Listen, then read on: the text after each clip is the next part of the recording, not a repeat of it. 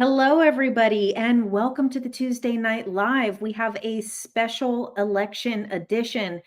However, this is a non-political coverage because, to be honest with you, that's not what we do here.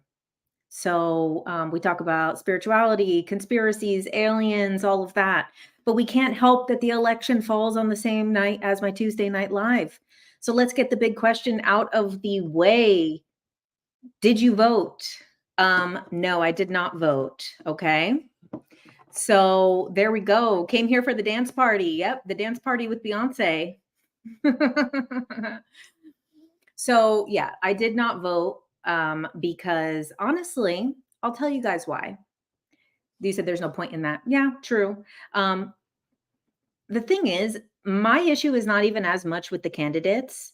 It's actually the court of public opinion, which is my biggest issue, is that people have become so wild and so divisive on this topic that there's literally you can't make everybody happy. Not that I want to make anyone happy in that way, but there's a lot of hills that I'll die on, aliens, reincarnation, conspiracies, a lot of hills that I will die on.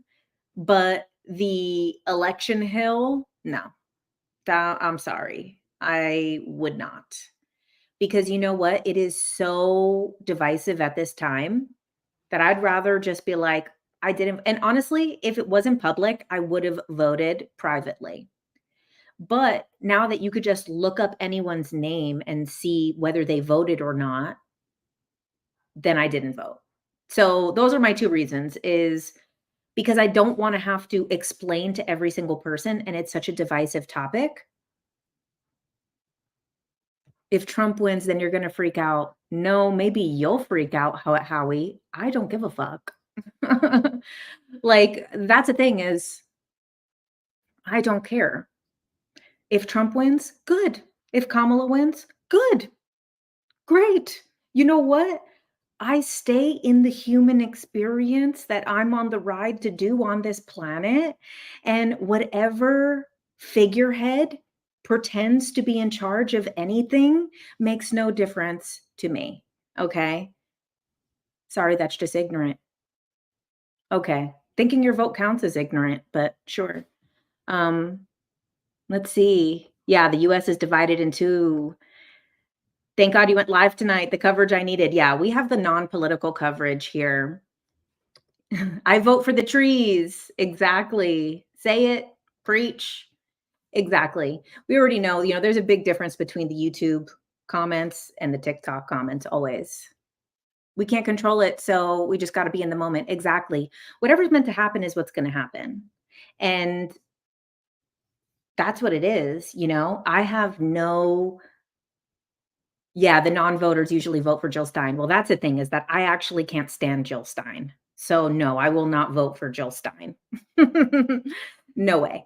I'm sorry. If people don't know the whole Jill Stein thing, people are always like, "You don't like Jill Stein?" No. I don't like stupid frickin' Jill Stein.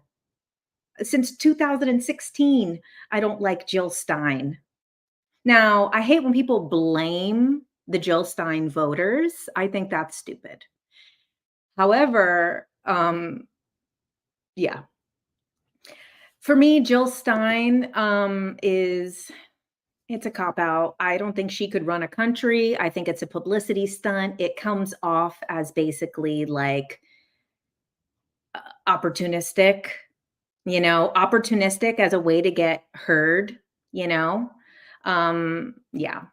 I'm sorry. I can't do the Jill Stein thing. It's not for me.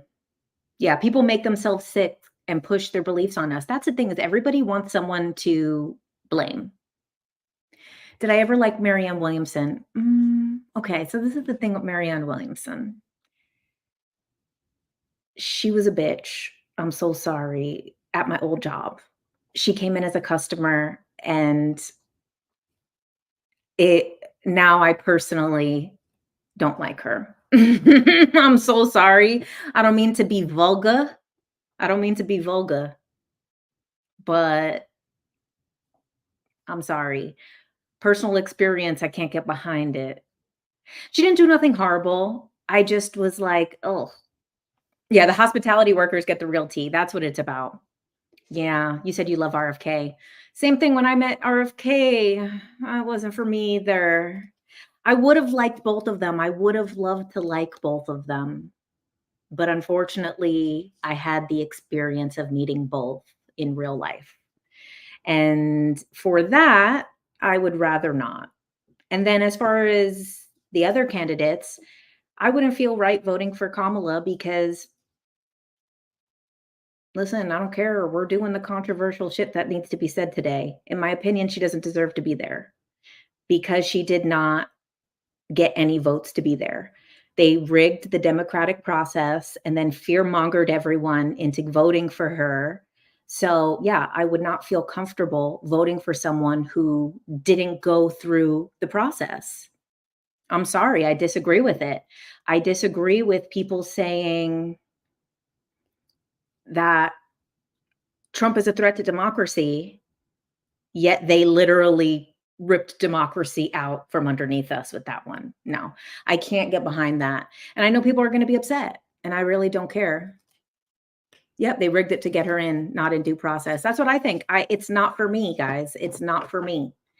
And then the thing with Trump is I'm not willing to die on that hill that then I have to be public enemy number 1 for the rest of my life because of one stupid choice made one day. And okay, so earlier today on my Instagram, I reposted Kaylee O'Keefe's channeling, and she did a great job. She was channeling um, Pleiadians, and she made such a good point in this channeled message. And this is like how I know it was beautiful and meant to be said. So, in this channeled message, and you guys should go watch it on Instagram, is the Pleiadians talking through her said, this one day, this one choice is just one day, one choice. That's it. It's still your job every single day to choose how you want to live, to make the choice that you want to live by. You need to every single day make the choice to be happy, to be healthy, to take the right steps for your own health, to take the steps for your mental health. And this election has led a lot of people to forget about their mental health, forget about their physical health, to get riled up, to have their cortisol through the roof, to be living in fear because of the level of propaganda is so disgustingly high. So, with that, it's like, why make this choice one day? And if you want to, go ahead. I support everybody's right to do anything. If you feel that you like the lesser of two evils, go for it. If you really love one candidate, go for it. Oh, by the way, Nintendo's here. um, hi. Um, don't give up your sovereignty. No one's coming to save you. You can save yourself. Exactly. And that's what it is we still got to make the choice every single day. Show us Nintendo. I know he's on the wild now. Come here. Come here.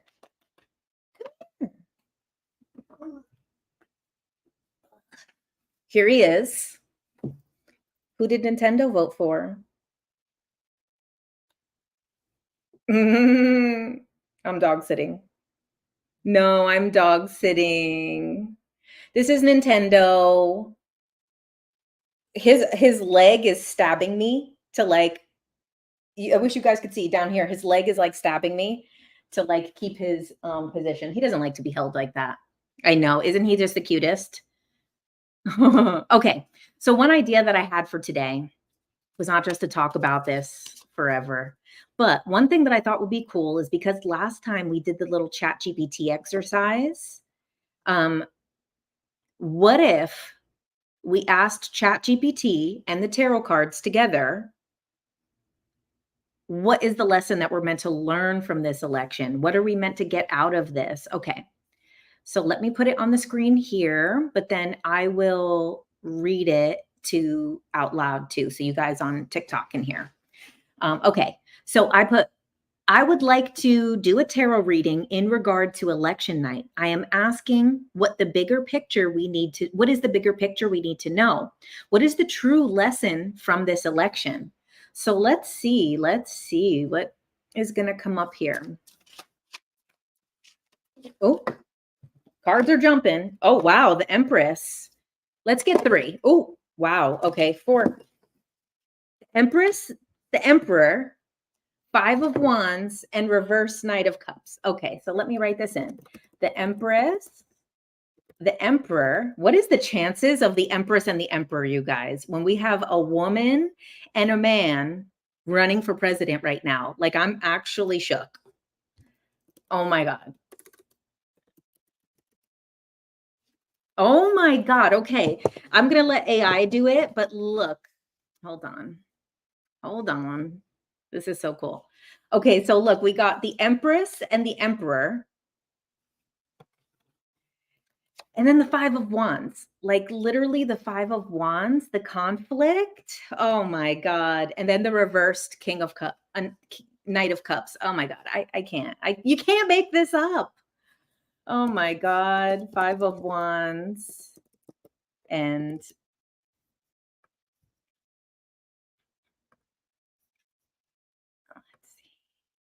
reversed Knight of Cups. Okay, let's see. More accurate than CNN. Okay. Your reading draws upon powerful archetypes and themes, which can offer deep insights and a bigger picture surrounding this election. Okay. Well, I wonder if ChatGPT knows who's running for president. You got it too. You got the Empress and 5 of Wands too. Oh my God. Okay, the Empress represents nurturing creation and embodiment of abundance and growth. In this context, it's the election's impact that may be fostering a sense of community, harmony, and care, values that many feel have been overshadowed in recent times. This card invites us to consider how we cultivate a society that nurtures its people and grows from a place of compassion, not competition. It also speaks to the need for more feminine or empathetic energy in leadership, steering away from harshness and toward environment and supports and uplifts. The Emperor is a strong masculine force, symbolizing structure, authority, and control. With the Empress, they balance each other, indicating a dynamic between the structure and compassion with authority and nurturing. The Emperor can signify the existing power structures or a desire for stability, protection, and order. This could mean that the election calls for us to reflect on balance or imbalance between these energies in society. Are we too rigid, too compassionate without boundaries? Or perhaps we need to redefine what strength and leadership mean in our world. 5 of Wands. This card signifies conflict, competition, and struggle. Its presence here might suggest that the election has been or will continue to be divisive, stirring up debates and rivalry. The 5 of Wands encourages us to look beyond the chaos and discord for a constructive way forward. This card also implies that there is potential for growth through conflict. If people are willing to listen and find common ground, it asks us to seek clarity amid the noise and view opposition as not a dead end, but a space for learning. And then our reversed Knight of Cups. When reversed, the Knight of Cups may indicate disappointment or unrealistic expectations. In this reading, it might suggest that people need to temper their ideals with realism. There could be a sense of disillusionment with leaders who fail to live up to their promises or don't reflect the deeper meaning of the people. This card invites us to reconsider the hopes and ideals. Are we expecting too much from one election or from a single leader? It can call inward and redefine our expectations, rooting them in grounded and balanced vision. The overall lesson, these cards suggest that the true lesson of this election might lie in finding balance between compassion and authority, vision and realism, unity and individuality. The Emperor and the Empress call for harmony between the nurturing and structural aspects of society, while 5 of Wands and reverse Knight of Cups remind us of the potential pitfalls and conflict of disillusionment. The message here seems to be that the real change comes from not seeking a single savior or an answer, but by building society rooted in balance with a realistic and united vision for a compassionate and structured future. Wow. Okay, cool. Plot twist, Trump is the Empress. Wow, how interesting. Okay, so now, I really liked that interpretation. However, I really do think maybe the AI, because, it's not always, because this is through ChatGPT and it doesn't always pull from the internet. But I really think this is representing Kamala and Trump, right? Because she's going more towards like empathetic voters. Like a lot of people that are voting for Kamala are voting because of like social issues and things like that. And then people who are voting for Trump are more voting for this stability and caring more about the war and finances and protection and the border. So it's very interesting too that they both came upright. The conflict, obviously, very obvious. But too, like it said, that this is going to be more divisive. It's going to continue to be divisive. And I think that that's also the thing that we need to think about, because we're not going to have an answer tonight. I have it up on my screen here. We're not going to have an answer tonight. A tarot poll is much better than a panel of talking heads. But that's the thing, is we're not going to have an answer. It's going to continue to be divisive, I believe, until the inauguration day. There's a lot of weird stuff around the inauguration day. Also, it will be the 4-year anniversary of January 6th. So we already know that it's going to continue to be, whoever wins, the other side is going to be furious. And we don't know what's going to happen. And then I think too, this Knight of Cups, like it said, I did agree with that it's like, we need to realize no one's going to save us. And everybody, really thinking that any one leader can, fix the 250 years that we've been leading towards. Okay. Let's get from actually another deck here, a little guidance. So I think that it was very interesting. I think it was very accurate. I just don't know if that was something to learn from this election, right? I wanted to know, like, what is the most important lesson for us? And I do think that it is the most important lesson, is that unfortunately it will continue to be divisive who wins, but also that nobody's going to save us. But I wanted something a little... That Bashar channeling was very odd, hoping to hear more about it. Yeah, I've talked about the Bashar thing a couple times. Honestly, these tarot cards were a lot more neutral than that Bashar reading. But no, I've talked about the Bashar thing a couple times, where he says, and that's the thing. Okay, so this Bashar reading, I know I've already talked about it 10 times, but it keeps coming up. Everybody probably saw the video by now, where there's a woman in the audience who asks Bashar, he's channeling these higher dimensional aliens from the future, channeling higher dimensional beings from the future. And she says, who's going to win the election? And he's like, are you going to take responsibility for this? Why is it this woman's responsibility, who's just asking a question, is the part that pisses me off the most? And that's how I feel is a parallel to what happens with the elections. Is like people who don't vote, or people who vote for Jill Stein, people who feel like, they don't fit into the group in some way, they're the ones who get blamed. It's the people who don't vote that get blamed. It's the people who vote for Jill Stein, which I wouldn't do, but I understand why people do. They're the ones who get blamed. And it reminds me so much of that Bashar video where he's like, oh, are you willing to take responsibility for this? No. You're the one that's claiming to speak to aliens that are higher dimensional from the future. You would have said, heck no, never mind, Bashar. No, but because it's not her fault for asking a question that every single person on the planet is wondering. So I thought it was extremely unethical for him to try to pin it on that girl. And then after that, to then give something as extreme as, if the guy wins, it'll be the end of America and World War III and basically the apocalypse. And then if the girl wins, the woman wins, then it's going to be aliens, open contact.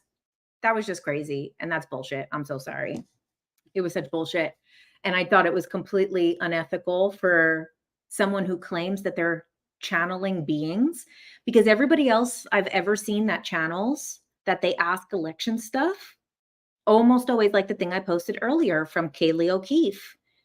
Have seen a lot of channeled messages and a lot of people be asked about who's going to win this election, what's going to happen. They've asked every channeler, and every other channeler says something along the lines of, sorry to tell you, nothing's going to change. It doesn't matter who wins. You still got to do the same thing. It's still your life. It's still the same decision. You're still in charge of how you live your day-to-day life. And it doesn't matter what talking head is on the screen and who's the good guy and who's the bad guy. At the end of the day, it really doesn't matter that much. And this is the thing, like someone channeled, her name is Sarah Landon, I believe. Sarah Landon, I believe her name is. And she was channeling, and they asked about the election, and she says, we hate to break it to you, but it happens every 4 years. And that's what it is. It's every 4 years, and it's not as big of a deal as everybody is making it to believe. And everybody's drinking the propaganda Kool-Aid, where they're shaking, thinking like, oh my God, this is going to be the last election ever. It's not. It's not going to be the last election ever.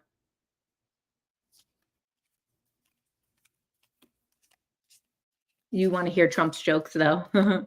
It'll just be another day after this. Exactly. Another day that is just more divisive. You didn't vote. You couldn't bring yourself to with everything. You lied to friends and family saying you did because you didn't want to hear the bull. I know. I would have actually done it the opposite way. Like I said, if it wasn't that you could just look it up, whether someone voted or not, I would have said I didn't vote and then just gone and voted, you know? But it's like, you know, but this is the thing is, what's Bashar's stance? Bashar's stance is, do you want the apocalypse or do you want aliens? That was his stance. And he didn't say who wins. You're a channeler, and that's exactly what they said. Both are compromised by darkness, just in different ways, and both will lead to the same end, just on a different timeline. Exactly. Like every time that I access the Akashic records, they always have very like neutral answers to stuff.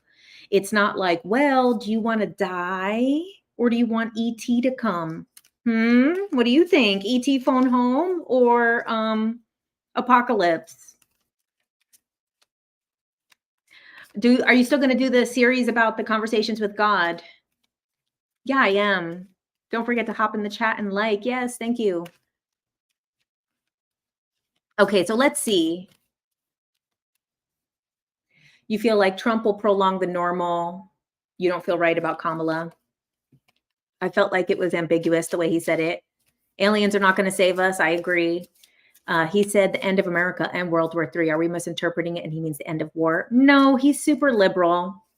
That's what he meant. Because he also told everybody to go get vaccinated, you know? And honestly, anyone else who was channeling stuff like that, Abraham Hicks also said to get vaccinated. But everyone else that I saw that was channeling was like, follow your heart. Do what you feel is the right thing to do. And you take the stance with your decisions, and don't allow people to make decisions for you. If you want to and it makes you feel safe, go do it. If you don't want to and you feel like it's dangerous, then don't do it and stand your ground. And that's what most channelers said, was follow your heart. And I think it's the same thing with the election. Follow your heart. If you want to vote, vote. If you don't want to vote, don't. If you want to vote for one, do it. If you didn't want to, then do it. You got to create the timeline that you want to live in with your own decisions. I don't know why one card's not flipping. What is the message that we need for this election? That's what your guide said too. Now the women in my life who took the shot are in early menopause. Oh, that's sad. And now the amount of your women who took the shot, that sucks. Like you said before, he's part of Hollywood. He's a special effects guy. I don't know why. Okay, what do we need to know as our lesson for this election? You think it's too late to vote? Not in California. I think we still have an extra hour and a half if somebody wants to go. Let's see. It wants me to pick it, but I want it to flip.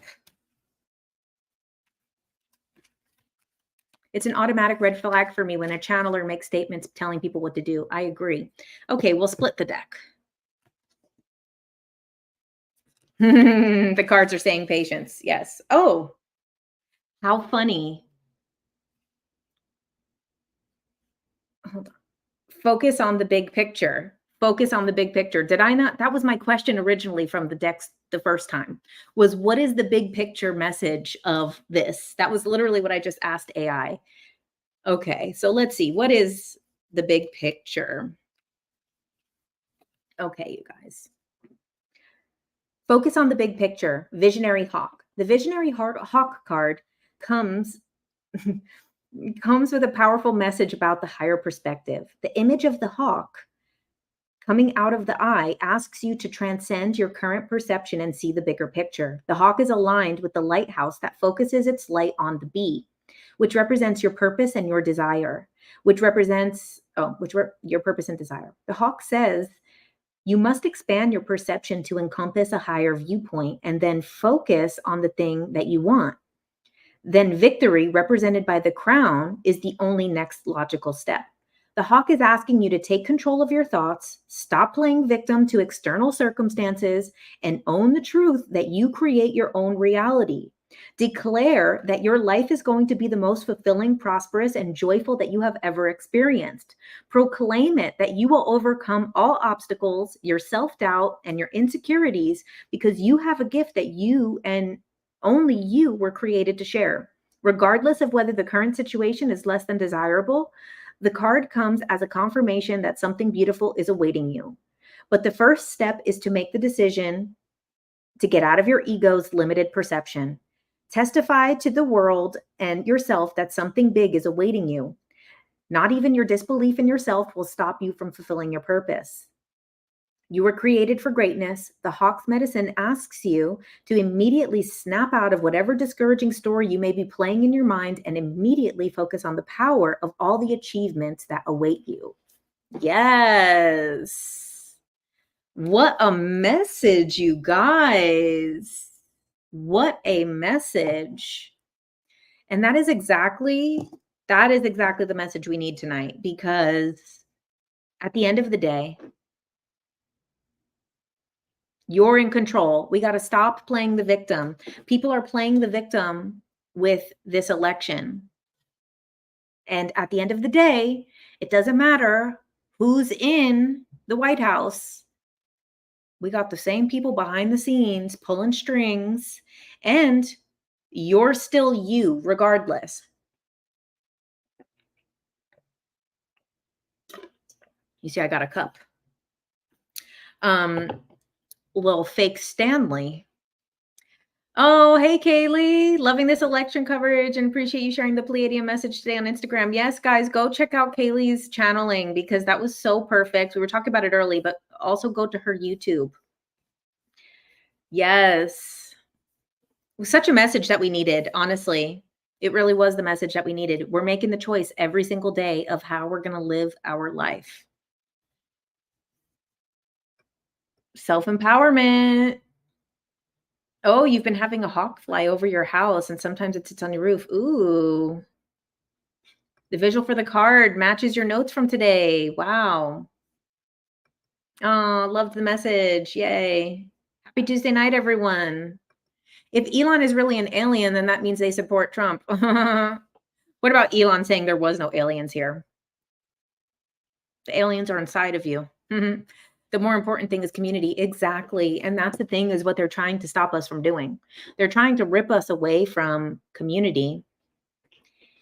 Because at the end of the day, it's really crazy, like how divisive it is. And I know some people aren't going to like it, but the left is actually more divisive. The left is actually more divisive. Like I was talking to my friend today, and she also was not voting. She's in a different state than me. And she was like, she probably, I mean, like if she voted, she probably would have voted for Kamala, I would assume. but she just didn't want to engage with it. And she just said at work, like, someone was talking about it at work and she was like, yeah, some people think this and like some people like Kamala and some people think that Trump would be a better option. And the person got so mad and being like, so you're a Trump supporter? And it's like, calm the fuck down. Calm down. Give us more options then. Then give more options.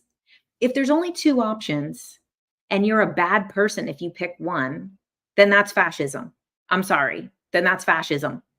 The people that are pointing the finger about fascism are actually encouraging fascism, because fascism is where you only have one choice. And what they're doing through virtue signaling. They're doing it through this virtue signaling that is like, oh, he's a threat to democracy, so you only get one choice. Well, then that's fascism. If you only have one choice, then that's not democracy, and that is fascism. So you refuse to vote too for the same reason. They're both bad choices. Too bad the third option isn't a real option. Yeah, I agree. I wish we did have a better third option. They're infected by the TDS, right? Your Democratic fans are cutting off their families over this. I know, it's crazy.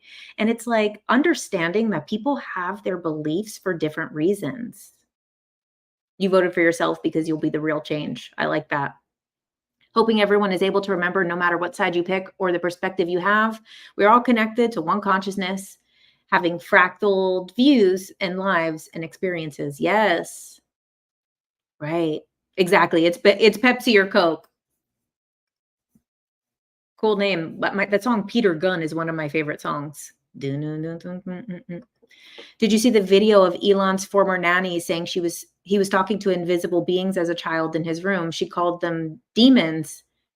I guess she was strictly Christian. Wow, I didn't see that. It's funny how you can give up your right to vote for extra privacy. No, I mean, it should be I should have more privacy. Yeah, we all should have more privacy. It shouldn't be anyone's business whether someone votes or doesn't vote anyway. But no, you know what's funny? And I reposted this today on Instagram. Everybody will say, oh, people died for your right to vote, but they don't say people died because of your vote, right?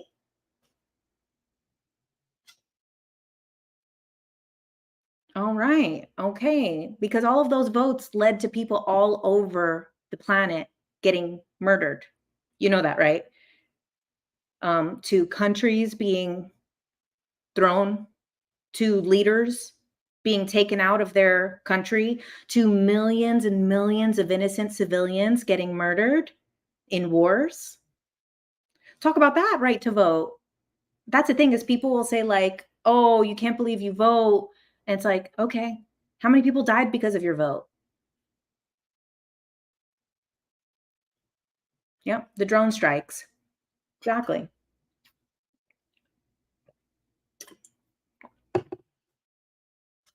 Funny how the pro-life are anti-gun and pro-gun are anti-abortion.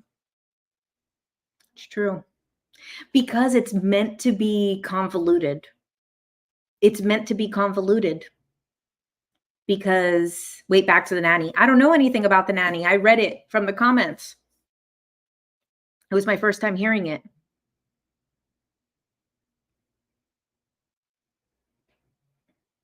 The illusion of choice. Exactly. Whoever wins, I'm just going to try to manifest a positive future. You're going to do it. Don't say you're going to try. You're going to do it. Because when we use the word try, we manifest the process.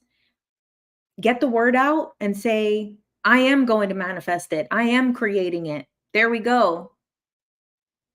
We need a series on the nanny. I got to look into it. I haven't heard anything about it. Did anyone see the interview with Danny Sheehan and Julian Dory? No, I haven't watched it yet.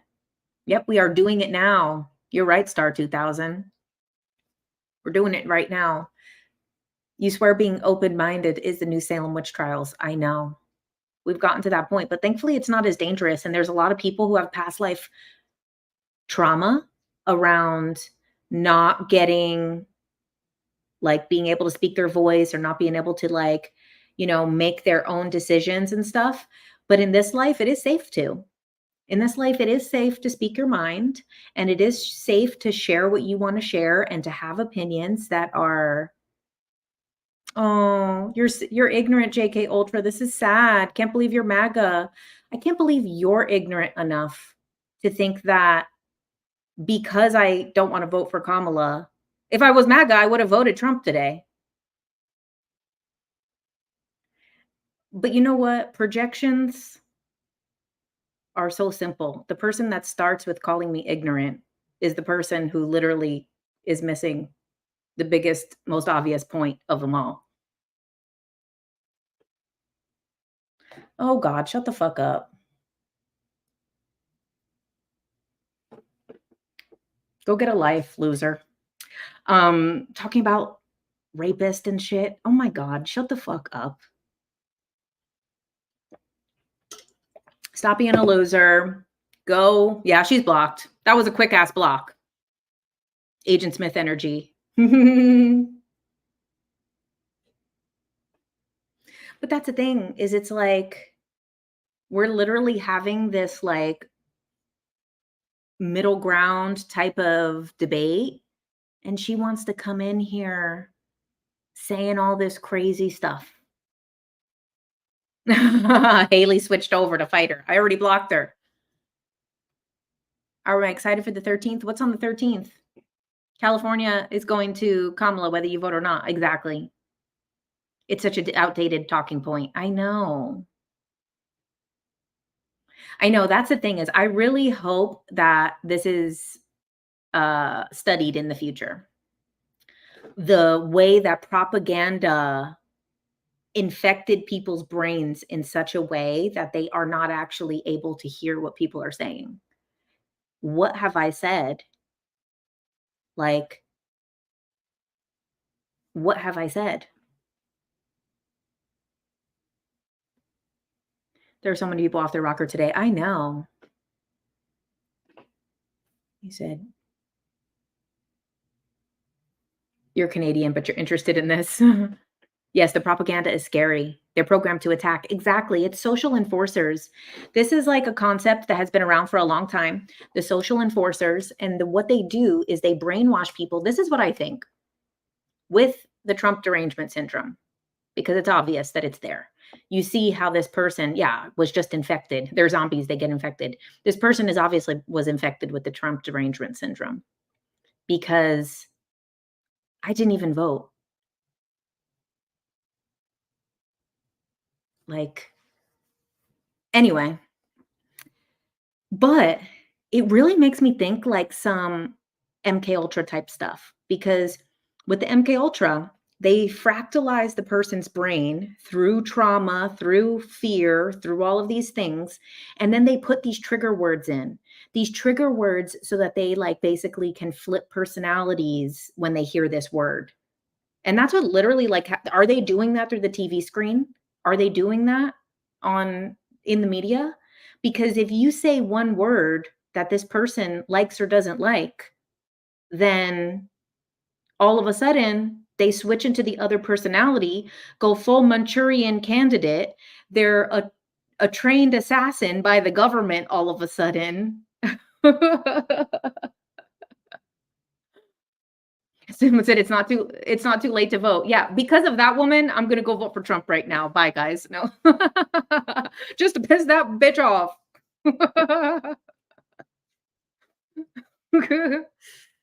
It is MK Ultra. Like the way that they become this MK Ultra victim, they hear the trigger word. Like you said you've seen it in both sides, not just the Republicans. I mean, it's bad when the Republicans became the ones that made sense.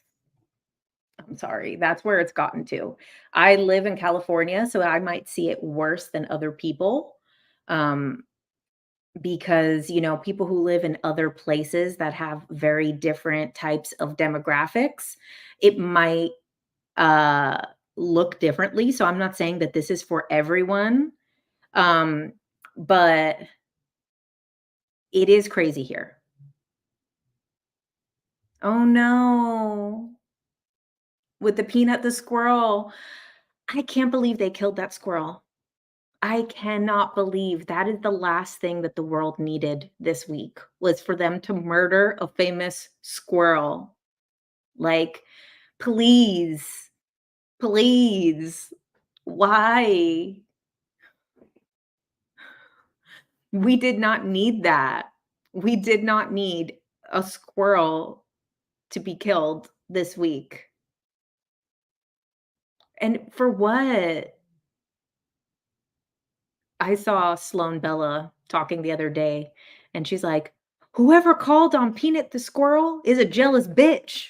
I was like I was laughing so hard even though it's so messed up, it's so sad, but I was laughing so hard at that because she was, like, so serious. But that's so messed up. Why did they have to do that to that squirrel? I said, "Seriously, you aren't lying, you're a registered Democrat and have been your whole life." But the Democratic Party that you grew up in is not in there anymore. I agree too. I mean, for the most part, I don't vote because usually I don't agree with politics. Like I've talked about in the past, I did volunteer for Bernie Sanders. So I was very passionate about Bernie.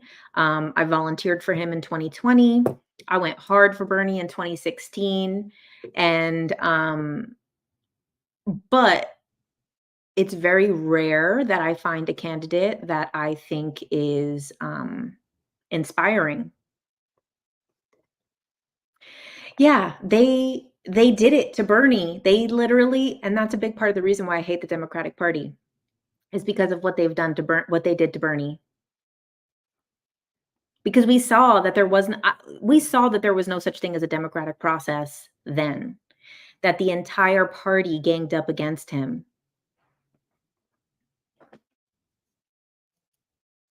Mm, I know, if we only had Bernie. Yeah.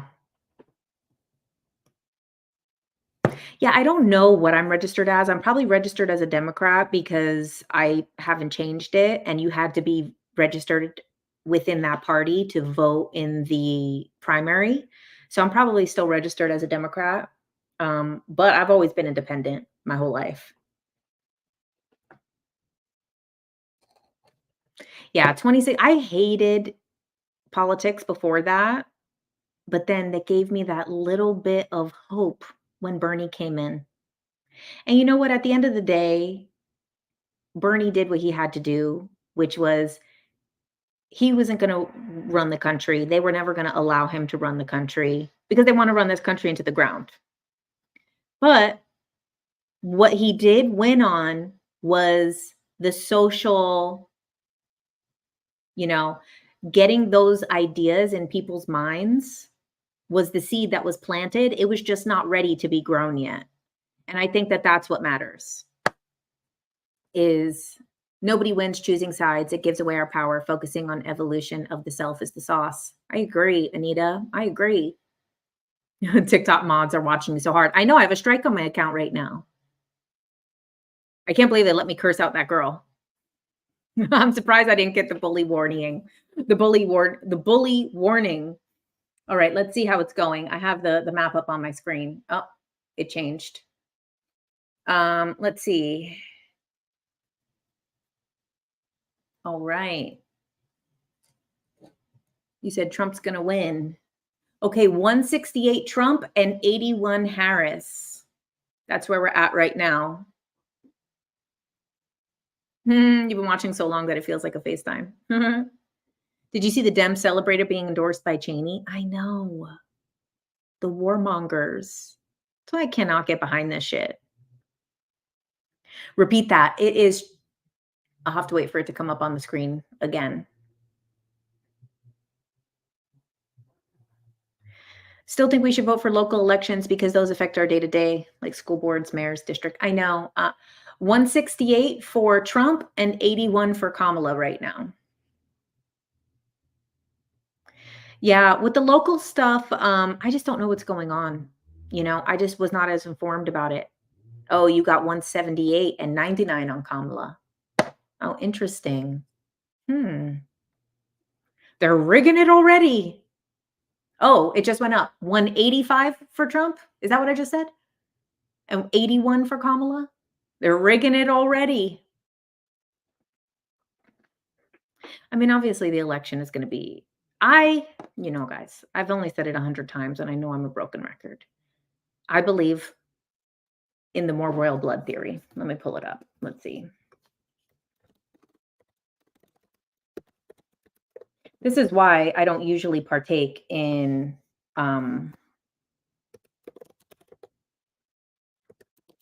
elections, because I heard about this a long time ago.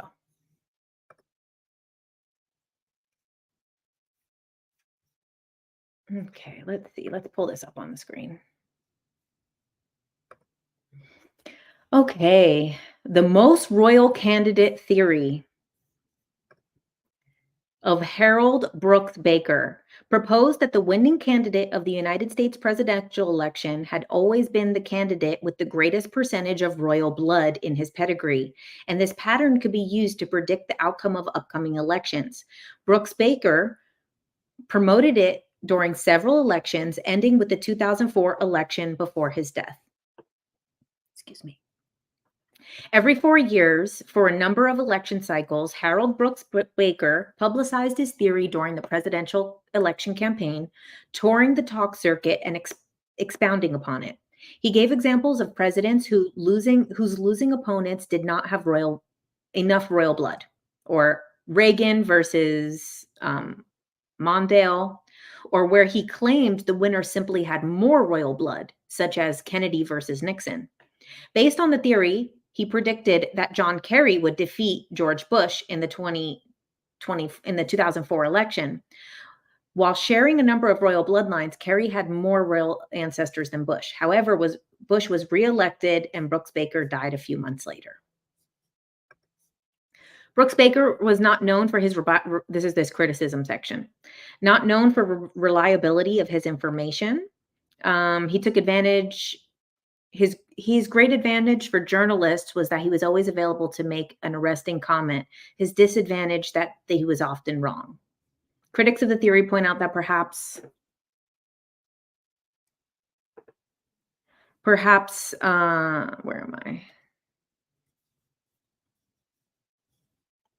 That a third of all Americans can be descended of John, King of England, and the odds of being distantly related to other royalty are even higher. And this effect of a phenomenon known as pedigree collapse, which occurs due to the doubling of the number of a person's ancestors with each generation. In theory, each person has over 1,000 ancestors after 10 generations and 1 million after 20, far exceeding the number of persons actually living in most regions at any point in any time. In fact, most people are descended from the same ancestors multiple times through different lines, while anyone living at the time of King John would have had tens of millions of descendants of the present day. Okay. Well, there's that.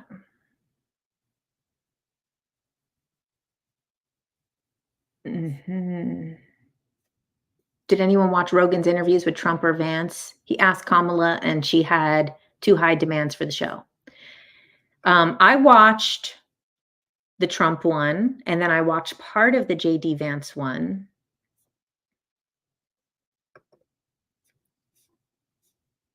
The Trump one was funny.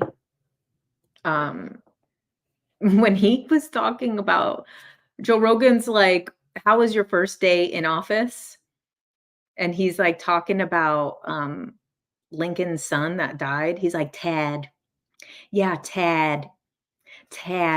And he kept bringing up Tad. I was laughing so hard. Me and my friend were cracking up. We were also on mushrooms.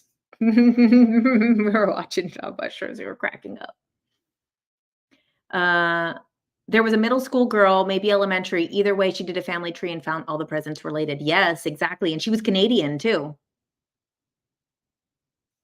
Has anyone done the research to see who has more royal blood in this election? I would assume it's Trump, because Trump has a lot of royal blood. And if it is true, he had more. If this is a true theory, then he had more royal blood than Hillary. And we all know Hillary got a lot of royal blood. Yeah, every president has a bloodline connected to each other. I agree with that. Uh, Cliff high predictions. No, I don't. Let me see. What is that? Cliff high predictions. Who is he and can he predict the future? Oh, it's a video. Who is he? He's like a channeler or something?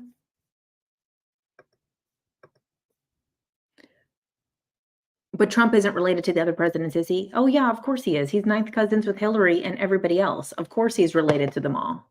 They're all related. There's never been a bloodline that has run this country that is not part of the club.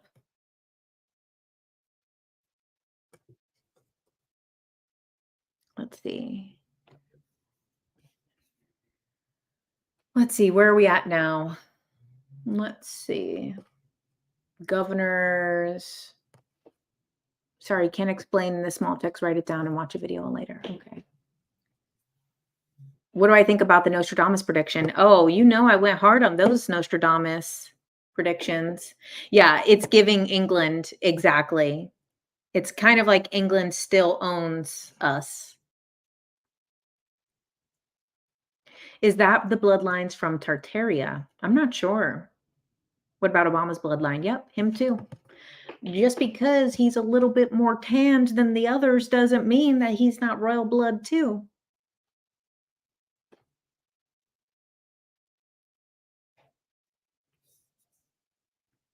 It's one big club and we ain't in it. I agree. He's Bush's cousin. All right, come on, show us the number. Let's see what it says online. Election.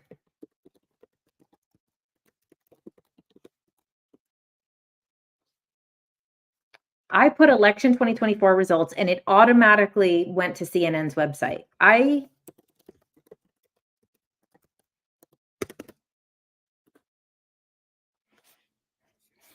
Okay, 99 Harris and 188 Trump.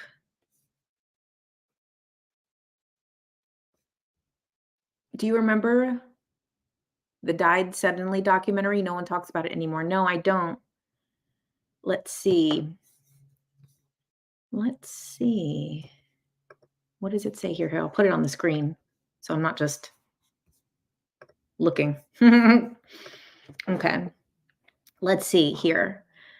Okay, here's the different states.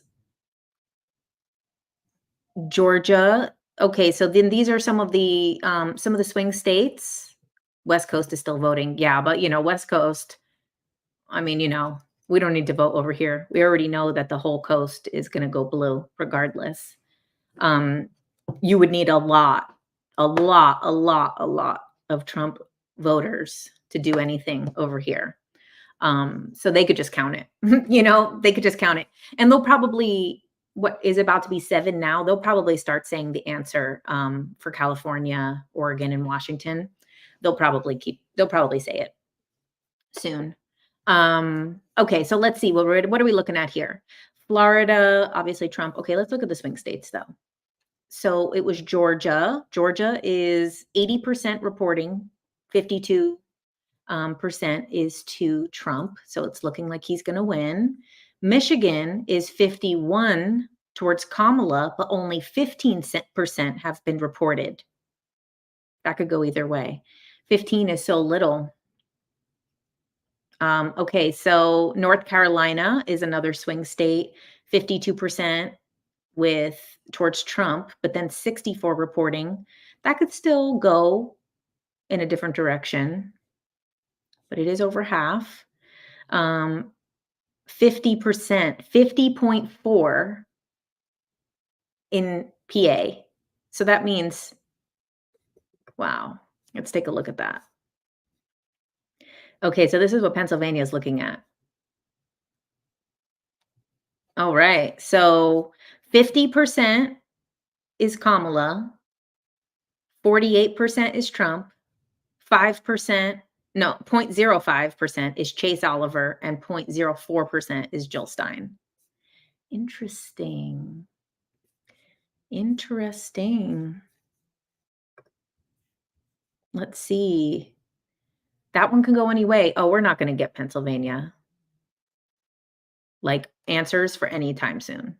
Like, we're literally probably gonna be waiting for, like, a week for Pennsylvania. And Michigan too. If only 15% is reported, like, when are we gonna get those results? What is this? North Carolina? No, I don't wanna look at that. Arizona. What is looking like Arizona? Oh, it's completely not saying anything. Okay. And then Nevada, completely not saying anything. All right.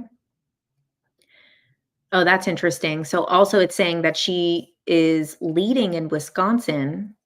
Okay, so Kamala has 49.3 in Wisconsin. Trump has 49.2 in Wisconsin. And then Jill Stein point 0.4 and then Robert Kennedy 0.5. I'm surprised people were still writing Kennedy in.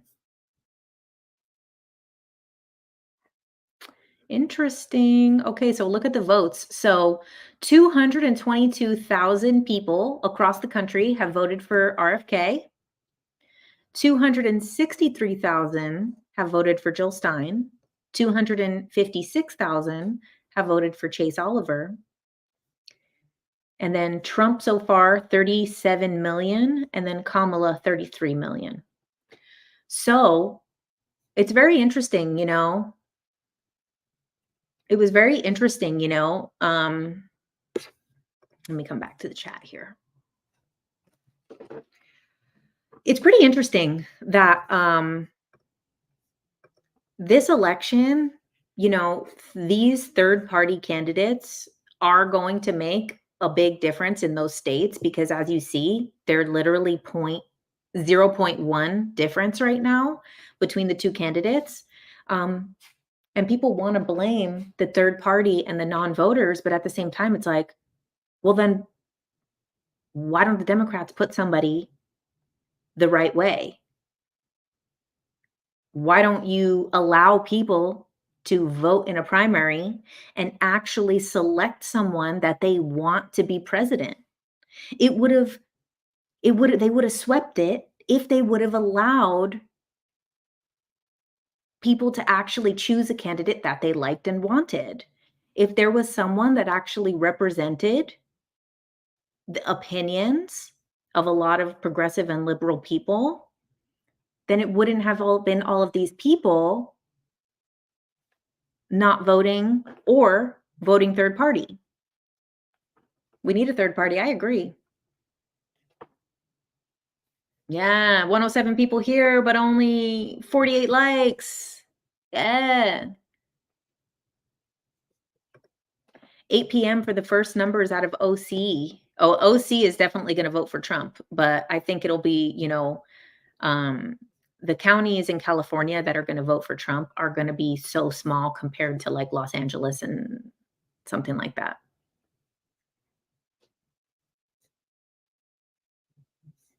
Not voting is a choice too. It is.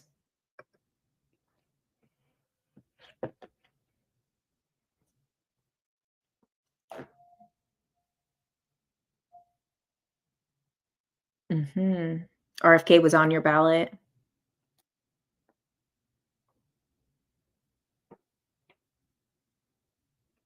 You need to choose deporting millions, banning abortion, or making everything better. I don't know what you mean by that. Add New York to Kamala. Oh, yeah. Well, I was only looking at swing states. Most of the states we already know where everyone's going. Obviously, New York is going to be blue. California is going to be blue. Both of the coasts are going to be all blue. All right, where are we at now? 191 Trump and 81 Harris. But I saw 99 on Google. So it's interesting. So Google is saying 188 for Trump and 99 for Harris. And then NBC News is saying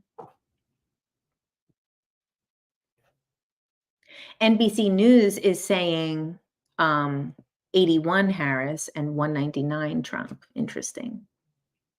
Yeah, the West Coast is still voting. Exactly. She's going to win all the West Coast states for sure. Yeah, you saw 99 for Harris. I know, it's interesting. Your husband recently started listening to your videos and we fall asleep. And as we fall asleep and he loves it. Aw.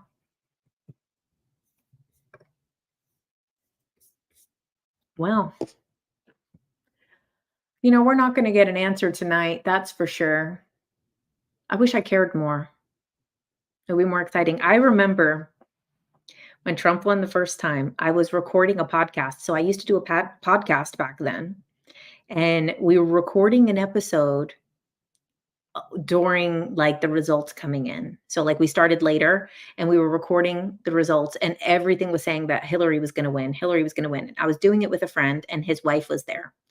Um his wife was like, she hated me. But I don't know. He probably brought her because she was like, I don't know, insecure. I don't know why. I thought it was so weird. I mean, this is just a side tangent, but like she acted like she was going to throw a paperweight at me in my own apartment. I was like, "Is this bitch psychotic?" Like, I'm a Leo, okay? I'm very fun and light-natured, but don't joke like you're gonna start some violence because I'm not afraid to fight. But I was like, "What the fuck? What is girls going crazy in my apartment?"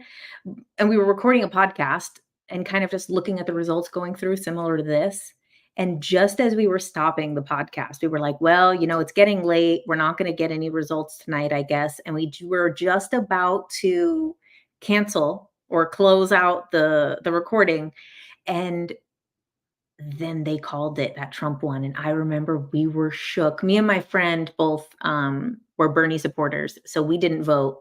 And his wife got so mad at us. And she's like, this is your fault. It's like, we live in California. Hillary won California. It's actually not our fault. But she got so mad at us. I love how you handle people's projections.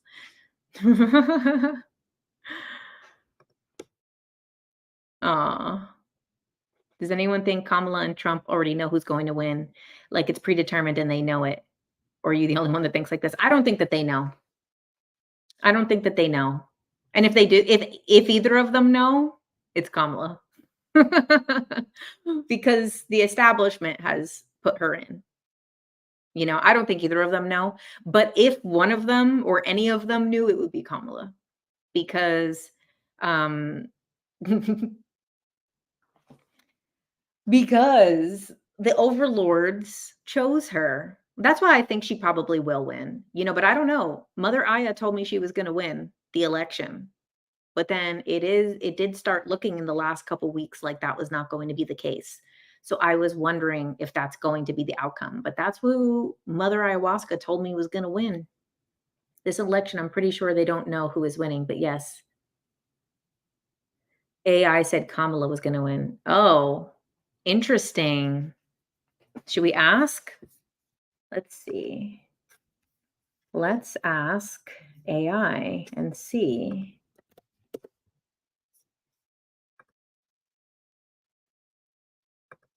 Okay. Let me put it on the screen. Okay. Who is going to win the 2024 election? Yeah, it said don't visit Associated Press or Reuters. All right, let's see. Reuters. Okay. Let's try Perplexity. Who is going to win the 2024 election? Let's see. Oops. Based on the search results, the 2024 election between Vice President Kamala Harris and Donald Trump is too close to call. Here are the key points.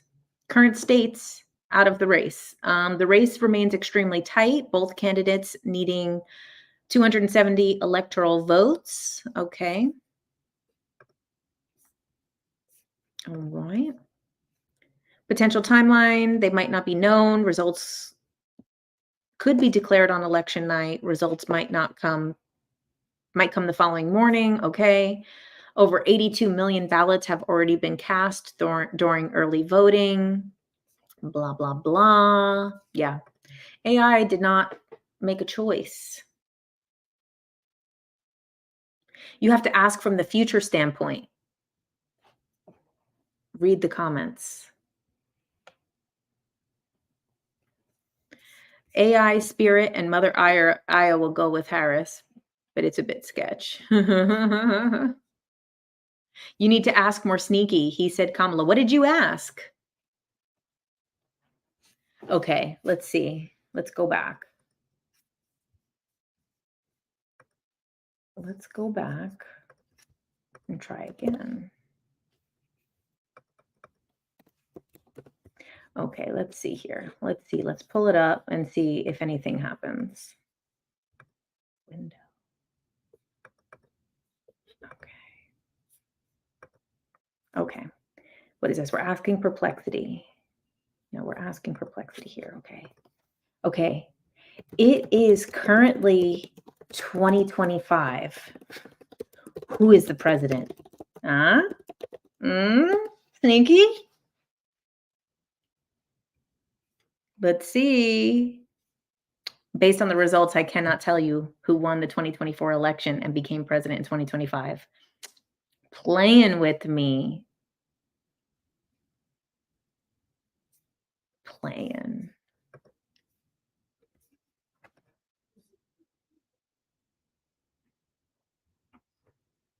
Can you please add to your White Rabbit Utopia on Amazon? I did actually have the poster of Utopia on my in the second video of the White Rabbit. You have a video on this where it tells you, oh, interesting. The fact that Trump is winning currently technically just makes me believe Kamala will win.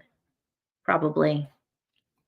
You asked and should check on their birth chart who is more likely to win based on the birth chart of the USA. And I told him he must give a name. Oh. You're on ChatGPT trying to figure it out too. Okay. I don't know. I don't know. I don't know. You said you have a bad feeling that Trump will win. You know what? Whoever wins, people are going to be upset. Trump's birth chart has harsh aspects right now. Right, because what? He's a Leo rising. Okay, Trump is at 200 and it's still showing Harris at 81, but Google is not showing that. Let's check again.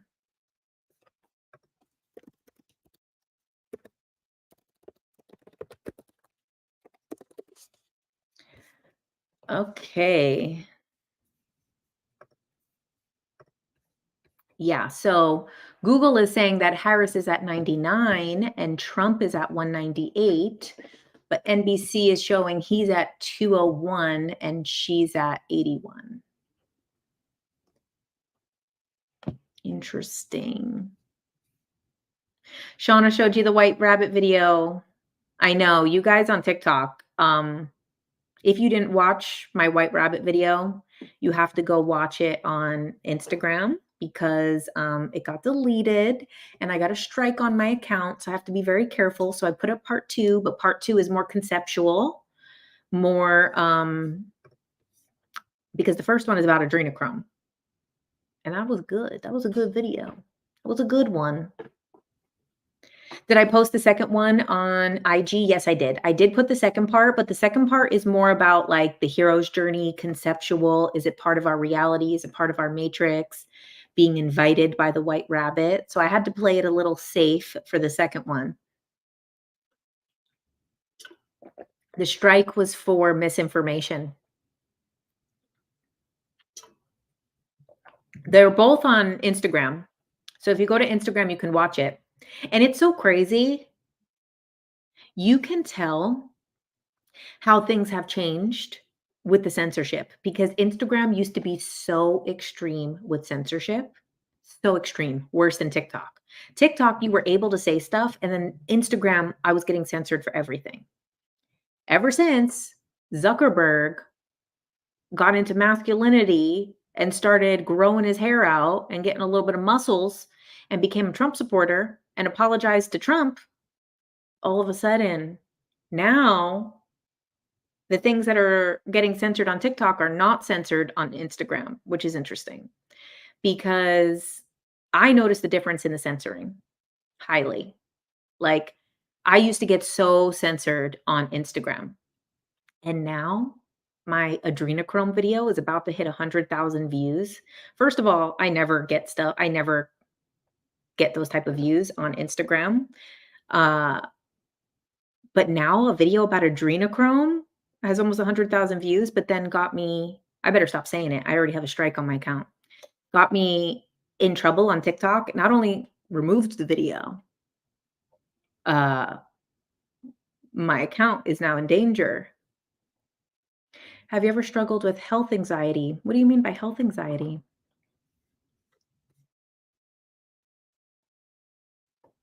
What's the archetype of the white rabbit, the trickster? Um, I think that's one element of it, but I think it's also this guide to the underworld. Like what I talk about it is this guide to the underground, this guide, anxiety around your health or fear of death. Oh, no, I don't. I don't. I actually am, I have the opposite problem where I think nothing will happen to me. I think nothing will happen to me. And I actually think I'm gonna live a very long time. I think I'm gonna live a very, very long time. I think I'm gonna outlive a lot of people, to be honest with you. Zuckerberg is MAGA now. Um, well, he apologized to Trump for the censorship and says that the government forced him to do it and apologized. And um, it's interesting because all of the billionaires had been supporting the Democratic Party up until the last couple weeks, with the exception of Elon. But Elon voted for Biden last time and was very pro Biden and was very anti Trump in 2020. He came and became a Trump supporter, obviously, in the last year. And then Zuckerberg was very big about the Democratic Party, was a big donor, and also was listening to them on what videos they're allowed to show or not show, and basically allowed them to do all of this censorship on their platforms. Now, all of a sudden, he came and apologized to Trump and stayed out of this election and allowed people to just say what they were going to say, which was interesting. And then Bezos, exactly from Washington Post, the Washington Post always endorses, and obviously they would have endorsed Kamala, and then he made them not endorse of the last couple weeks. So it's very interesting that a lot of the people, big money donors that used to be very supportive of the Democratic Party just in the last couple weeks were all like, screw that. So that was interesting. You have a lot of panic attacks. Oh, I'm sorry about that.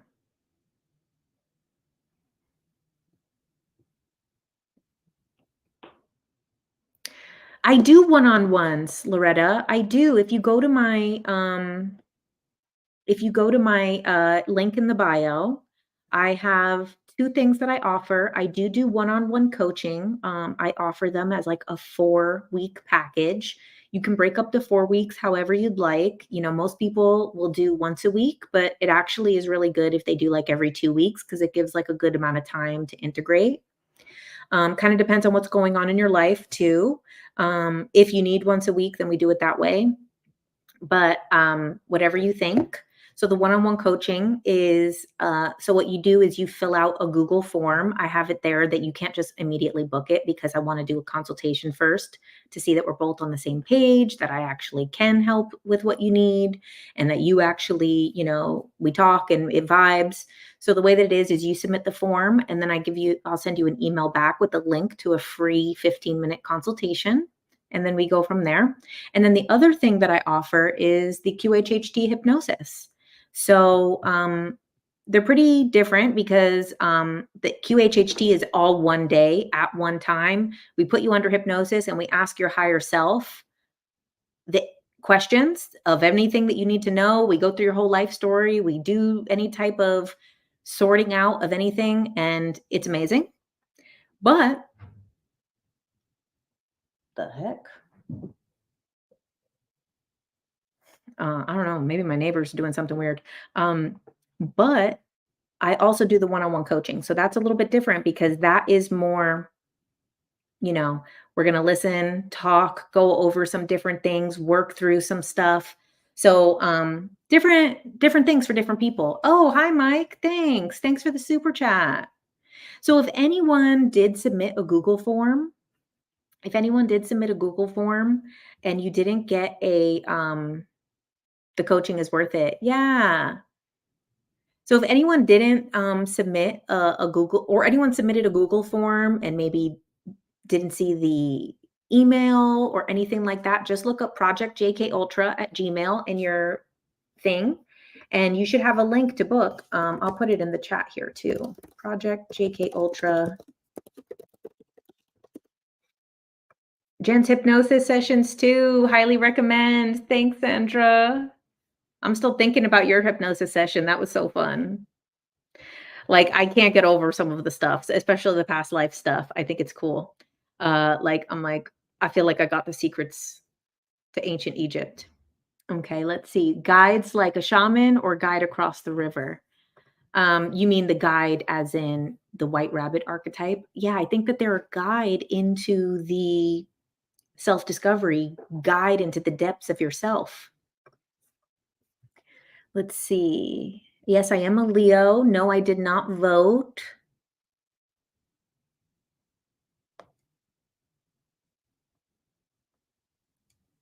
I do live in Southern California.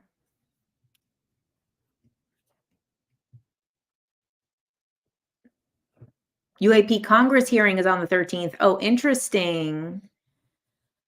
Why didn't I vote? Because I really don't want to play this game. It's like, I know that this is a game of like, and this is not the thing that I need to do, you know? And I just loved some of the information that, like I said, Kaylee O'Keefe channeled, where basically it's like our choice to make decisions every single day. Every single day, we need to make decisions for our health, for the people that we love, for our community, for our lifestyle, for our body, for the things that we want to live. And that's a choice that matters. That this one choice that we make in one day makes a lot less difference in our life than the choices that we make every day. And I loved some of the stuff that she said in her channeled message because it's also like this is actually impacting people's health. This election, this propaganda, all of this is making people sick. It's making people divisive. It's making people cut off their community, cut off their families, cut off their friends.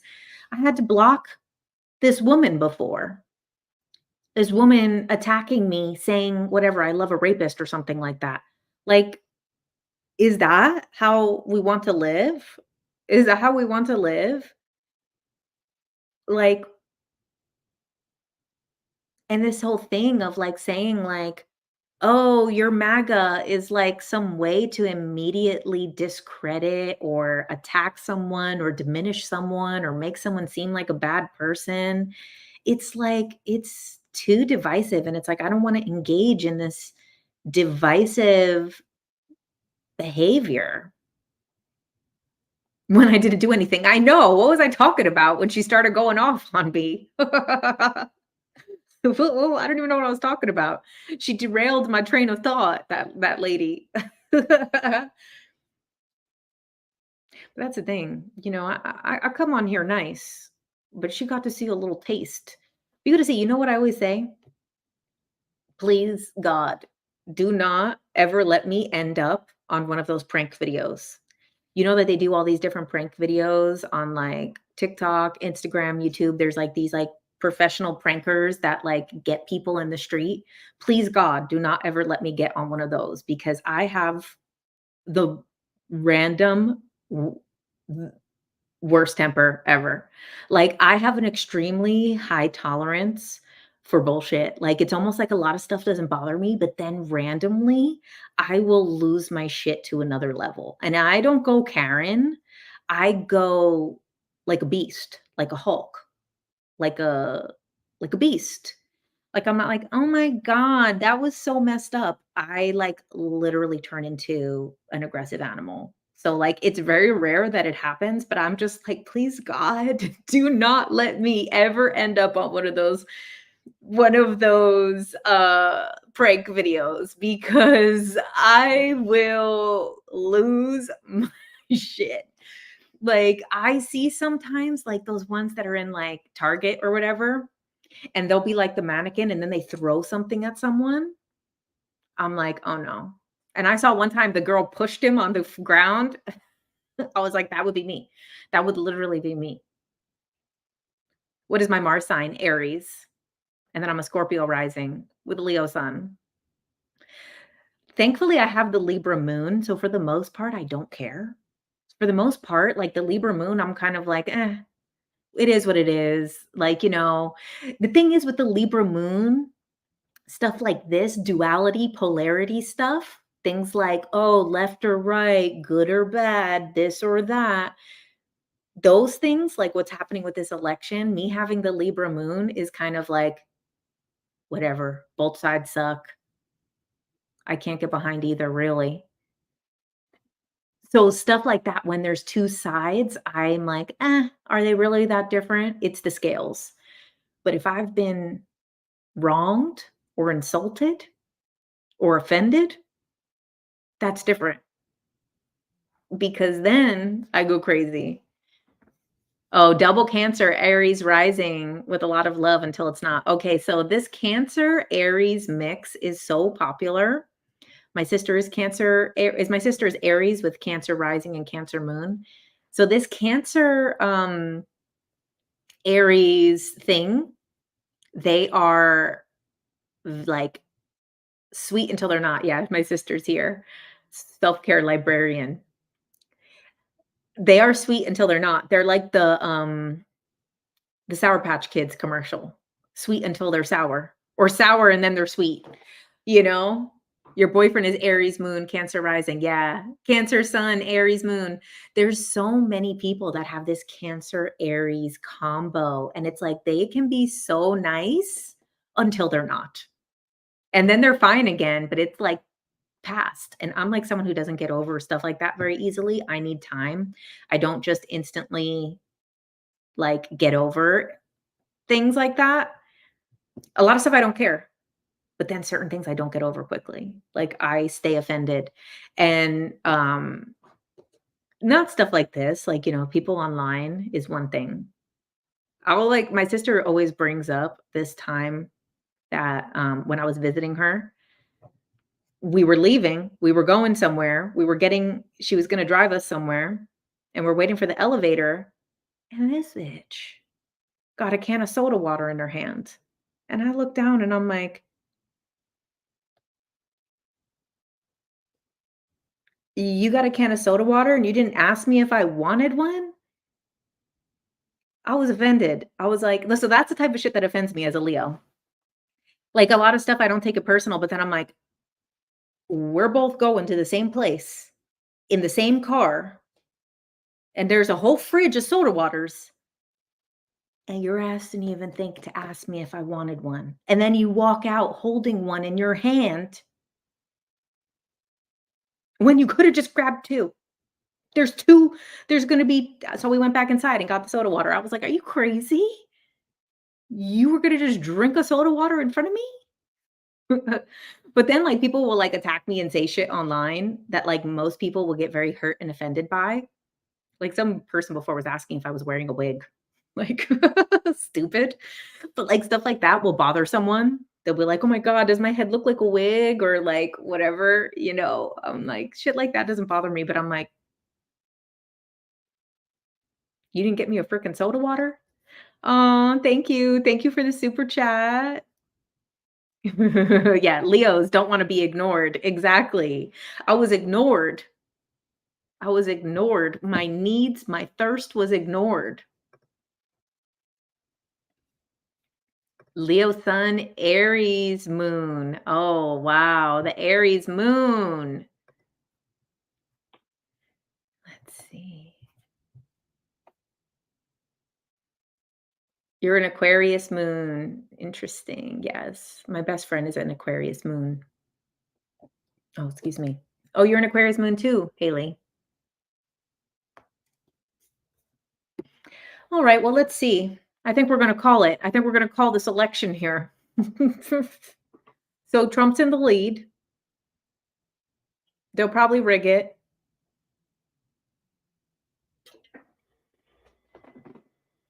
Does the strength card reflect a Leo? I believe it does. I sure do believe it does. And the strength card is so beautiful. Where is it? The strength card is so beautiful. You know, I don't just say that because I'm a Leo.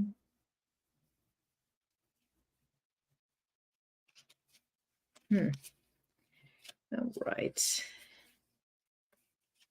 All right, I can't find it. But it's so nice because it's this woman with a lion. She's scratching a lion. It's kind of like that guy on TikTok where he's like, white women ain't scared of shit. We follow each other on TikTok. Sometimes he'll like randomly pop up in my lives. But one time he asked me about demons in my life. But the guy that's like, white women ain't scared of shit. But that's what that card is too, like the strength card. Sometimes that's what I think about when I see it. I'm like, it's like that guy on TikTok. Yeah, I can't find it. I don't know. I don't know why I'm not seeing it. Chelsea is an Aquarius moon. She is. Yeah, you said the same thing. Trump will win, but by tomorrow, Kamala will be president. Yeah.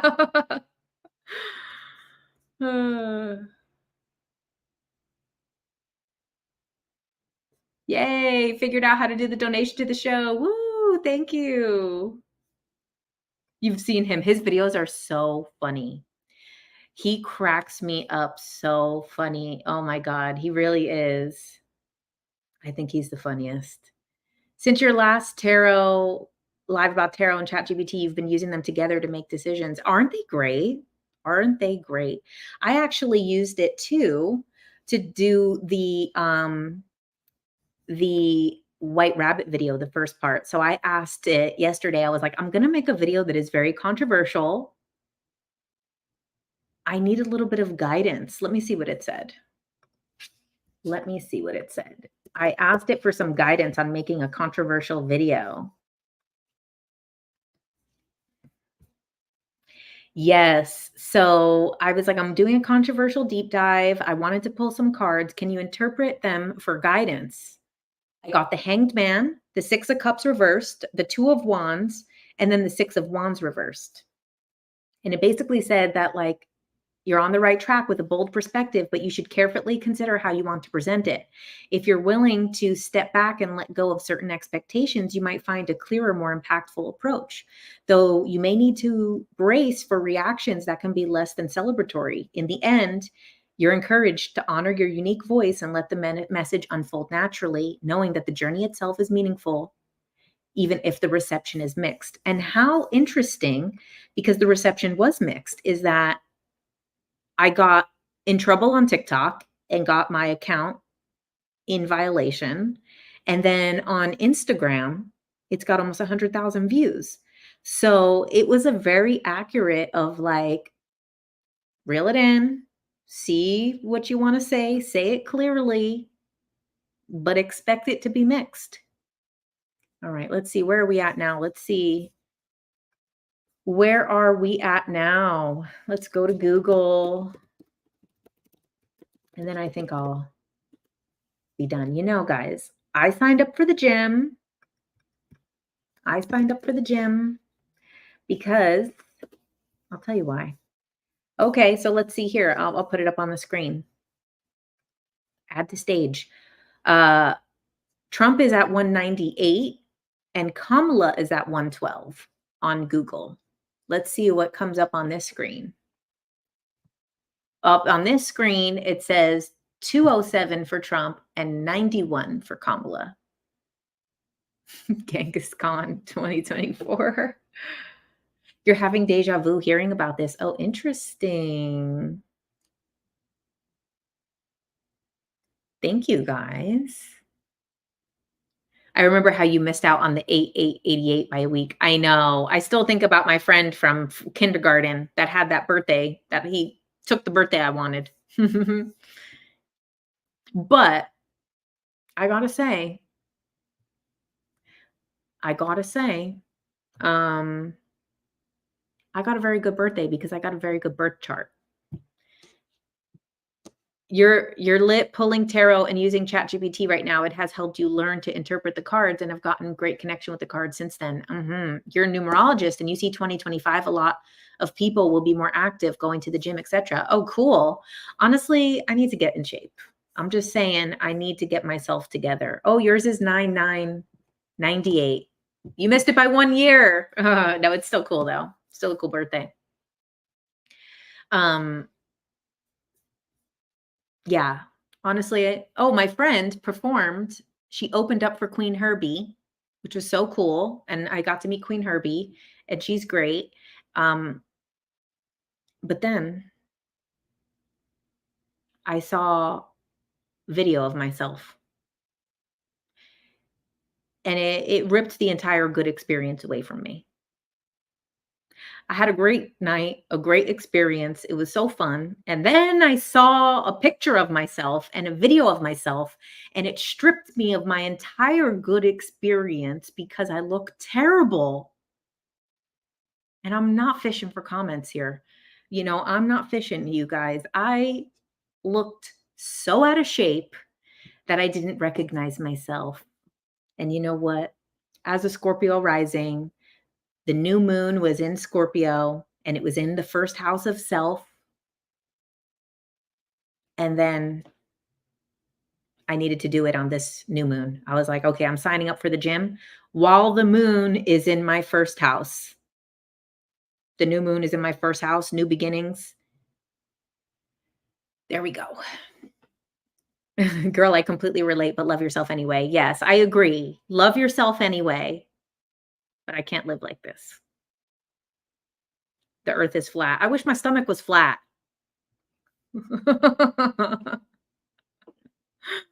You and your soul always look amazing, my friend. Thank you, Benjamin. Thank you, Benjamin. But also take care of yourself. You're right, exactly. So that's the thing too, is it's like, I'm gonna go getting my fitness on too. Yes. It's like, you know what? If you're feeling it, just get a vibration plate. I did like the vibration plate.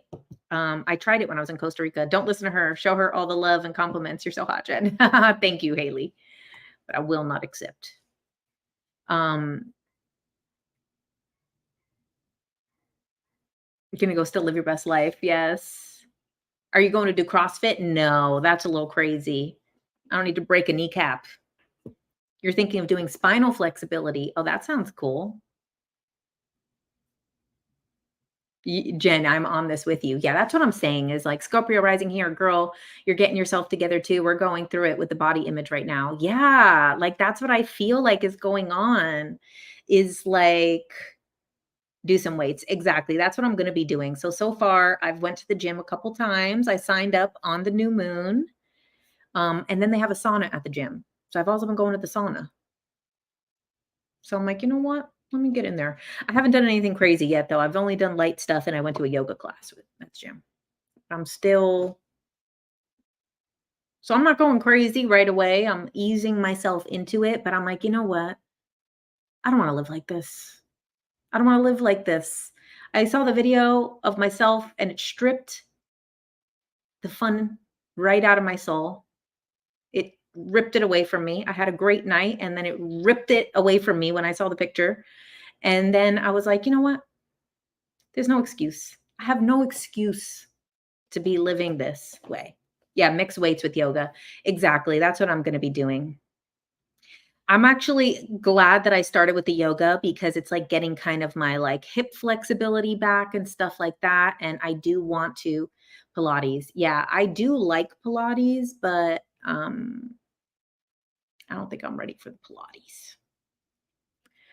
My best friend, one of my best friends, my friend from Arizona, Jen, is a Pilates instructor, and she knows the real. You blame the camera. That's what I think, Rachel. I would blame the camera too, actually. I think it's the lenses because you know what? These new iPhones, I feel like they have a fat filter. I'll say it.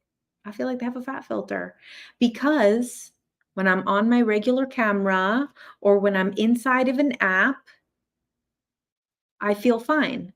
When I am in the Apple camera, I can't even look at myself. Asking for a friend, "How tall are you?" I'm 5'9". That's why you stop posting videos. You need to get back in shape. You know what? This is our time, you guys. This is our time right now. I know we started with the election, but you know what? Let's go inward, okay? Screw the outside world. Look at the big picture. Let's get hot. Let's get in shape. Let's get our health up. The Snapchat camera keeps you sane. We are gorgeous regardless. Thank you. Thank you, guys. Thank you. I appreciate it. But I want to. Okay, so you know Rick Owens, the kind of like goth demonic type of fashion designer, and he has that wife that is super creepy. His wife like looks up like a straight up demon. Um so Rick Owens had like his fashion tips, and one of them was you could buy all the clothes in the world, but if you don't feel good in your body or you don't like how you look, none of the clothes are going to be right. And he said, you could have the best style, but if you don't feel comfortable, then you're not going to feel comfortable in anything. And I was like, damn, that fucking hit, Rick Owens. That hit. Stick a fisheye lens. Yeah. Keep the vibration up. It's hard right now. What is a super chat and how do I give one? The super chats are on YouTube. The super chats are on YouTube, but there are gifts on TikTok as well. But on YouTube is the super chats. Let's see. His wife is a weirdo. Yeah. I mean, I think it's like art, but she is creepy. Humans have it hard. Our hormones change everything. You fell on a skateboard this weekend and felt so old. 3-day recovery time in your hip, your neck, your back, your bunions, and your flap. I love you too, guys. I love you too. New Bitcoin all-time high. Oh, are you serious? My friend was going to give me Bitcoin yesterday. I wish I would have gotten it yesterday. Gosh, I have the worst timing with cryptocurrency. I bought that stupid meme coin years ago, the Shiba Inu one, the Doge coin. I bought $20 of it because my friend was raving about it. And then it went up and I sold it at 200. I was like, oh, 20 to 200, what a score. And then it went up to like 20,000 like a week later. I have the worst timing with cryptocurrency. I do it all the time. I do have some Bitcoin, but I should have my friend was literally giving it to me yesterday and I didn't download the app. Freaking fucker. Okay. Thank you for the super chat. Love watching your lives. They make my night. You've been holding it since 2017. Oh, wow. You got it at a good time. Distractions. Are they going to be political and free now?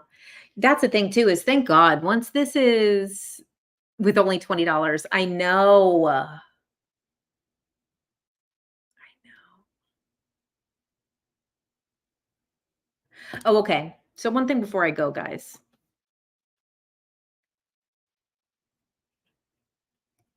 You have 3,000 in Doge and don't think you're ever going to get it back. Oh. But, okay. I'm going to do another hypnosis with Sarah Brexman Cosme. She's going to put me under and we're going to ask questions. So on my Instagram, I'm going to put a little question box on my stories in the next coming days, and then you guys can submit questions. So someone was asking about Isis and Osiris. That is one of the things I want to ask about. Is I actually want to ask about like some of the Egyptian stuff. So we're going to just ask general questions. She's going to put me under hypnosis. I don't think we're going to stream it live. I think we're just going to do it privately, and then she'll probably post it on her YouTube, because I posted the first one on mine. So think of some questions. Think of some good questions. Are those vibration plates legit? I think they're legit. I mean, I don't know if you can lose weight on them or like get fit on them, but they're very good for your body. Like when I used the vibration plate was after my 4th ayahuasca ceremony in Costa Rica, and I was really not feeling well. And that little shaking on that plate really like tuned me up. I felt like, oh, like dissolved any of the stress out of my body. Have you seen Stargate? It's an Egyptian movie. No, I haven't. Do I ever use pendulums? I use my body as a pendulum. I know that sounds like a joke, but I use my body as a pendulum. So what I do is I stand straight, I anchor in. Sometimes you can ask like a test question. So like I'll anchor myself and I'm like, okay, my name is Jennifer. As like a, same way you do with a regular pendulum, you ask like a couple of same thing you do like a lie detector, you ask neutral questions. And then you will tilt forward or tilt back. So like say, I can't do it because I'm sitting now, but like say I have this lapis lazuli. And I'm like, okay, is this crystal good for me? And then it'll like go forward or it'll go back. Like muscle testing. Yeah, it is similar to muscle testing. You do it too. Oh, cool. Every crypto is through the chart. I literally should have just accepted this crypto yesterday. Jeez. Okay, we're seeing 210 for Trump, 91 for Kamala on NBC. Let's see what Google says. Let's refresh. Okay. 210 for Trump, 112 for Kamala. But let's see if he already has those. How many? Let's see what would go here. Does he have enough to get to 2? I don't think he has enough to get there. Let me see. How do I get back? Where am I? Okay. Ooh. Are these counted yet? No, they're not. Oh, only 5% reporting in Minnesota. Get it together, Minnesota. All right, Wisconsin, 56 reporting. Michigan, 24 reporting. They're doing it. They've done 10% since we've been on. Not bad. 60% in Pennsylvania. Oh, you see it flipped. When we first looked earlier, it was Pennsylvania leaning to Kamala. Now it's leaning to Trump. Honestly, I would be very surprised if he didn't win Pennsylvania because he got shot there. Right.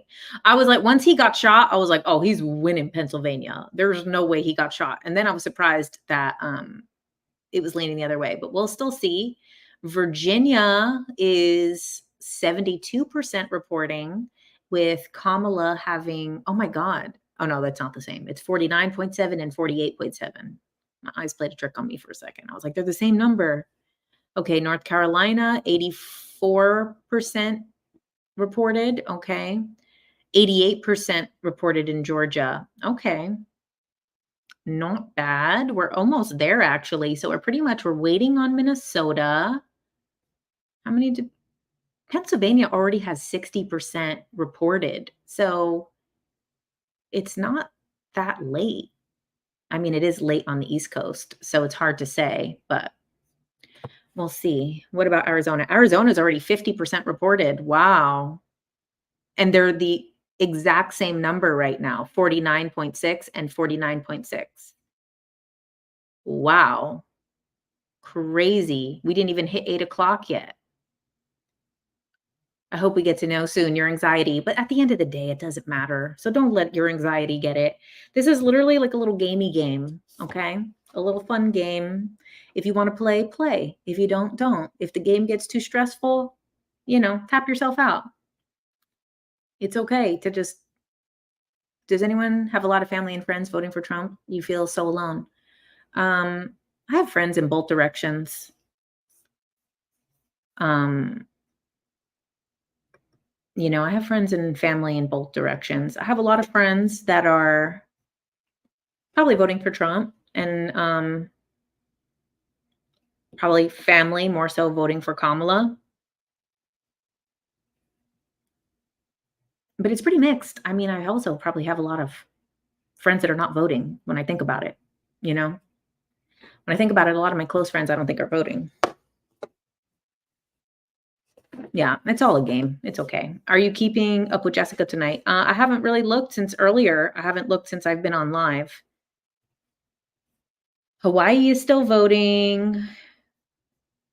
Yeah, you don't support either. Exactly. Wow, Josh, you've been pulled to Hecate recently. Interesting that you bring it up, taking notes. Yeah, me too. I also pulled a card recently and it was Hecate card. A lot of your family lives in the US. They vote for Kamala. Let's see. Georgia is red. It's officially called. Oh, wow, they called it. Wow. We got another one. Okay, so now we're just waiting on, oops, zoom out. How do I zoom out? How do I zoom out? Okay. So now we're waiting on, let's refresh, see what happened. Minnesota, still 5%. Oh, you said not in Google, perhaps. Most of your friends or family are voting for Harris, very few voting for Trump. Democrats too lazy to vote. I don't think it's that Democrats are too lazy to vote. I don't think that's the case. If the Democrats lose, it's not because people were too lazy to vote. I think it's because a lot of Democrats are very invested in the Israel-Palestine issue. And I think that Kamala going back and forth in some things saying, "Oh, we're gonna make him do whatever we want," and then, "Oh, we're gonna give him everything he wants," and just keeping going back and forth on her stance to whoever she's talking to. Um, and the other thing is she was not selected by the people. Is anyone ever selected by the people? Probably not. But in this case, there wasn't even the illusion of it. There wasn't even an illusion of a primary. So if she loses, it's because she wasn't picked by anyone. She was picked by the Democrat establishment. And it was exactly like, I bet you guys, if we go back to my lives from the beginning of the year, because I've been saying it, yeah, I don't think it's that the Democrats are too lazy to vote. It's that they do not resonate with the policies. And the abortion topic is the only thing that they're running their whole entire campaign on. They're literally fear-mongering women into saying basically like, you'll have to have your rapist's baby if you don't vote for her. So it's like, I'm not going to be surprised if they lose. And I'm not going to be surprised if they win either. Sometimes I wonder how the counters of votes feel. Right. We're not a fan of genocide. Exactly. That's the thing, is whatever people's stance is on the issues in the Middle East, her base, the people who would be voting for Kamala, have made it very clear how they feel. So she's pandering to all of these different groups, but not pandering or even deciding with the one issue that her side is begging her to speak on, you know? You think Israel did what they did? Do you think the US has a strong opinion in the world? Oh, they did what they wanted. Um, You're from Columbus, Ohio, and that city is hardcore blue, but most of your blue friends either didn't vote or switched to Trump. Yeah, I think it's going to be shocking if they see with the polls how many people who were former Democrats that voted for Trump. Kamala is always changing what she says depending on who she's talking to. Hmm. Yeah, it was Gaza, so they failed us and we want a third party. That's the thing is, yeah, I really don't think it's that they're lazy to vote. I bet you there's a lot of Democrats that are voting. Let's look at Jill Stein. Let's see how Jill Stein is doing. Let's refresh. Put it up on the screen. Okay, so Jill Stein. Okay, so between Chase Oliver and Jill Stein, they both got 350,000 votes so far. So that's going to be, maybe by the end of this, because we still have a lot more states to count, and there's going to be a lot in California. I think California, Oregon, and and Washington are going to have a lot of Jill Stein votes. So I think between Chase Oliver and Jill Stein, they're going to probably have at least 1 million votes by the end of this, because they're already almost there. So that's a lot. 1 million people voting for third party that have no chance uh, is a statement. Those people are giving a statement of like, we don't stand by this. And most of the people who are voting third party, I believe, are Democrats. I might be wrong, but Republicans are just way less likely to do that. You know, um, maybe if RFK was still in the race, let's see how many votes RFK got. Oh, RFK got 300,000 too. So between all of them, between RFK, Jill Stein, and Chase Oliver, we've already gone over 1 million votes. And then 166,000 of other random candidates. That's a lot. We've already exceeded 1 million votes in third party and no party. These other candidates could be people writing in their own name or something like that. And it's like, I don't judge people who are doing that. I don't judge it. If you got to do what you got to do, you need to make your choice of what you feel comfortable doing. RFK stayed on ballots in blue states. It's so funny that those same states, a lot of times, were the ones that tried to not get him on to begin with, and then they didn't want to take him off. Is this thing going to update or not? Kamala's still at 91 on this. Former Democrat voting third party. You changed your registration to Green Party a few years ago. It's good you've been signing off for the last 15 to 20 minutes, but still here. I know. Celebrities that have been quiet like church mouses, but decide to come and endorse Kamala. Ridiculous, I know. You agree a lot of Democrats did go third party. He was on the ballot in Michigan. Okay, let's see what we're looking at here. Oh, let's see here. Are we still on the screen? Oh, okay. We're still on the screen. 113 to 210. 113 to 210. Let's see.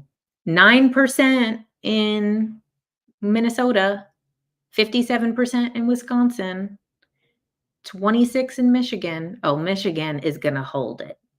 Michigan and Minnesota. You know why? You know why, you guys? Because these states, they don't get enough attention. They don't get enough attention. It's like, like that person who like doesn't get enough attention. Of course they're going to milk it a little bit, and I don't blame them. You know what, Minnesota, Michigan, take your time in the spotlight. Enjoy it. Take it, actually. I would love an answer tonight, but at the same time, you know what? Take your time to shine. You never get it. Okay, we're going to get going. We don't want me to sign off. We need me to get through tonight. But you know what? We're not getting answers tonight. And I want to know, what are they counting? What are they counting? Because are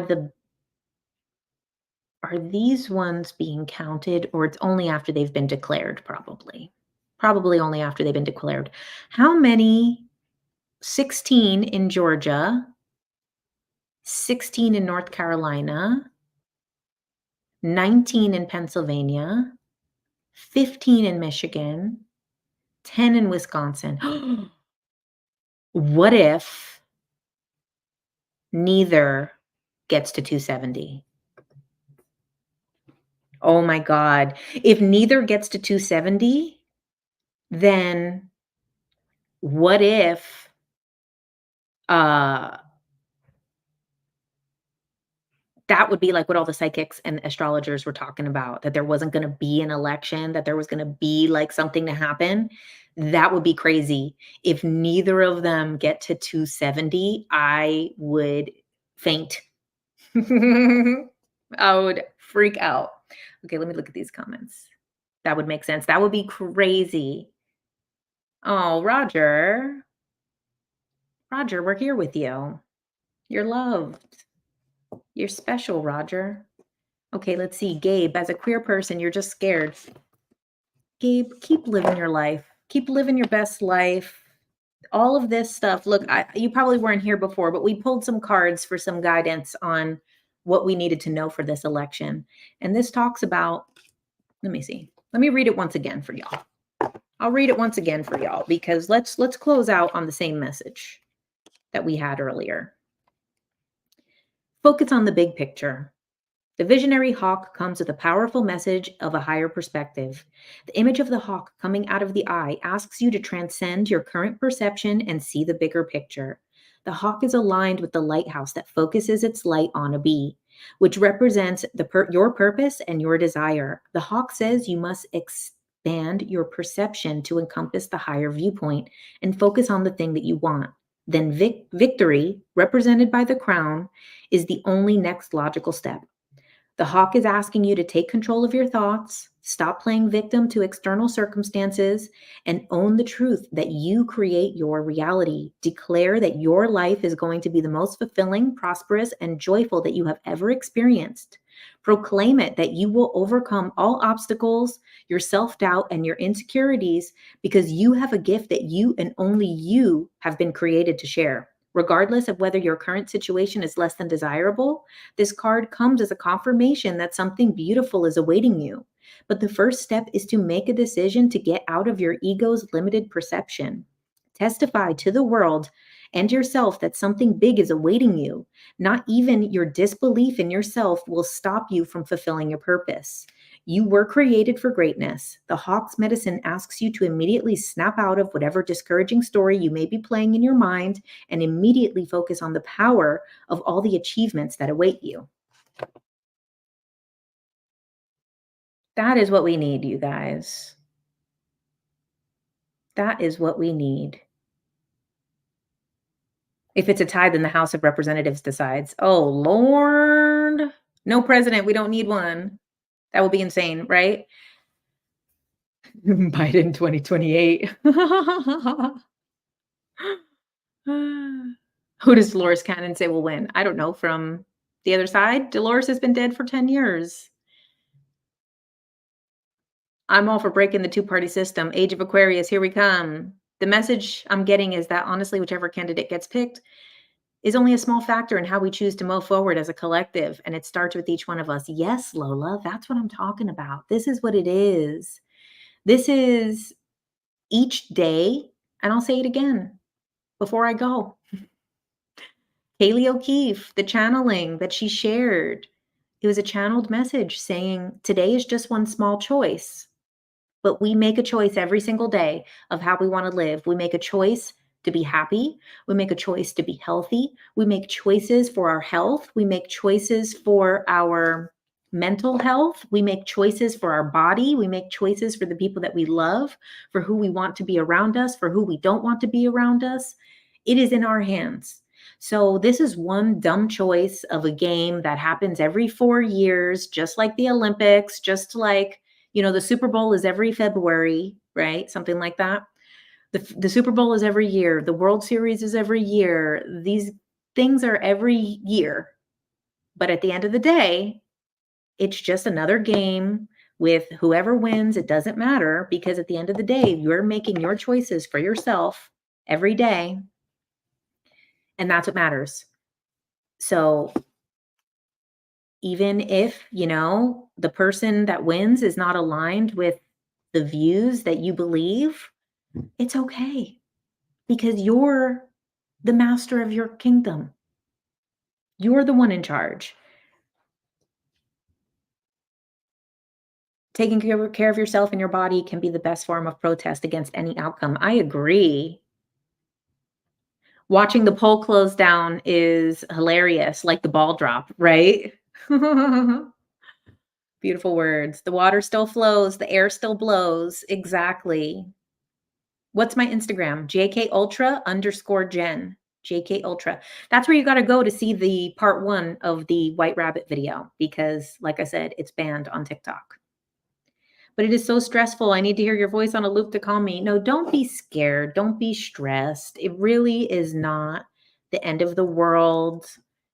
Do some breath work, go for a walk, get away from the TV. Oh, look, now it's 1:45 Kamala and 2:14 Trump. Let's see what it says over here. 2:14, 179. Oh, wow, that was way different than this. They're calling them. 2:14, 179. This is a little crazy. What if they don't get to 270? Let's see. What is that thing? What is it? Poly market? Is that what it is? The election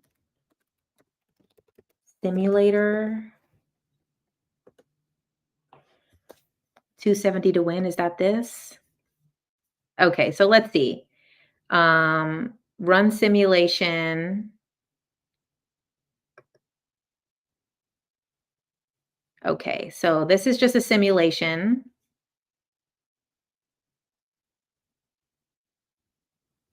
Okay, so let's see. Oh, if it goes the way that it's looking right now, right? Nevada. Let me see. Let me open up a second window.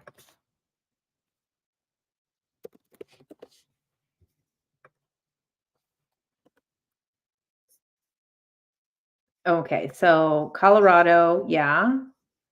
These will definitely be blue. You guys can see what this says here? Okay, so this is just a fake simulator, but this is not the election. This is a simulator, but let's see if this does look close to what it's showing on the other map.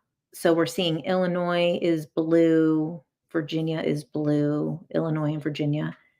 So if he wins Wisconsin and Michigan and Pennsylvania and Nevada, then he will win.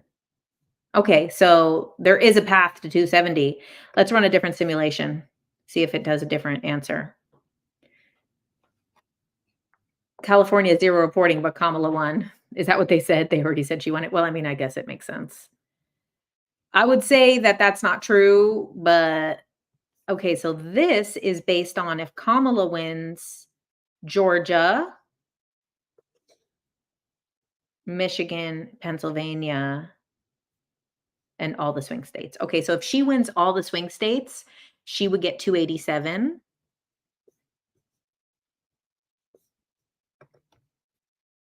And let's run another simulation. I mean, this is close. This is close. It's getting juicy. Juicy.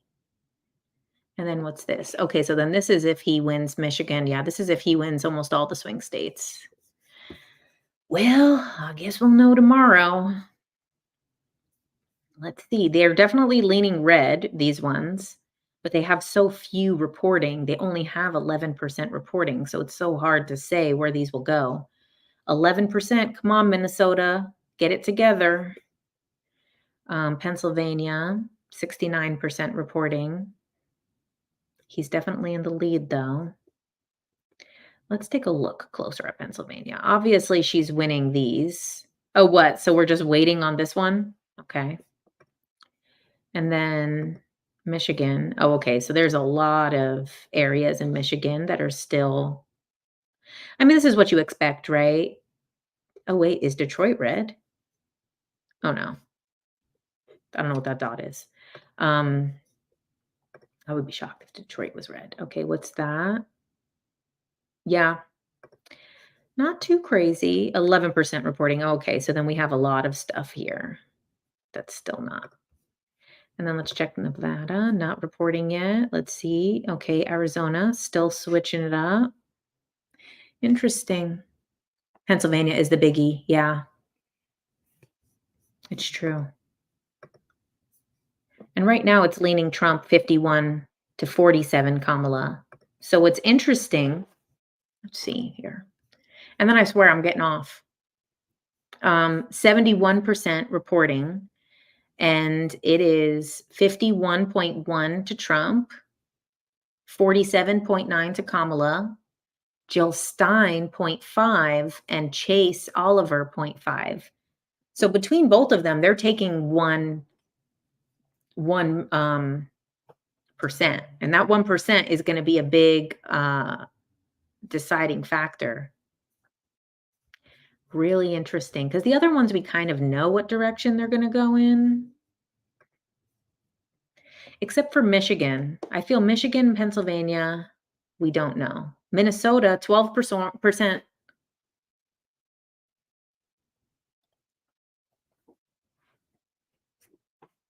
We need Washington, Michigan, Pennsylvania. Mhm.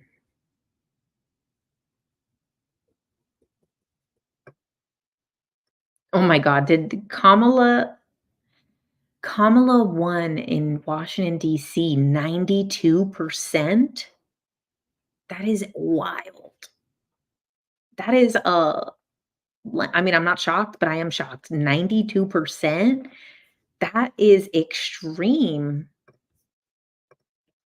Oh, I'm on the wrong page, you guys. I'm showing something else on my screen. Sorry. I'm showing the wrong screen here.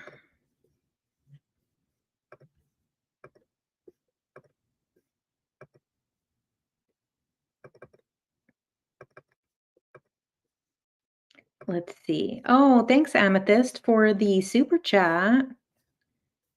All right. Are you going to compile the White Rabbit series and put it on here? Sorry, just joined.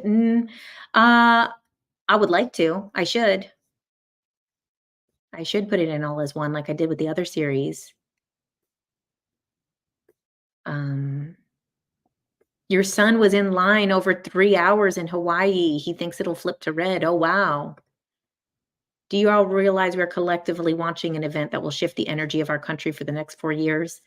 You know what? I don't know if it's gonna shift the energy. The energy has been divisive as hell, and I feel like it's gonna stay divisive. I think we're gonna stay at the same space that we're at, unfortunately. Let's see, you were shocked that you grew up in DC. You know Dems would win, but wow, yeah, 92% is a huge landslide. PA voter who canceled out your husband's vote, hoping it was enough. Okay. What does the canceled out vote mean? When, like, I think it's so interesting, that terminology, right? What does that mean? Your husband voted one way and you voted another way? It's a very interesting terminology of canceling out. You know, it's kinda like, let everybody have their vote. You got one, your husband got one. If you got kids, they got one. Um, 3 to 4 hour waits all day. Oh, wow. Let's see. Someone said China wins. Is it normal for a National Guard to be deployed during election days? I can't remember. I read today that they've been deployed to 15 different states. Wow, weird. You just got here, you've seen so many of these colored maps, and they're all different. I know. If you're into psychedelic rock and White Rabbit things, go listen to Graham Rabbit. They paid everyone off in DC. Your mom's boyfriend said that to my mom, saying he canceled out his vote. I think it's very interesting terminology, right? Everybody got their own vote. Everybody's allowed to. Yeah, she canceled out his vote. It's very interesting how it's kind of like, but this is what I mean. This divisive nature of everything, that it's like got husbands and wives uh trying to, it's crazy. We don't want to live like this, guys. We don't want to live in this divisive stuff. So Kamala's catching up here.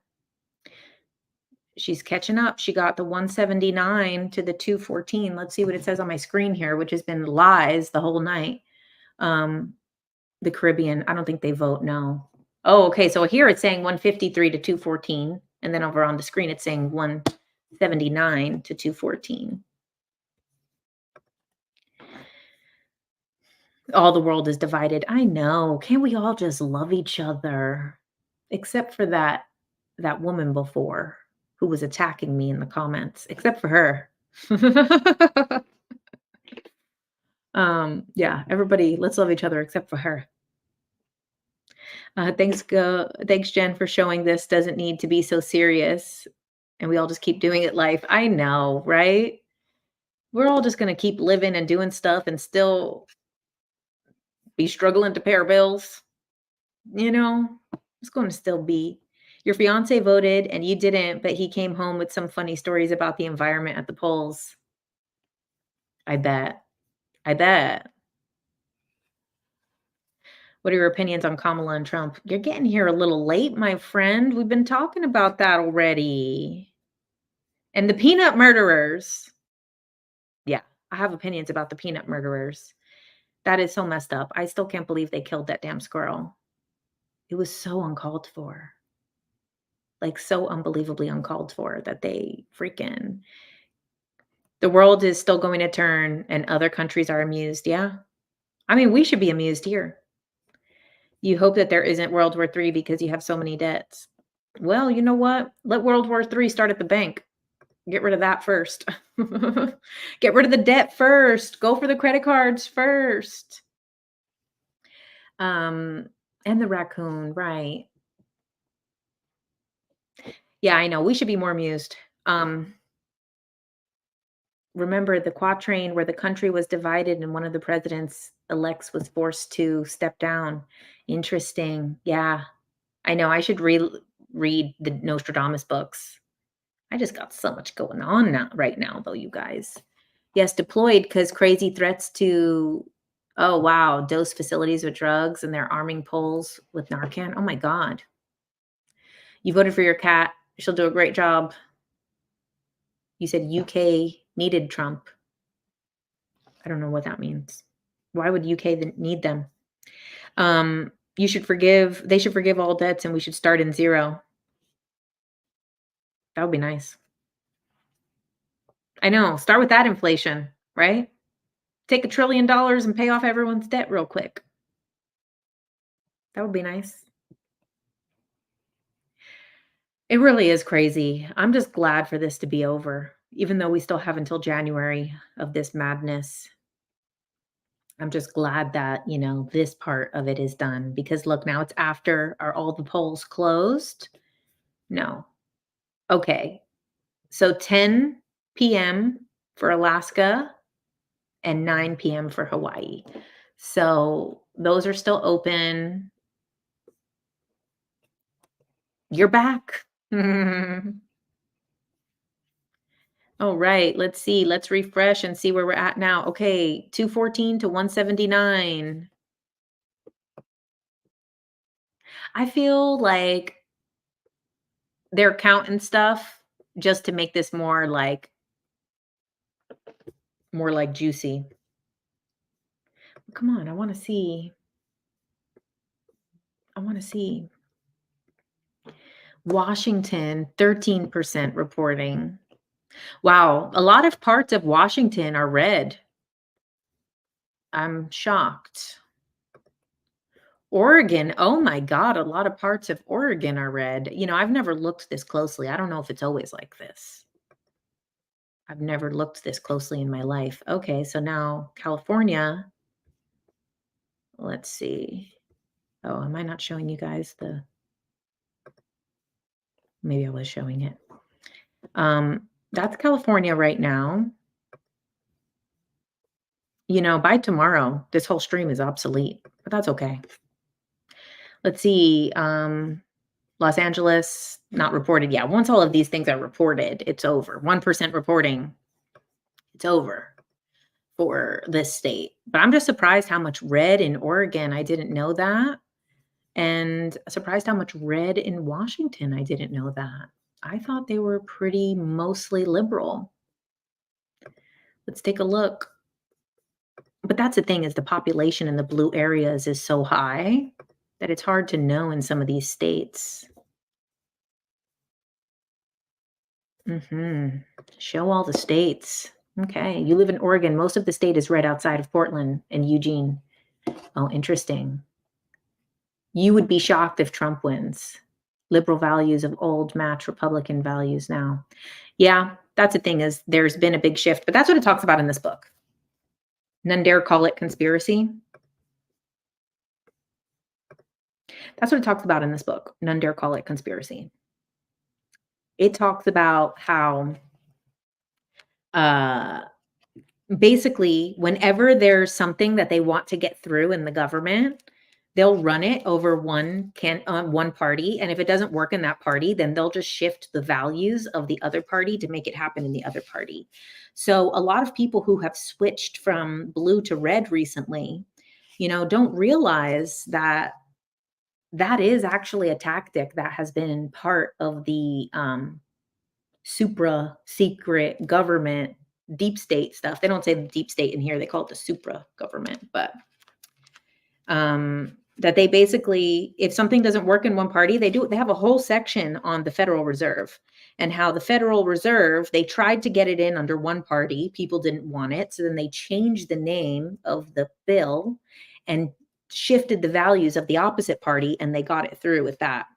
So unfortunately, even though I know a lot of people are very inspired by all of like the ex-liberals jumping ship and coming to the Republican side, um, it is just another tool of the Illuminati. Yeah. Yeah. It's another tool of the Illuminati. Who is Peanut? Oh, Natasha. Natasha. You don't want to know who Peanut is. Peanut is a famous squirrel who had 500,000 followers, and everybody loved Peanut. And some jealous evil woman reported Peanut to the government, and then the government came and took Peanut to test him for rabies, but you have to kill it to test it for rabies. I'm disgusted. They killed Peanut. And what's crazy about the Peanut situation is that that guy's house is an animal sanctuary. So it's not like he's just a random dude. I mean, everybody's a random dude, but it's not like he's just a random dude that has a squirrel, which it's not that serious to kill a squirrel over. But he has an animal sanctuary. So he has goats and all of these other animals, and it's like a registered animal sanctuary from what I saw.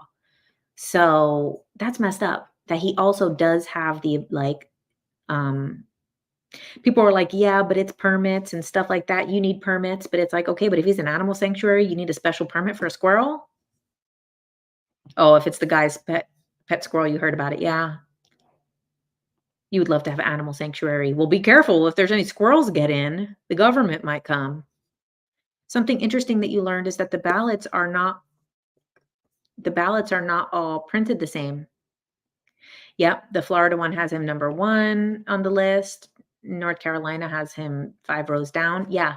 There is a documentary. There's 2 documentaries that everybody should watch. One is called Kill Switch. The other one is called The Great Hack.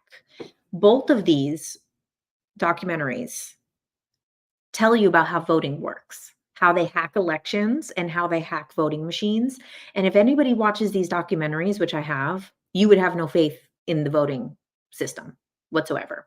There's literally in one of the documentaries, they show that every state has a different machine and that there's no standard on the machines and that some of the machines are so old and you could buy the machines on eBay because then they go to like junkyards and then the people in the junkyards, what are they called? Kill Switch and The Great Hack. And so they're both great documentaries about the election. And You can buy the voting machines on eBay from certain states, which are very sometimes crucial states because it's these more, it's not like in Florida or California. We have more like state of the art stuff. We have very secure or more secure voting, but in some of the other states, they don't. And then you could literally buy the voting machine on eBay and just mess around with it and learn how to hack it. And then they have in the documentary, they show a conference in Vegas where once a year people come together to basically, it's kind of like a hacker con, like a hacker convention, and they come together to see who can hack the voting machines. Each state is like their own country. And I mean, that is what our Constitution is. So it is good, but there should be, they need to punch holes in it like the casino cards. Exactly. They should. What are the documentaries called again? Kill Switch and The Great Hack.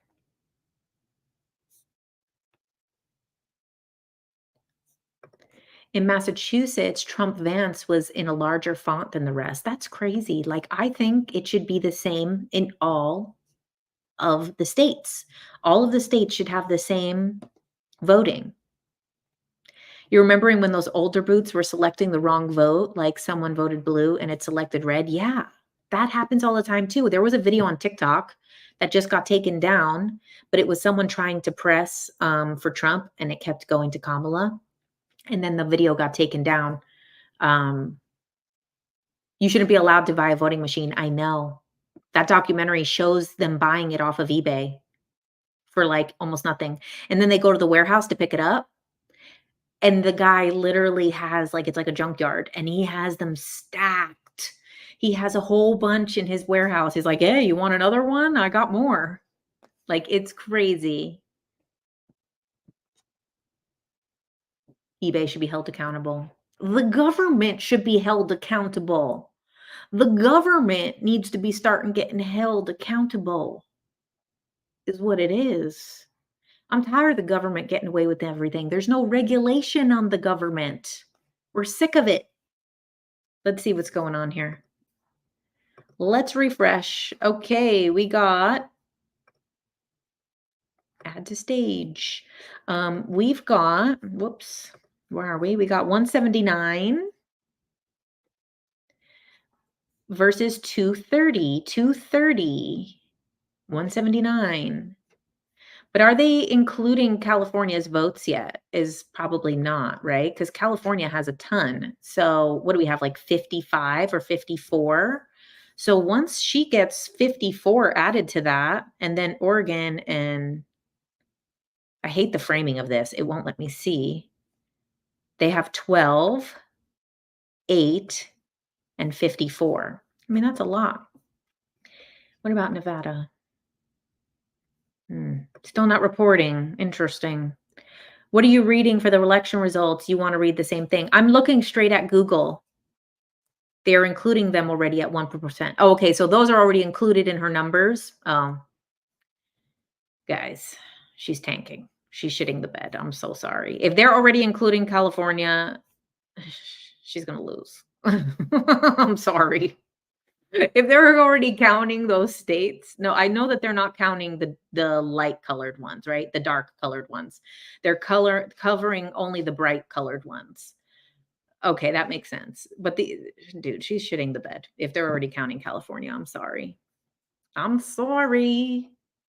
Let's see. Oh, Zark. Hi, Zark. Not trying to be polarizing, but California made it illegal to show your ID when voting. What's a good reason to do that other than to cheat? Yeah. But at the same time, of all places, California, it doesn't go any other direction anyway. I know a ton of people who are voting for Trump in California, and it's going to make almost no difference, But I do agree. You need an ID for everything else. Like, you literally need an ID to anything in California. I needed a freaking vaccine card just to go into a restaurant, which I did not have. But you need an ID for everything else. Let's see. Yeah, she's got Black Hat Conference. Oh, that's what it's called. The Black Hat Conference is the hacker conference. The ones that are late are not counted. Okay, great. So we're waiting on how many? Okay, so then let's see what we're working at. Let's see. The Make America Healthy Again. I hope so. I just don't have high hopes, to be honest. I don't have high hopes that things are going to go, you know, when will White Rabbit 3 come out? So good. Thanks, Jess. Um, I'm gonna try to put them out as quick as possible. So I wanna let you guys know, though, I might not post all the parts on TikTok because I don't wanna lose my account. So there might be I'll do the next part about the trickster, and then I'm probably gonna say at the end of that one that you have to watch part 4 on Instagram because I don't wanna lose my account for the Playboy one. The Playboy one is gonna be about trafficking, and I don't wanna lose my account for that. Oh, Julie, thanks for the super chat. Thanks for not getting scared by the fax card stuff living in LA. I know, it was really something. I did have my moments though, but I prayed. I prayed to the universe and I was like, I remember I was literally on the floor because I was meditating, not because I was in shambles, but I was on the floor meditating because sometimes I like to do that. Um, and so I'm like, I was on the floor. I probably should have left that part out. But yeah, because there wasn't like a specific reason for me being on the floor. But I was on the floor and I was meditating. And then I was praying that I was like, whatever this is going on right now, it was very in the height of the vaccine stuff. I was like, I was meditating, not in shambles. But I was like, okay, whatever happens, this is my decision. Okay. And please do not let this decision keep me away from my dreams and from my purpose. And I was like, because I'm making this decision regardless. And if this decision does keep me away from my dreams and purpose, I'm still making this decision. So please, universe, work with me that this is not going to stop me from fulfilling the things I need to. And at that time, I was really trying to continue working with film and writing and stuff like that. And the universe was like, oh, there you go. Did I get COVID? Oh, yeah, I did. I got it, really bad when I got it. But I'm one of those people, I never get sick, but when I do, I get rocked for 3 weeks.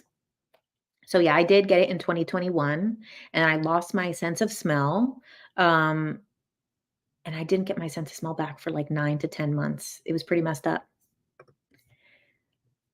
You love praying now that you just independently spiritual and not dogmatic rituals, religious. That's the thing is praying is the thing too that, I wouldn't say that COVID was fake. I feel like it was definitely blown out of proportion. I was definitely sick, you know? Um, I was definitely sick as hell. But you know what happened too? No, I won't say it. But right before I got COVID, I had to do this thing that they had to weigh you for. They had to take your weight, and I don't usually weigh myself. So when I saw that weight, I'm like, "Damn, I get myself COVID in my mind because I was like, "I need to lose some lbs." And then I was knocked out for 3 weeks and could barely eat, and I was like, "Well, be careful what you wish for. Be careful what you wish for." Universe said, "Honey, you're always walking towards your purpose, so sure thing." Don't forget to like the live. You did the cooked orange trick to get your taste back and it worked? It didn't work for me. No, my sense of smell was gone for almost a year. It was terrible. Did it really take 1,000,000 Americans? What, COVID? I'm sure people did. I'm not discounting that people died from it, and people definitely got sick. I think that politically, it was thrown out of proportion as a means of control and abuse and media manipulation and all the money that the media was making the same way they make it off of this election is they do such polarizing negativity so that people don't stop watching, and then they get to make tons and tons of money from the views while keeping everybody sick and in shambles and are terrified. You know, I'm not saying that it wasn't a real illness. I 100% believe it was, because I mean, I was sick as hell, but not sick enough that I would take a vaccine that was not approved or anything like that. I mean, I haven't, was a man-made flu. Yeah, I do believe that. Um, how many had coexisting conditions? Yeah, I'm sure a lot did. You got it after attending a music gig in 2022. Was worth it. You missed live music. Yeah. I was marching with millions for 18 months and nothing.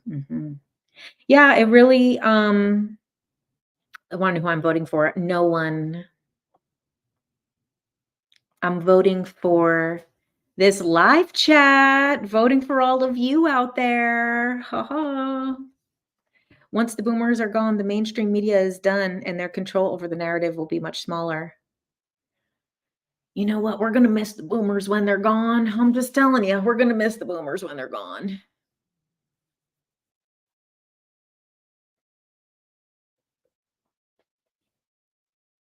You're an ICU nurse and the miscarriages are up 400%. It's so sad. I've actually known a lot of people who've had issues. I hope nobody has issues. So anyone who did end up doing whatever they did in those times, I hope that everybody is okay and everybody, and that's the thing is sometimes when it comes to conspiracies and stuff like that, sometimes people's ego wants to be right, that they actually lose compassion for the situation. Like, so like talking about people with COVID or people talking about vaccinated or unvaccinated, it's still important to like, you know, I would rather be wrong than for people to have issues that they could have had or, appear to have, you know? Or even too with this like Diddy stuff. A lot of people are so wanting to be right that it's like, you gotta think about the people that are being affected or like the Britney Spears stuff.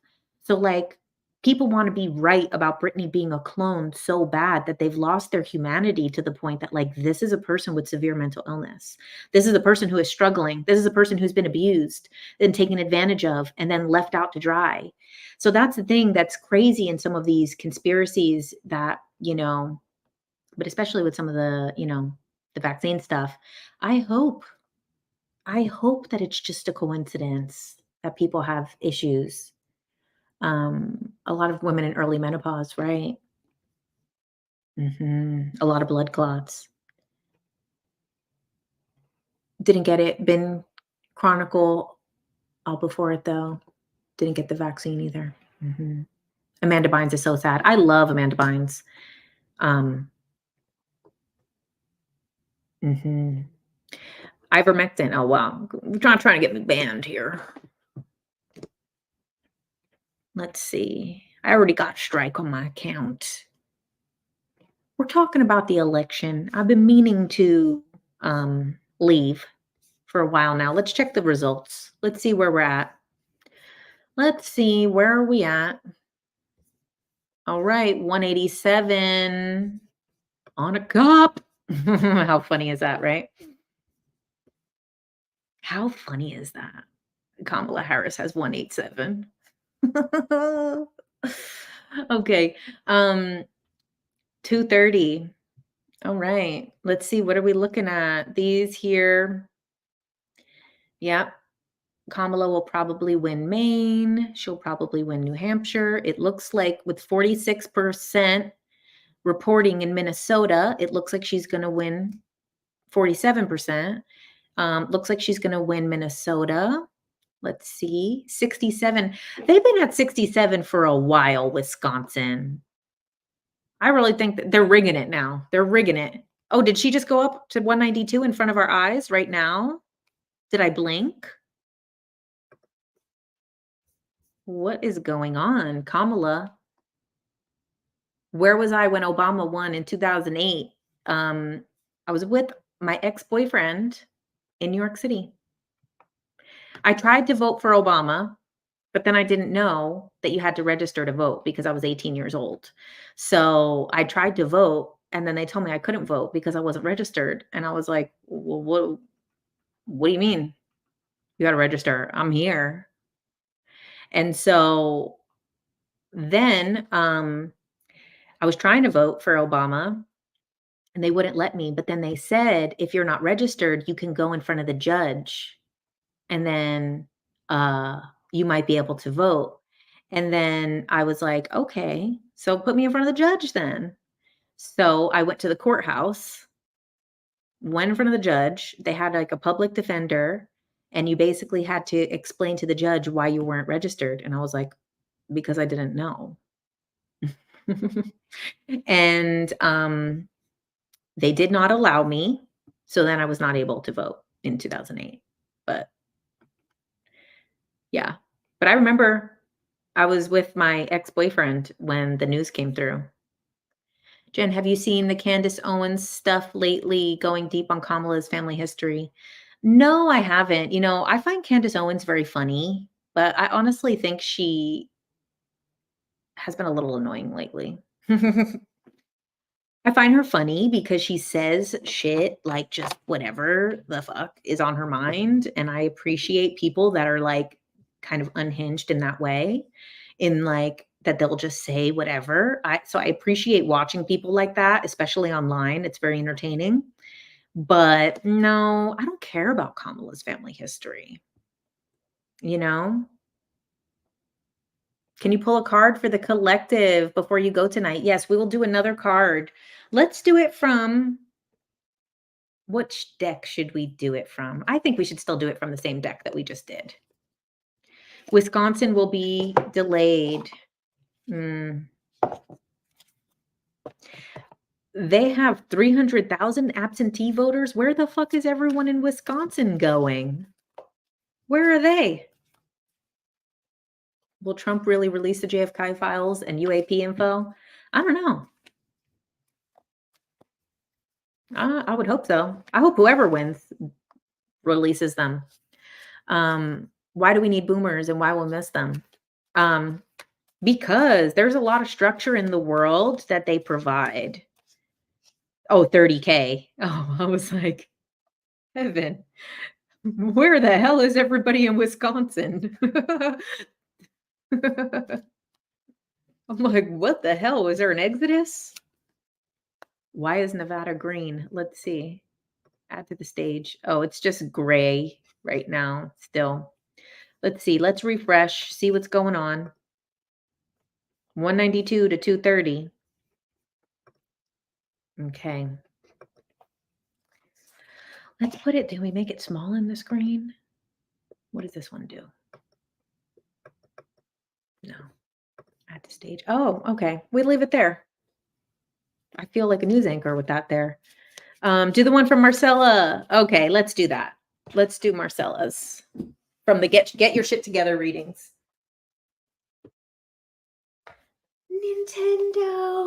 Nintendo wants to know who I'm talking to this whole time. Come here. Come here. Okay. Why's your little heart racing? You have anything to say? You have anything to say? No.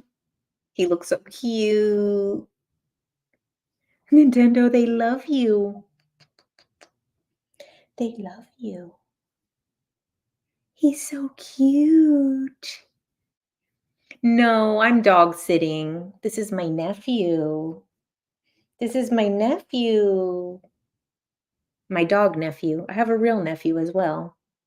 This is my dog nephew.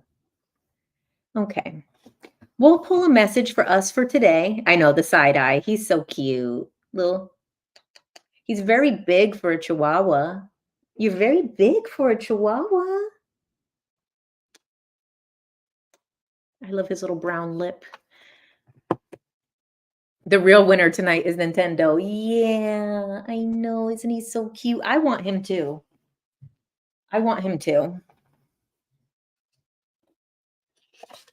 He looks chill. Yeah, except for his owner, I think wakes up at like 6 in the morning and I'm not like that. So by like 9 a.m., he's harassing me, abusing me.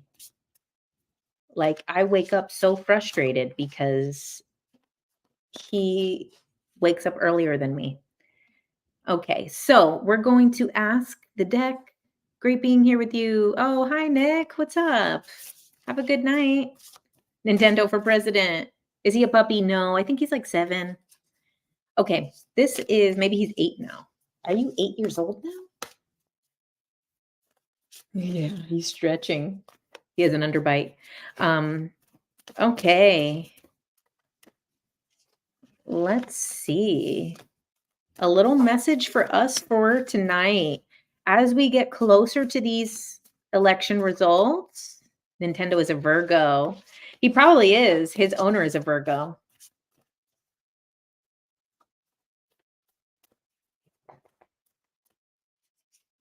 You said that's not a Chihuahua? He is a Chihuahua. He is a Chihuahua. Are you a Chi-Chi? You're just very tall. You're very tall, Chi-Chi. You're probably mixed. Oh, okay. So we have the Safe Travels card. Safe Travels. Let's get one more for clarity. You have a Chihuahua too. I love them. Is he a Dachshund? A wiener dog Chihuahua? No, I don't think so. A lot of people think he looks like he's mixed with those little baby Rottweiler dogs. Wow, you taught her 20 tricks? It's very difficult to get a Chihuahua to do tricks. Is he an applehead?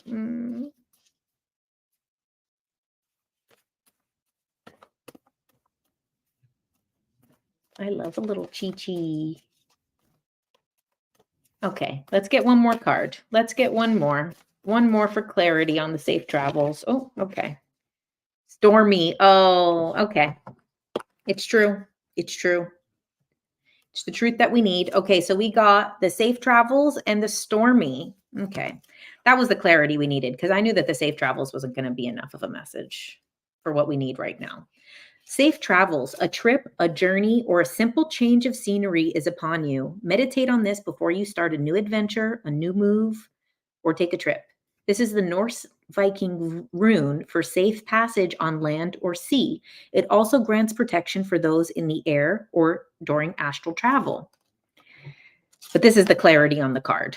What is the clarity? Is the Stormy card. So let's look at this, and this makes more sense. Drama straight ahead. Prepare and brace yourself. Conditions are not favorable at this time. Wait the storm out before proceeding. Please don't worry either. The weather can change very quickly. Meditate on this when you want to call in your sea legs to keep you safe and secure you through a hardship or stressful period. If you are inquiring about a relationship, please be warned that this situation will bring a lot of upheaval to your path. Proceed with caution. The symbol is a ship. A pirate boat on the ocean just makes its way through the storm, only headed towards another. So that's the thing. I think between both of these is it's saying that it's a stormy time. There's obviously a little, drama, stress. People are going to be all over the place. It's going to be a little crazy. But then the Safe Travels card are letting us know that even though there's drama, we're okay. It's going to be perfectly fine. Don't let it get to you. It will all work out in the end, no matter what. I'm not worried. Yeah, Zark. We create our own reality. Raise your consciousness and keep yourself for the time being. We will find out a way in the end. Yes, Serena. Stormy, but safe travels. Exactly. Oh, also, this other book that I wanted to bring out today, Worst Enemy, Best Teacher.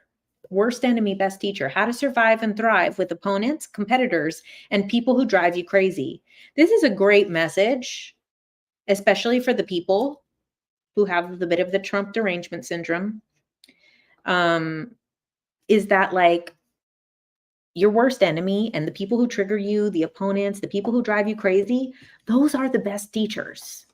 That is a greater opportunity for learning and change than everything always being super easy. Yeah, we'll laugh about these times once we're back on the other side. Let's enjoy the ride. Yes, you're so right, Sandra.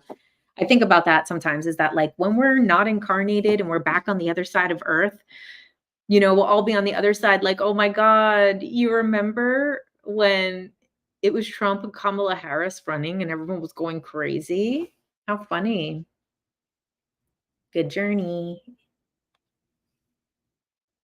Have you read Love Your Haters? I haven't. Want to come up? You want to come up? Yeah. Okay. He's in the back.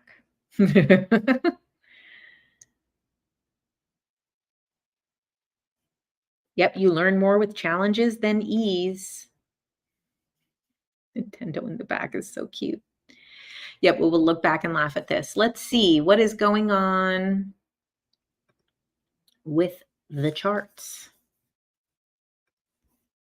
She's at 205. Okay, 205 to 230. We're getting in close. Come on, Nevada. Get it together. The lessons this year have been great. What do you think will happen? So, what do I think will happen? I feel like Trump was going to win. So, originally, I felt like Trump was going to win. Then the ayahuasca told me that Kamala was going to win. Then I believed that up until about a couple weeks ago, to then where I felt, no, for sure, Trump's going to win. So then now I'm looking and I feel like, Trump has been in the lead. He has a lot more. Because look, what is she going to win? Like with the way that things are leaning right now, she's only going to win Minnesota. Let's take a look. Which has 10. So that would bring her to 215. And he's looking to win in Wisconsin, which has 10. Michigan, which has 15. So that's 25. 19. So then that's 44. And then 16 is 50, 60. And then 11, 71. Yeah, if all of these that are red are going to go red, it's going to be a landslide. Okay, what do we have about Alaska? How many? Alaska has 3. Hawaii has 4. Nevada has 6. Yeah, I don't think she has enough between these undecided type places unless they rig it and flip it. Astrologer said that's going to happen. She could be the president if something happens to Biden. Interesting, yeah. Who do you want to win? I just want everybody to have a good time. I want everybody to have a good time. No, I accept whatever the outcome is, I accept whatever the outcome is. Do you recommend to read a book on healing your nervous system, physical symptoms happening? So a great book for that, but it's not super healing, but it's informative, is The Body Keeps the Score. The Body Keeps the Score is a great one, but also good books for healing.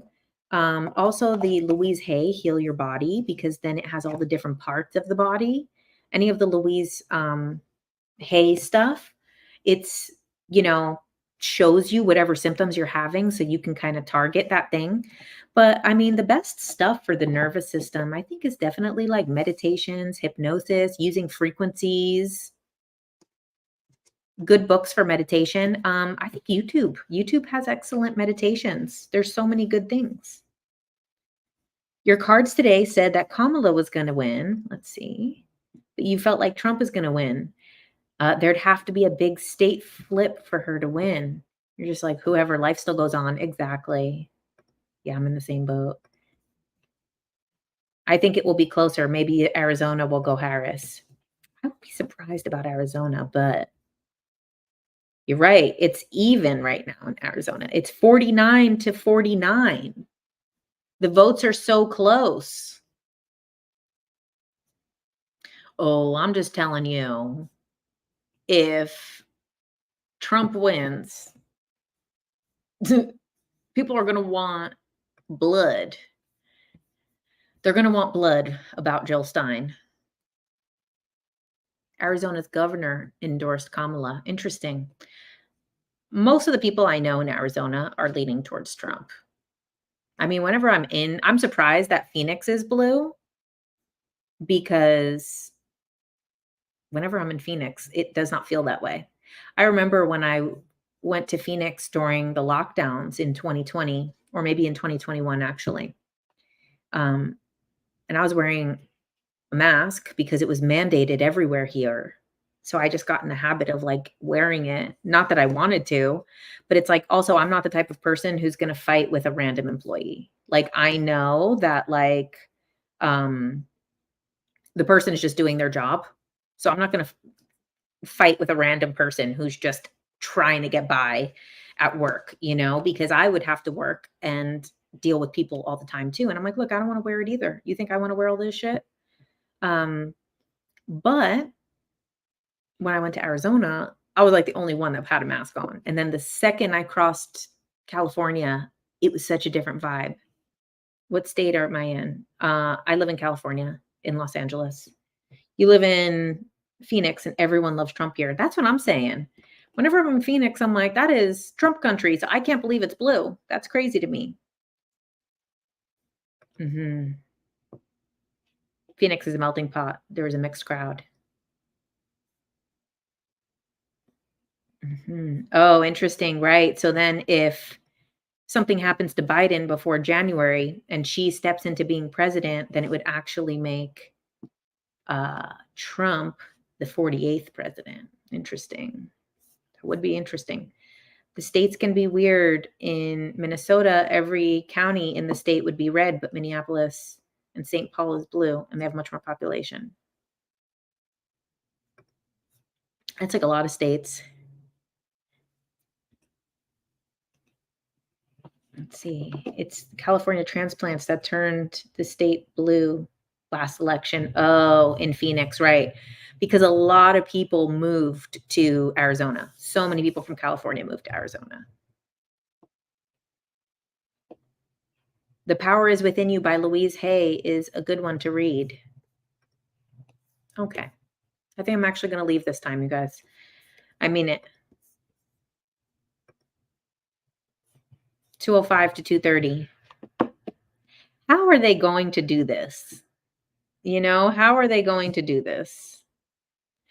Trump actually has the popular vote, which is surprising.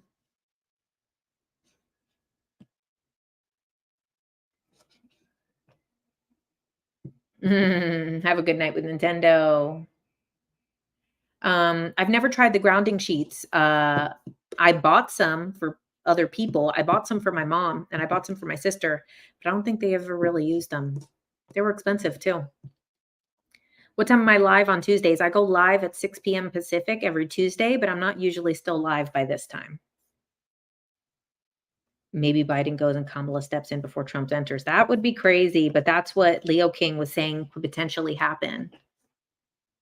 Leo King was saying that there might be something weird where Trump wins, but then JD Vance is put in, which is also weird. You did grounding sheets and your wife was a hater until she tried them and now she loves it and swears by it. Do you love them? How do I follow you? Just watch White Rabbit. Well, you better go watch part 1 on Instagram because it got deleted from TikTok. Yeah, you feel Vance will take over at some point. Yeah, I'm not a fan of JD Vance. I really did not like those comments about childless women. I just felt like, why? Why do you care? Like, why do you care? If people don't want to have children, they don't want to have children. And then, especially with the abortion topic, if the abortion topic is such a big deal, then keep your mouth shut about people who willingly choose not to have children. Like, I just think you said you'd rather have Trump than Vance. Same, same. JD Vance, like, really gets under my skin. You're a childless cat lady. No, I just feel like that just really was stupid to me because it's like, and a lot of women that I talk to feel the same way about that comment, whether they want kids or not, because a lot of the people that are even annoyed at that comment already have kids. Yeah, you said Trump doesn't scare you, Vance gives you the ick. That's how I feel. Heavy Handmaid's Tale from him, right. I think we're going to rule the world, the old millennials. Mhm. You think Trump is towing the line pretty well with abortion by saying it should be up to the states and then it's not federal government's business? Yeah, I think so too. He stayed pretty neutral, but then there's all those old videos of him from the 90s talking about being pro-abortion or pro-choice, I should say. But there's those videos of him from the 90s where he says it should be everyone's choice and that he just thinks it's kind of like not like a thing that he likes to talk about, but that it's everything comes back to a choice. So it is interesting. Um, he obviously has been pro-choice for a while, but then when he came onto the Republican ticket, he had to align more so with those values. You said you think he's liberally minded at heart. Yeah, I think is what you call a fiscal conservative. So the people who are conservative based on money, business, capitalism, finances, not the fundamentalists. So not the people who are Christians or fundamentalists. So it's not about religion, it's not about God, it's not about morals and values. It's about jobs, money, capitalism. That's the thing with the fiscal conservatives is that there is this big difference, which both now and then are kind of getting the outsiders with like the health people and the anti-vax people. They've gotten a lot of outsiders from the left have joined. But there's a big difference between those people. And I think, it is weird that people act like all Republicans are this type of fundamentalist Christian type of thing when really a lot of them are just Republican because of money. Didn't Melania say she's pro-choice? Yeah, she said it in her book.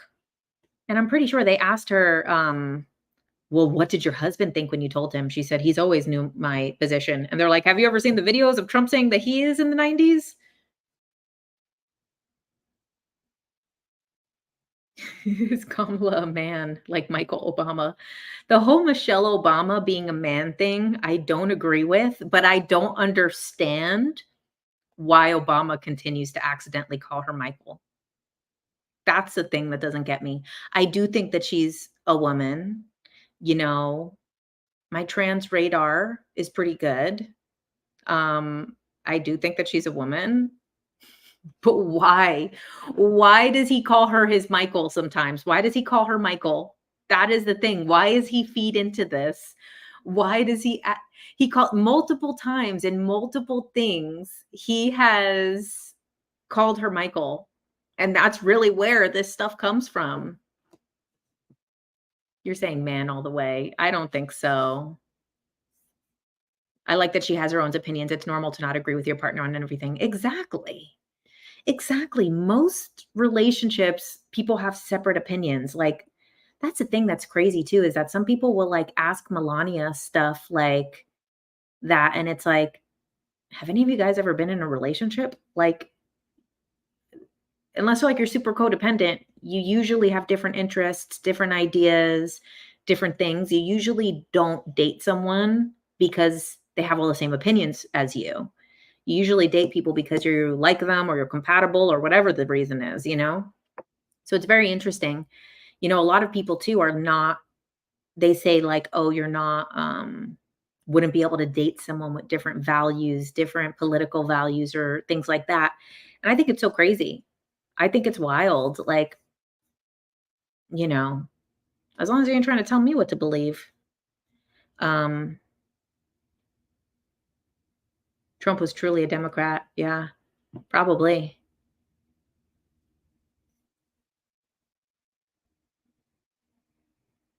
His flip from hating Trump to loving Trump concerns you. Trump forgets Vance is even his running mate. Yeah. Yeah, I think you're right. It is weird that he hated Trump so much and now he's there. It's giving hater in the house. It's giving it's one of your own that does it, right? It's giving Judas. Is it Judas? What? Judas betrayed Jesus, right? Who betrayed Caesar? Who? Brutus. Is it Brutus?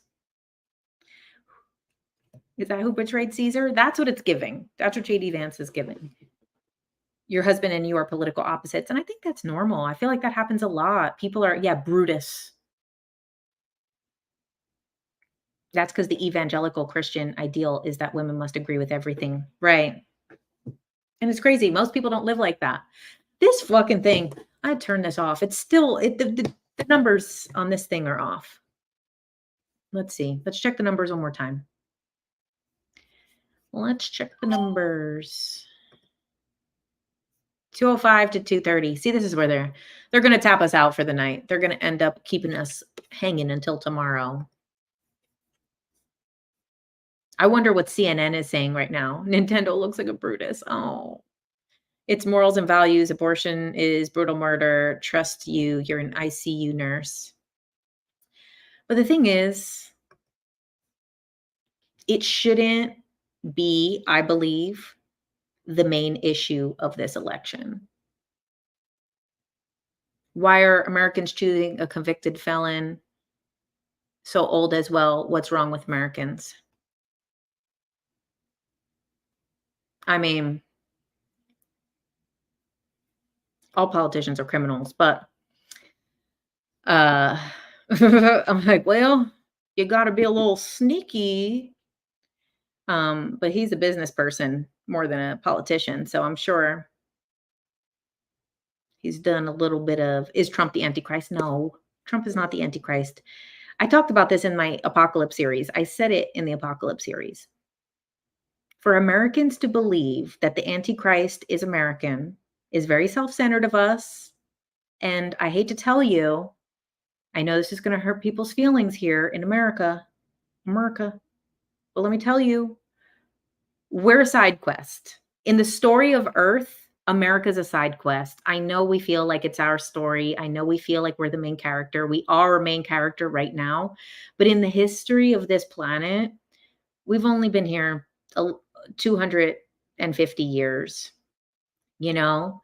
So the real story of this planet is in the Middle East. The stuff that's happening in Israel, Palestine, that's the real story of the planet. You know, that's the thousands and thousands and thousands of years of conflict.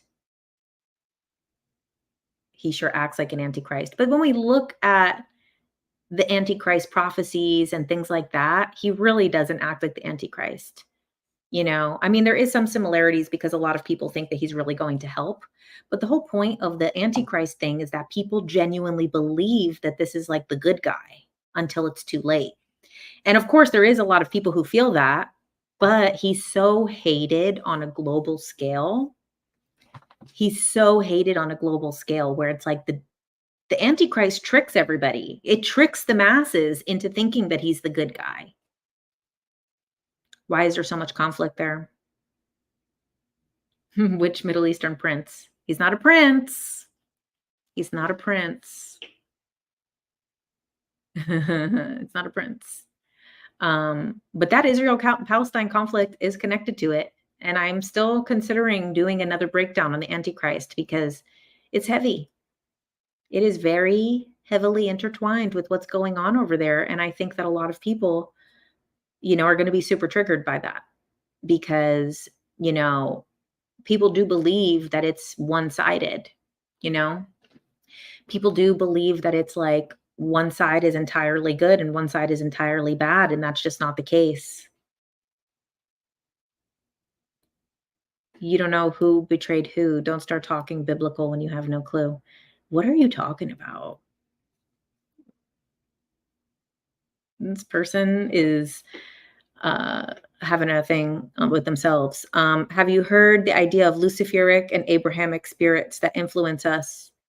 It's a Rosicrucian paradigm. No, I haven't. You hated him, but still voted for him. Who, Trump?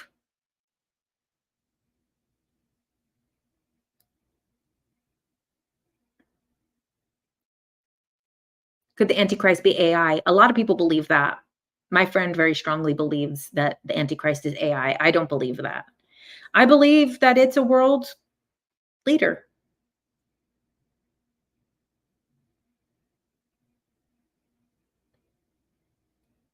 This person, L-E-L, having a whole one-sided conversation right there. Dark satanic cults pushing their gender ideology in order to push their agendas. Babe, let me tell you, no one has done more pedophilic stuff than the church. Okay? Let's not be polarizing here. There's no black and white to it. There's no right and wrong to it because ain't nobody molested more babies and children besides the church. Okay? It's happened on a level to where they move the priests around and move the pastors around to protect them. It's not as black and white as it seems. L on point with the namesake, I know. Wrong chat, I know. That's the thing is,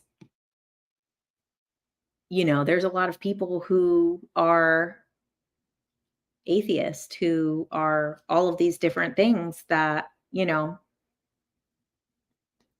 might be better than some people who are, portraying themselves as highly religious figures. Church ain't God, just business traffickers. And of course, there's a lot of good people in the church. There's a lot of good people in the church, it manipulates a lot of good people. But that's what I mean is that it's the good and bad with everything. Everything has good and bad in it. Everything has light and dark in it.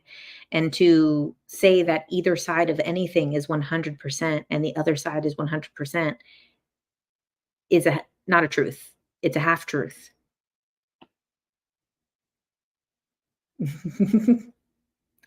Zionism is the Antichrist. I think you should do research into the Antichrist. I think you should. Because polarities always flip eventually. Swing to the left is equal swing to the right. Exactly. That is the thing with polarity, is that it will always go the opposite direction. Do you feel more grounded after your last ayahuasca experience? I do feel grounded. I feel like I felt pretty normal coming out of this ayahuasca experience. Unlike the other one, I really needed more time to integrate. The first round, I needed a lot more time to integrate. But I also felt super high after. Like I felt like euphoric for months, and then I felt super low, and I was still grounding. So it really depends. You know what's funny is, like, if random people come in here and say stuff like, "It's Trump time, motherfuckers," it's just not as polarizing as all of the other chats, whereas the other chats, everybody will, like, lose their mind and be like, "Ah!" Here everybody's like, "Bro, we're gonna wake up tomorrow. We're gonna wake up the next day. We're gonna live on." So what's funny is, like, if there is, like, kind of randoms that are popping in here to kinda say this stuff, it's like, "Hey, say it. Speak your truth, hun. Speak your truth." Oh, it's 2:09 to 2:30 still. Wow, okay. Trump is still at 2:30.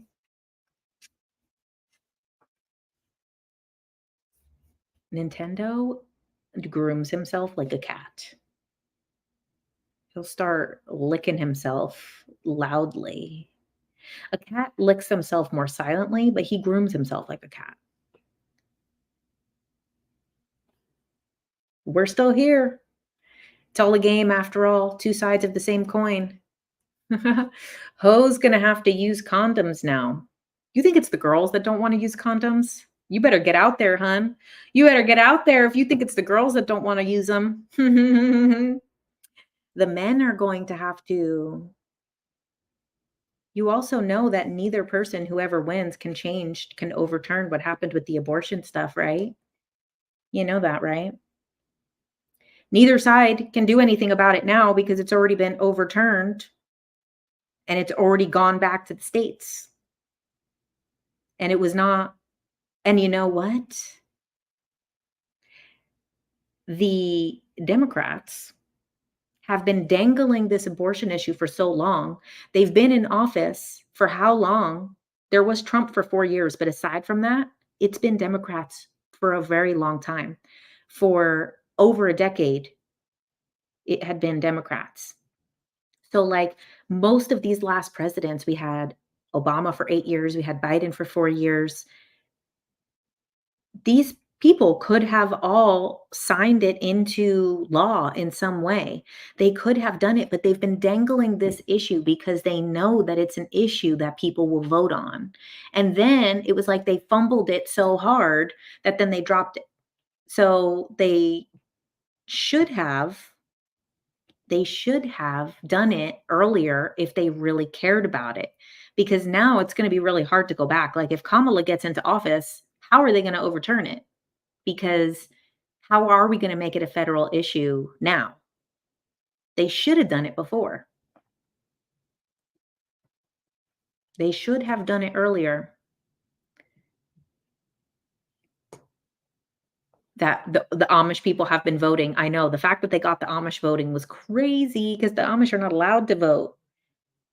That's probably why Pennsylvania is going at Trump. They got those Amish people out. Let's check.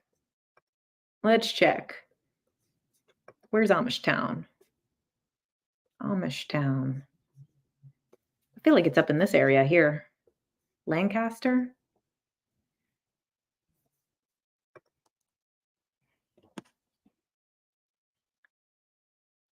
People will find their way to do what they want always. Exactly. What's sad is, that's crazy, the Amish. Yeah, there was all these things that Amish people started, um, registering to vote. It's crazy. I never thought I'd see the day. The Amish stopped making butter for a moment. The way they build cabins. Oh, I would love to get the Amish to build me something. The when they build it fast and good. You saw that girl who had her barn built by the Amish? It was amazing. The way it was built, she said that the floors stay warm without heat. She says the way that place holds the temperature in her barn, quality, yes. Bring the Amish back. You live by the Amish. They're sweet and interesting. Yeah. Wow, Amish showed up when FEMA wouldn't. Yes, go for the Amish. We love the Amish.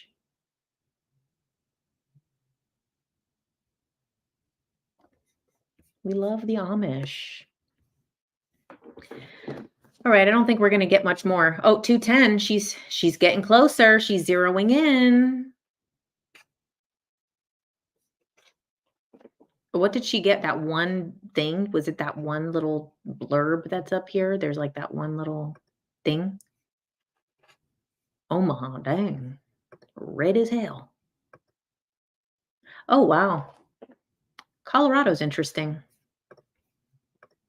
Sorry. I thought I was showing it.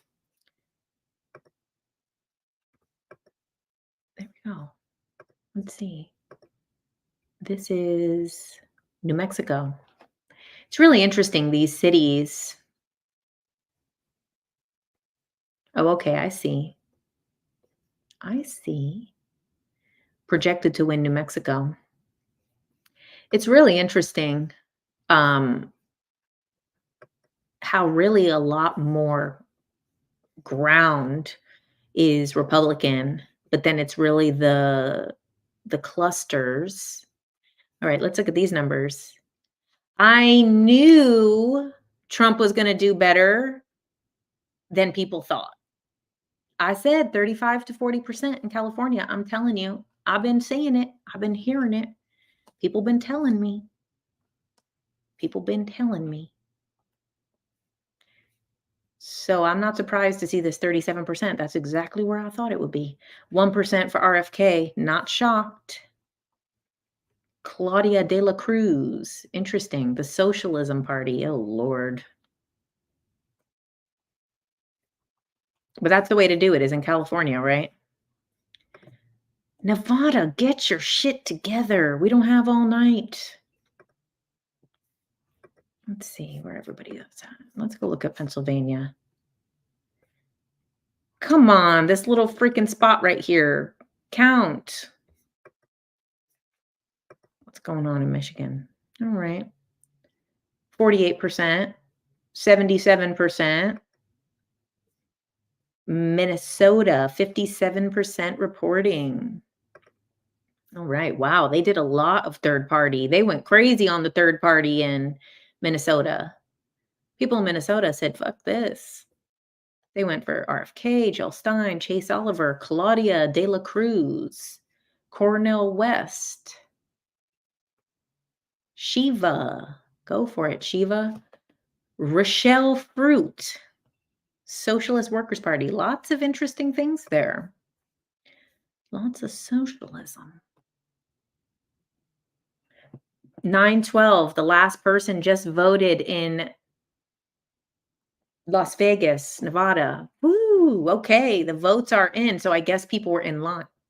Excuse me. I guess people were in line waiting to see if they'd be able to vote. Everyone's telling you it's gonna be a coin flip. How can Harris go up 50 points, but Trump not move? Yeah, it's because the West Coast. Because as the West Coast is, California alone is 54 votes. So, oh, Hawaii, they called Hawaii, but it says 0 reporting. It says she won it, but it's 0 reported. Interesting. Let's see what's going on here. Yeah, polls just closing now on the West Coast. Oh, Minnesota native. Didn't it come down to Nevada in the Clinton election? Yeah. I mean, that's the place to move to if you want to matter in this stuff. If you're really invested in politics, move to Nevada. It's cheap to live. The houses are big. You can start a business with 0 taxes, and your vote really counts. Screw it. Call it, Jen. I don't know. Like I said, I think Trump's going to be in the lead, and then Kamala's going to win in the morning.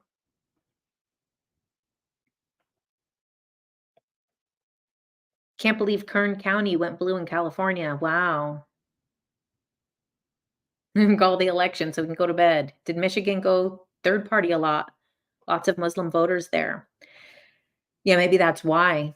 Because a lot of people are not wanting to vote for Kamala. Just look at the panels on MSN.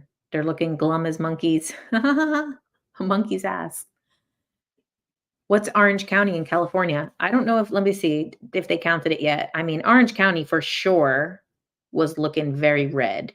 Like when you're in Orange County, there is a ton of, I'm gonna zoom in further. Interesting. Okay, it's all blue.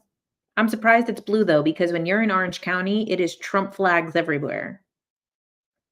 Like the first time I went to Orange County, I was like, oh shit, what? I didn't know this was happening here. I had no idea.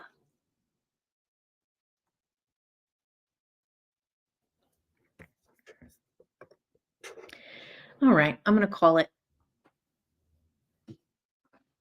We've been going on a long time here. We've been going on and on. It's 12 a.m. here and you're not ready to go. Great beaches. Oh, yeah. I love Orange County. Honestly, when you're in LA and then you go to Orange County, you're like, oh, man, this is California. You're like, this is clean and nice and safe. 2 a.m. there. The OC has been red since forever. Totally. You live in Huntington Beach and they rally for him on Main Street daily. Why didn't I move to OC? I was thinking to move to Laguna Beach because I had I have friends there, and then also, I had a nice opportunity for an apartment that pretty much is the same cost as my apartment here. But when I did the ayahuasca, Mother Aya said to just stay put until my book comes out, and then I'll get to go wherever I want, and I could just go live a nomadic life after that. Ronald Reagan said that's where all the good Republicans go to die. Oh, Orange County? That's funny. I never heard that. 2 a.m., are you in Greenland? In Paraguay.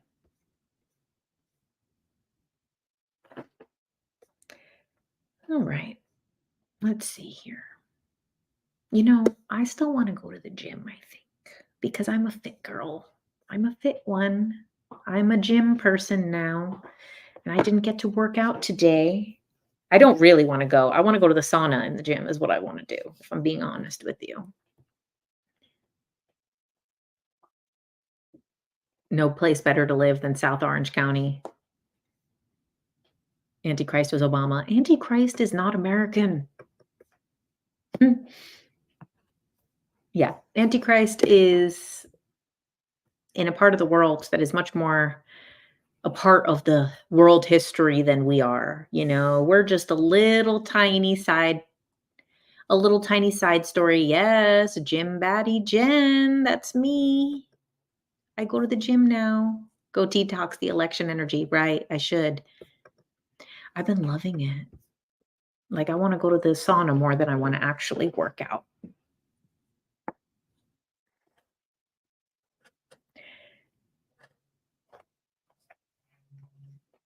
Okay.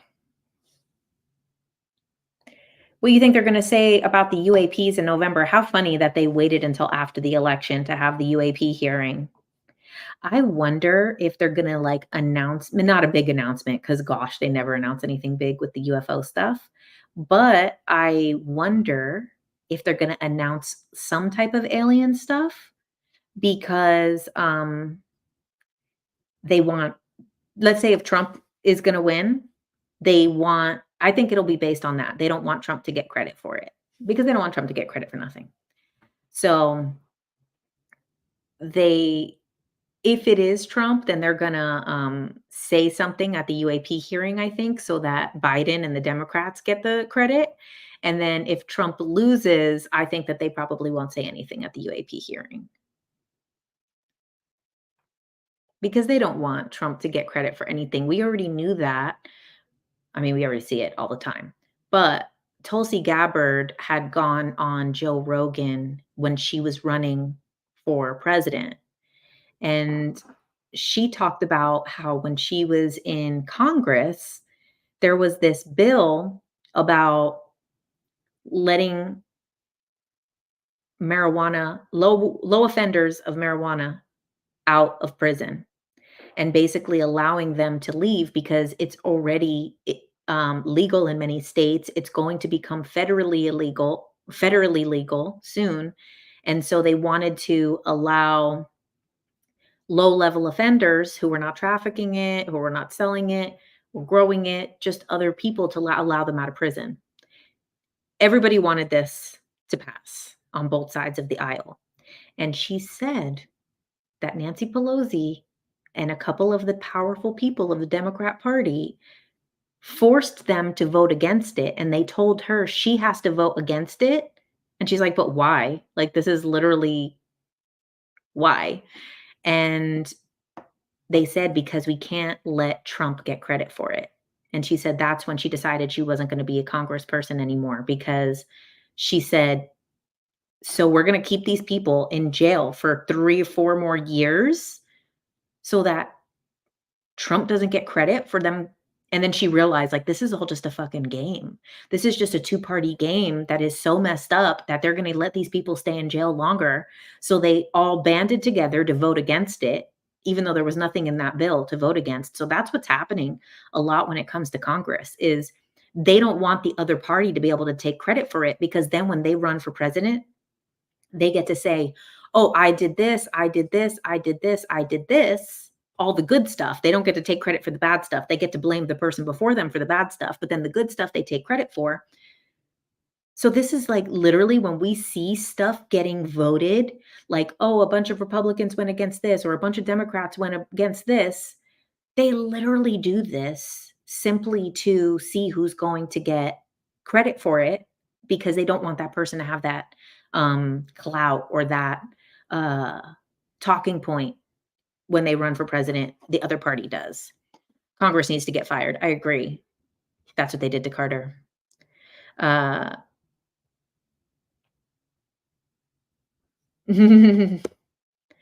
Not that you were talking about it too much right now. I just only want to listen to you and ignore what the count is. Okay, but I want to look at the count now. It's the same. My God. It's the same. Get it together with these states. Come on. Okay, let's do a little mock here. See, I think that they're going to do something shady. I feel like something shady is coming. I'm just feeling it. I feel like they're going to do something shady. So let's see. Oh, I already counted it, that he has like these potential votes are like 60 or something like that, right? They need to call some other states. Come on, how long? Okay, Georgia's at 93. Then just freaking call it already. 93? 86, Pennsylvania. Come on, call these already. If you're calling shit with 0%, like Hawaii, 0% in, and you're already calling it, call it at 93% and call it at 86%. 52, keep counting. 80, I don't know. Getting close to call it there. 59, all right, keep counting. Minnesota has really come through. Let's really say here, Minnesota, we've saw them come from 5% to 59. They are counting away. Those sweet people of Minnesota. Let's see. 51% in Arizona. Okay, they were at the same identical number for most of the night. Now they are starting to teeter in one direction, but still very close. Oh, Nevada, get your shit together. Let's see here. Minnesota got lucky. Minnesota got real lucky, you know, because they have a lot of third party votes here that are showing. Rochelle Fruit, who the hell is that? They got real lucky with all those third party votes. Bring on the count. I don't think it's called yet. Still a lot of people out there. Yeah, I think so with Nevada, right? They're just finishing voting because anyone who's online is allowed to get to vote. They're just magically going to come up with the Kamala votes and turn blue by the morning. That's what I think. Because that's what happens. That's what happens a lot of times is like you go to sleep and then all of a sudden it's different. Do I have a preference who wins? I accept whoever wins. I accept whoever wins. But like I said, I don't think that it's right that Kamala didn't go through the process. So that is one thing that I do um, have some preference towards. But at the end of the day, I don't care. At the end of the day, whatever happens, happens. When I came back from the ayahuasca and Mother Aya told me Kamala was going to win, I said, you know what? Whatever. Whatever. It is what it is. But I don't like the way that happened because we already knew. We can go back to I'm sure it's on some of my Tuesday night lives where we talked about it probably in February and January, because I remember talking about it at Conscious Life Expo with people that they know that Biden is not fit. They're going to wait till August, but they had to wait till July because Trump got shot. But I knew the original plan was to August because in August, they didn't have to go through any process to put someone in. I had been talking about it. I knew that they did this. So that's the thing that pissed me off, is that instead, when we all knew that he was mentally incompetent to run and did not have the health to run, uh, far beyond January of this year, far beyond. We've seen him speak publicly and he was completely out of it. Like, we knew that he was not fit to be running the country. So it was not fair what they did, and they purposely did that because they did not want their party to select a person. You know why? Because if their party actually selected, they would pick a super progressive person. That's what they don't wanna admit, is that the Democrats would have picked a super progressive, they would have picked something more like an AOC type of, not that she was gonna run, but like someone like an AOC, or, I don't think Bernie would have run either because everyone in the Democratic Party is so in line and sticks to their, rules, but that's who the party wants. That's who the people on that side want. They want someone who is very progressive. And the Democrats are terrified of allowing someone that's very progressive in. So what they did was they rigged it. So that's the problem. They knew he shouldn't have run, but they kept him in because they didn't want the public to select. So that is why I have a preference towards, I don't think that Kamala should win. I don't find it fair if she wins because that's so wrong. You didn't allow your party to select. And this is why you have so many people that are not voting in these states or that are opting out of voting or that are voting third party because they're afraid of allowing an actual progressive candidate in. So they want to stick with someone who, I mean, Kamala is very right leaning. I know she's more like a centrist, but she's very right leaning. I mean, except she's very pro-war, but, like, she's for the war, she's for the guns, she's for the cops. I'm not saying these are bad things, I'm just saying it doesn't align with the base. It doesn't align with their audience. They're not reading the room is the problem.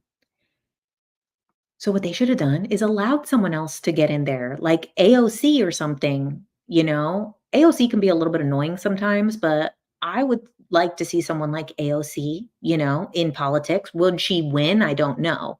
But I would like to see someone more like her because you're so wrong.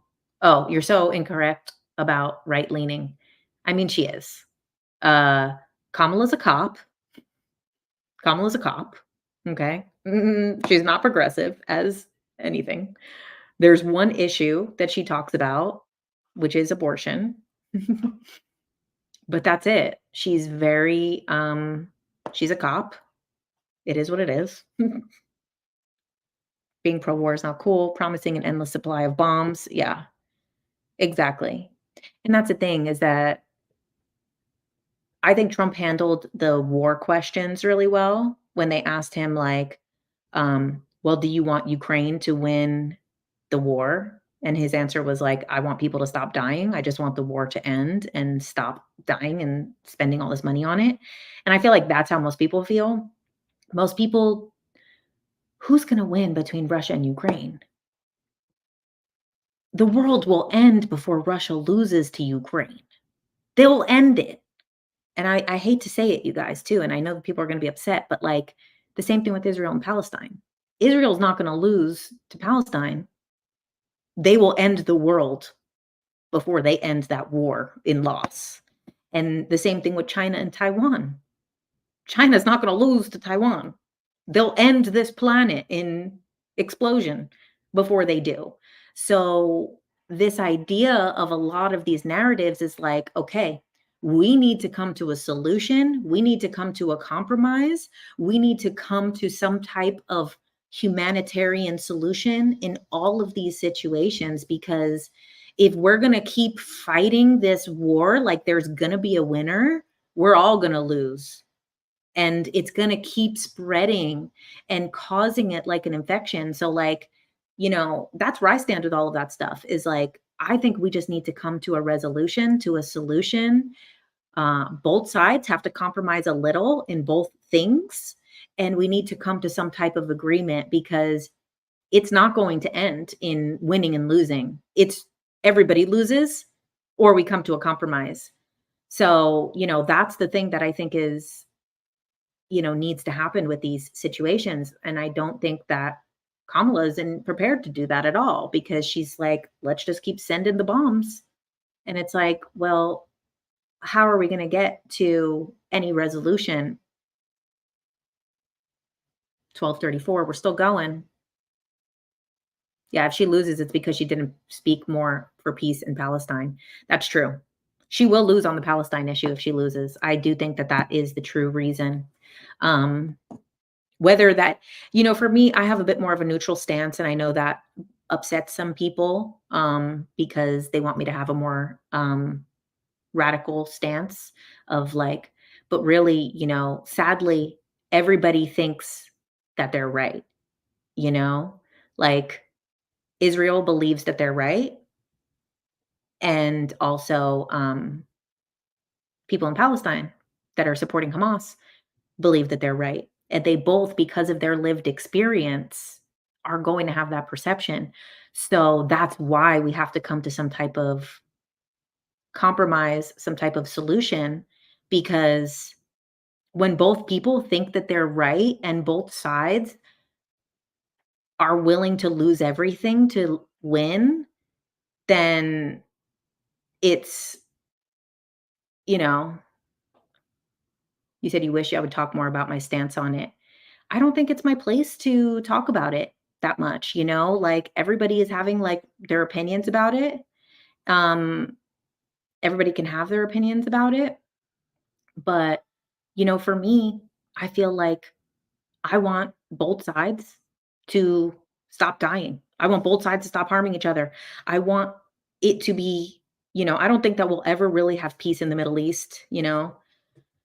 It's nice on a shirt. I don't think that we'll have it. But it does have to come to some type of resolution.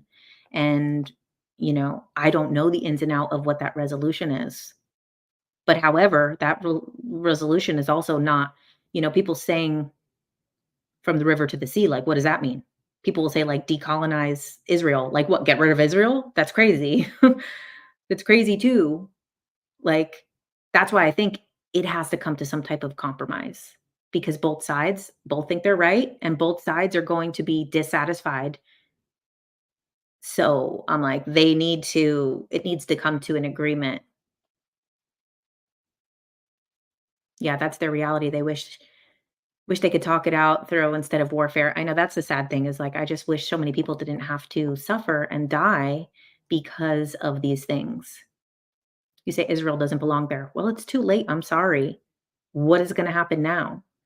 The US also doesn't belong here, but it's already here for 200 years and it is what it is. And it's difficult, but what are we going to do? That's like saying, where is the US going to go? We all get sent back to the countries. We're not from those countries, you know? So that's why there has to be some type of where's Elle for this conversation? Right. Elle was really going hard about the Zionism, you know? And I would never identify as anything. I don't even identify as anything. The only thing I identify as a woman, and that's it. But I just think like at this point, people using this either you're a Zionist or you're an anti-Zionist or this or that, and it's like it's already there. The country is already there. The solution what is to remove it? That's not gonna happen, and the world will end in nuclear explosion before that happens.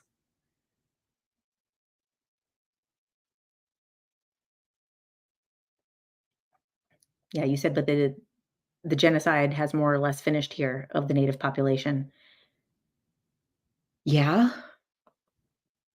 but the thing is like, what is the solution? This is what I don't understand is like, what is the solution for people who think that one side is right or wrong? What is the solution then? Destroy the other? End the other? Remove the other? That's what I don't understand is like people are saying stuff, but it's like, I don't understand what they want as the outcome.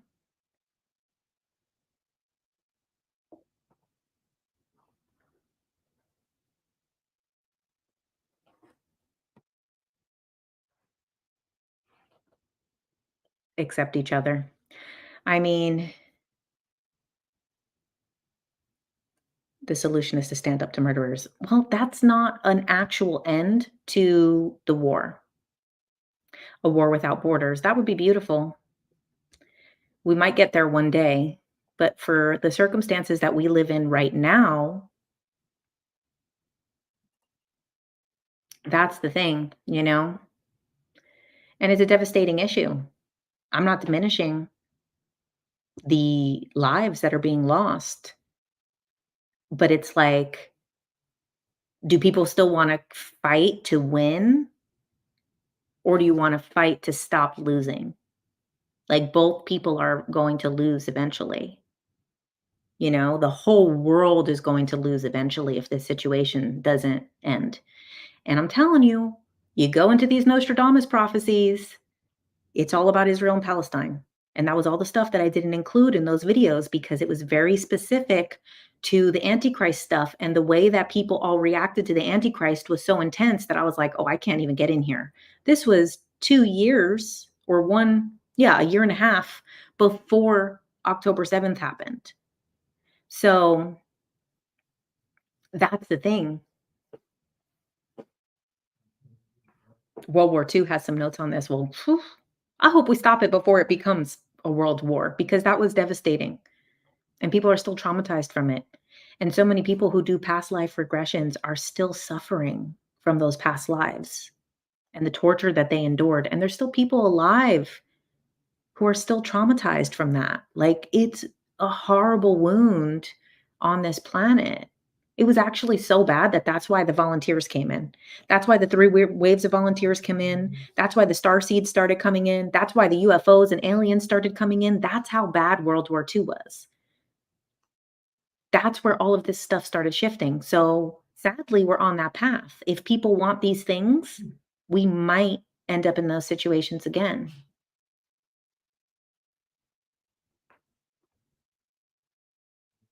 I know, came up in my recent live with the books, I know. And there's so much stuff in those books about the issue between Israel and Palestine, and that basically does lead to the apocalyptic situation. And I don't wanna live on that timeline. So, instead of saying who's right, who's wrong, I would prefer to just live on a timeline where we could just divert away from it. "Oh, he won Georgia. Okay, we're getting closer. Let's see what's happening. Let's go back to the maps." They're not saying it. They're not saying it on Google. Come on, Google. No, they're not updating. Come on, Google. Associated Press, get it together. Give us the new number. What is it? He's gonna get 16, so that's 146. Okay, 146. Well, the only thing leading blue, what else is leaning blue? We have 4, 4, 10. Okay, so she has a potential to get 18 more with those. Yeah, I think she lost it, you guys. What are the books that you recommend about reading about the Antichrist? The Dolores Cannon, Conversations with Nostradamus, books 1, 2, and 3.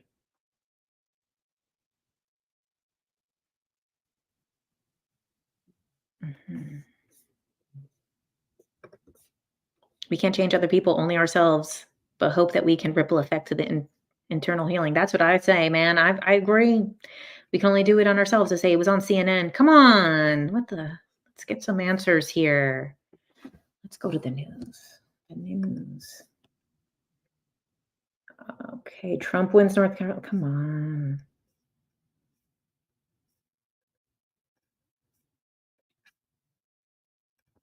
New York Times, 7 minutes ago.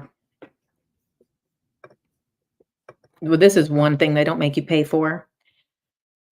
Let's see. Oh, look, so they're saying they're forecasting. Are you guys seeing this? Do I have it up on the screen? Let me see. Okay. They're forecasting that he's going to get 302 and that she's going to get 236 if it keeps going this way. Wow.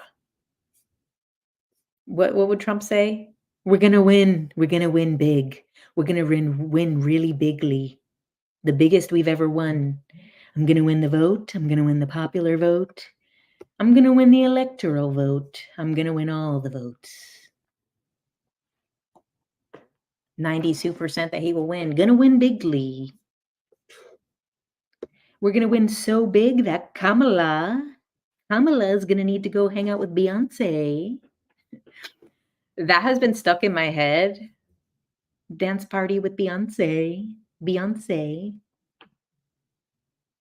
It has been stuck in my head, um, for weeks. You're the only reason I'd watch anything about the election.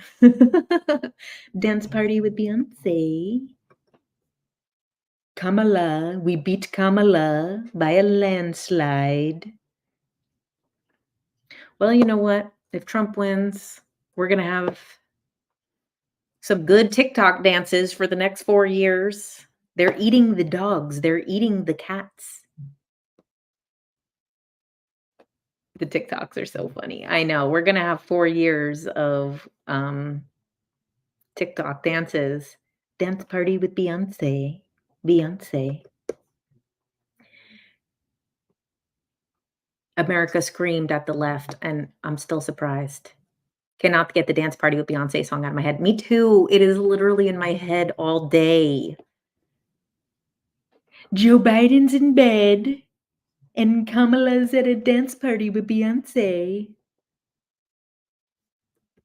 The other one was good too. They're eating the dogs. They're eating the cats. What do I think of Project 2025? I don't think about it, Bridget. I don't think about it one bit. No, I don't think about the Project 2025 stuff. Honestly, those things, there's always stuff like that that comes out on both sides about, like, what their idea would be, and that shit never comes to light because you still have half of Congress, half of the representatives that are still on the other side. So just like I talked about with, like, the Tulsi Gabbard thing, how she says that one side wouldn't even do the right thing because they don't want the ones to get credit for it. They're always voting against each other. Nothing goes through. You know, that's the thing. Nothing goes through because we just live in this divisive system. So I'm not really too worried about any of this stuff because I don't think half of the shit that Trump is saying he wants to do, he's going to get to do because this is, you know, I've been on this green earth long enough to know that these presidents never do. And I think that that's a thing too. I think a lot of people who are voting for Trump are going to be very disappointed that he can't fix the economy. It's too fucked. I hope that he can fix the wars if he wins and wins the House and the Senate. Yeah, but still, they're not going to be able to get all this stuff through. It's not going to pass. These things are like 500 pages. They take forever. I wouldn't worry about all of these things. This Project 2025 is very much propaganda because I don't know if you guys saw that girl, what's her name? Madeline. She's like a punk rock communist TikToker. Not really a fan. And then she came after Ian, you know, cancel this clothing company, Ian, you know, who's my buddy. I love Ian. Ian does amazing work. She came after him, calling him a Nazi, which is just crazy when that's like, I commented on it, like, that's like calling a, uh, a librarian a war criminal. Like, that's crazy. But she came after him. So I really didn't really like her stuff, and then I saw that and I was like, "Come on, why are you doing that?" Anyway, I'm getting sidetracked. She posted a video a couple weeks ago where she talked about getting approached by Vocal Media, and Vocal Media has been doing this stuff with Kamala Harris's campaign where they, pay people, influencers, to post, and they're paying them like 2,500 a post. They're paying some of them $15,000 to post, and they're paying them a lot. Like even the lower people who don't even have a lot of followers, they're paying them like over $1,000 a post to talk about Project 2025 but they're not allowed to say, "Vote for Kamala Harris." So when you see these people talking about, um, 2025 in the videos, but they don't directly say vote Harris and they don't hashtag vote Harris and they don't directly say, hey guys, you got to get out and vote for Harris. They're paid by vocal media. And Madeline leaked emails. Everybody turned on her. And so everybody turned on her because the left got so mad that she posted about it when it was the truth. And she posted the email and it said for um, legal purposes, do not post vote Kamala Harris. So you have to say vote, but you can't say vote Kamala Harris because then it would be considered a political ad. So this loophole. And they've been doing this basically as like social media propaganda about Project 2025. So let me say, if you saw these influencers talking about Project 2025 and the abortion one, there was an abortion one and a Project 2025 one, but if they don't directly say vote for Kamala Harris, it's because they're getting paid. Because why would you not say it? If you care, then why would you not say who to vote for if that's what you're saying? But they're saying it without saying it so that they don't have to hashtag ad. So it's very messed up. So even though I don't really like that girl, Madeline, she posts a lot of crazy stuff like Karl Marx and things like that. But I'm glad that she leaked those emails. And I'm glad I didn't block her when she started coming for Ian, because usually if like they kind of come for someone that's my friend, I'll just block them. But I, for some reason, didn't.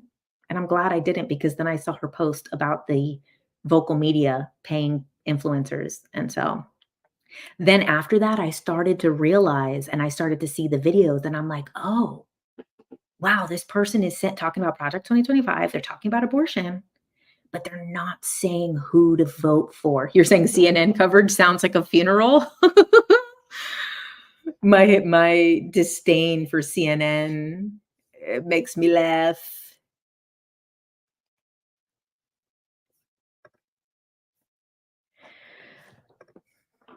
Yep, they're calling all these local radio hosts and small celebrities to be pro Kamala out of nowhere. If they are paying people on TikTok $15,000, imagine, imagine what they paid J Lo. Imagine what they paid Usher. Imagine. I can't imagine. Like, if they were paying, like, obviously, I don't get approached for anything like that. You know, I'm not getting approached for nothing like that. But if someone who has similar followings to me are getting paid several $1,000s, I can't imagine what J Lo got paid. People need to stop it with the Hitler Nazi stuff. It's overused. I know it's actually really crazy, the Hitler stuff, because first of all, it makes people think it's okay to like do any means to stop him, which we've already had how many people try to kill Trump already, you know? So it creates this very scary environment, but it's also like really disrespectful to all the people who died because of Hitler and all of their families. Like, whether you like Trump or not, do you know what Hitler did? That's crazy. Anything that's causing fear and mass hysteria just keeps scrolling. Exactly. A few creators that turned crazy quietly pro Kamala out of her. Because those checks were rolling in. If that girl Madeline was getting offered $15,000, imagine those people. She has like 1 million followers. Imagine the people who have like 4 or 5 million followers. They're probably getting like 20, 30 grand. And then to lose and not get that money back. Well, it wasn't her money anyway, right? It was the money that they donated to Biden, which is part of the reason they had to pick her, because if they would have put anyone else in, it would have they would have had to give the money back. So because people donated to Biden Harris, it has to go to either Biden or Harris, or then for political funding, they would have had to give the money back when Biden dropped out. And most of the money was probably spent already. So like they had to pick her, even if they didn't want to pick her. Imagine how much Beyonce got paid for the dance party. They definitely didn't get a return on their investment. They'll have to resort to cheating. I know. If they flip it now, that would be crazy because he's definitely winning these states, right? Let's go take a look. Let's go take a look, see what's happening here. Let's see. The dance party with Beyonce has been called off. See, they're not announcing Georgia on Associated Press. They want to keep the suspense going. They want this to get a little tighter for the suspense. Let's see. Interesting. So BBC, for the results, they have a picture of Kamala.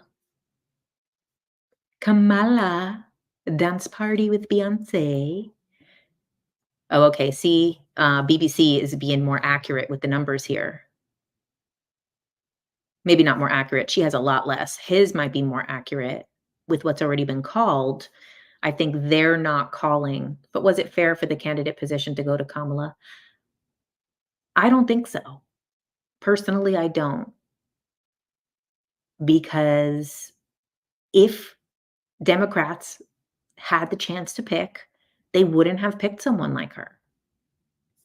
They would have picked someone with more progressive values because that's what they're more aligned with. They would have picked someone who sees eye to eye on their issues. And this is the problem with if she loses, this is why she lost, because they're not speaking to their demographic. And this is why Republicans are winning. Republicans are playing into their demographic. They know that some people care about abortion and some don't. So that's why they're like, well, go to the states, because they're playing into their demographic. They knew, really what they did that was smart. They got the outsider left. Let me see if I can find this chart. Outsider left. Progressive. I wish I could find this chart. I hope I can. Is it this Pew study? Oh, did I find it? I want to see it on one chart. Outsider left. Let's see. Okay, yes, beautiful. We got it. Add to stage. Okay. Here we go. So this is based in 2021, but it's not mini primary was the answer. Yeah, that's what they wouldn't have lost. If they're going to lose, it wouldn't have been if they would have people would have got to choose a candidate that they actually wanted. Okay, you guys, take a look at this. So look at this chart here. This is the general public, okay? And this is something that's very important for everybody. I talk about this all the time, but now because we're pulling up the charts, this is, I do think this has changed since 2021, but I'm assuming it's not so drastic. Okay, so you see this, look at the progressive left. So the progressives, like I said, this is 2021, so it has obviously changed, but is only 6% of the general public. And then the faith and flag conservatives, these are like the fundamentalists, the extreme Christian, these are only 10% of the general public. So these are the loud minority of people. These are such a small group of people, but they're the loudest of anyone. So the loudest is the super progressive left and then the super conservative right. But if you look at the numbers, these are very small groups. Now, establishment liberals, Democratic mainstays. So these Democratic mainstays are someone like, oh, I always vote Democrat every election. I always vote Democrat, stuff like that. Like whether I like it or don't, they're kind of more centrist in their opinions, but they just stick to it. A lot of people's parents, older siblings, a lot of people are on, you said you're still on. I know, we ended up not going, we stayed. So that's where a lot of people are. Like, say, like a lot of these people, like, I've been a Democrat my whole life. I'll vote Democrat no matter what. That's right here. This is 16% of the population. Establishment liberals. I don't know exactly what that means, but it's someone between probably like the people who really care more about those issues than just being like, oh, I'm a Democrat, the people who care more about the political issues. Then we look over here. The committed conservatives, 7%. These are the people who very strong, probably like not like your Charlie Kirk all the way, not your candid. I mean, maybe even still, these people are probably like Charlie Kirk and stuff are here is like in this group. But these are like just making these points here. So look, populist right. So these are like your fiscal conservatives. Your populist right are just the people who are just Republicans. They just are. Their families are. They live in those states. They just are. But you see, then this area right here is really interesting. The outsider left and the ambivalent right, and then the stressed sideliners. So these stressed sideliners, I think it's a little messed up. They call people stressed. But this is like your middle ground, your people who don't vote, your people who don't like it. But this right here, the outsider left, that's where I would probably have mostly put myself is like, being, we can't see it. I know I'm sharing it only on the screen in YouTube. I can't share to TikTok. But if you want, come over to YouTube. So the outsider left is 10% of the general public. So those are like people, I would be considered outsider left, or usually had been considered outsider left, because the outsider left is the people who,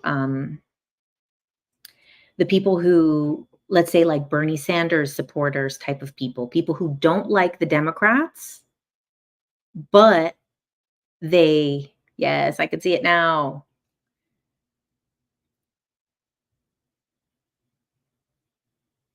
The counts are in. Let's check. Google better not frickin' lie to me right now. I'm telling you. Google, I swear to God. Okay, wow, they officially updated to 246. Oh, he's winning. He's winning. She smoked. Okay. So the outsider left is these people who, a lot of times, the hippies, the spiritual people, a lot of the people who were going for RFK are the outsider left people. They're people who kind of lean more towards democratic values with like, choose what you want with abortion, stuff like that. Weed should be legal, but don't really care about like the Democratic Party, just have more liberal leaning values, but they don't really fit into the party and they don't care about the party. They might not even like the party, but their values lean more that way. Then you have the ambivalent right. And these are the people the same on the other side. That's only 12% of the population, which honestly is fairly big considering where the progressives are and where the faith-based are. These are bigger. So these are people who kind of lean more towards the right. These are people who probably think like abortion should be illegal, but don't really care that much about politics.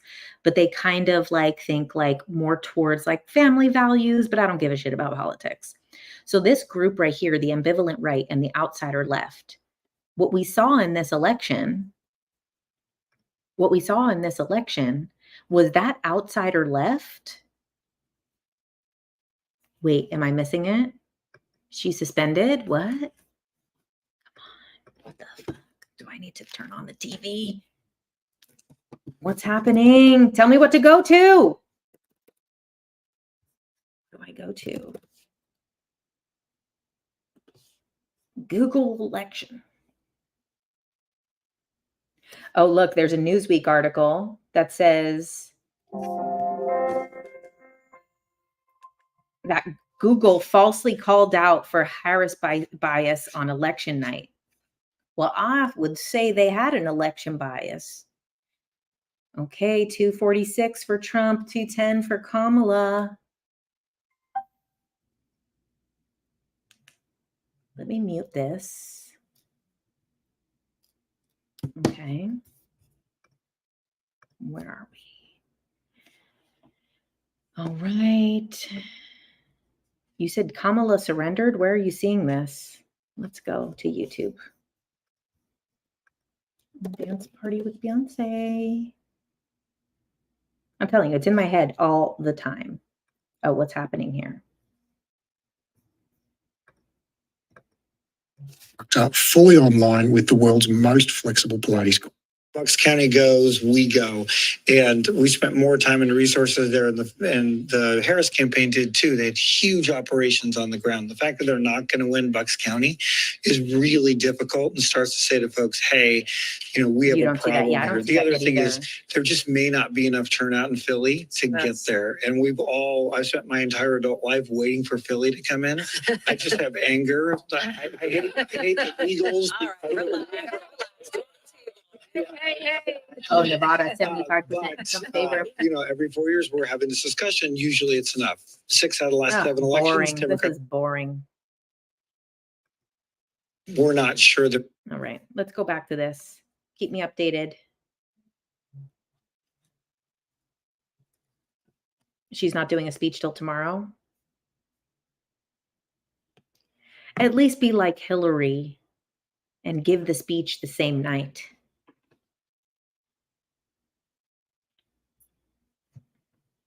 Okay.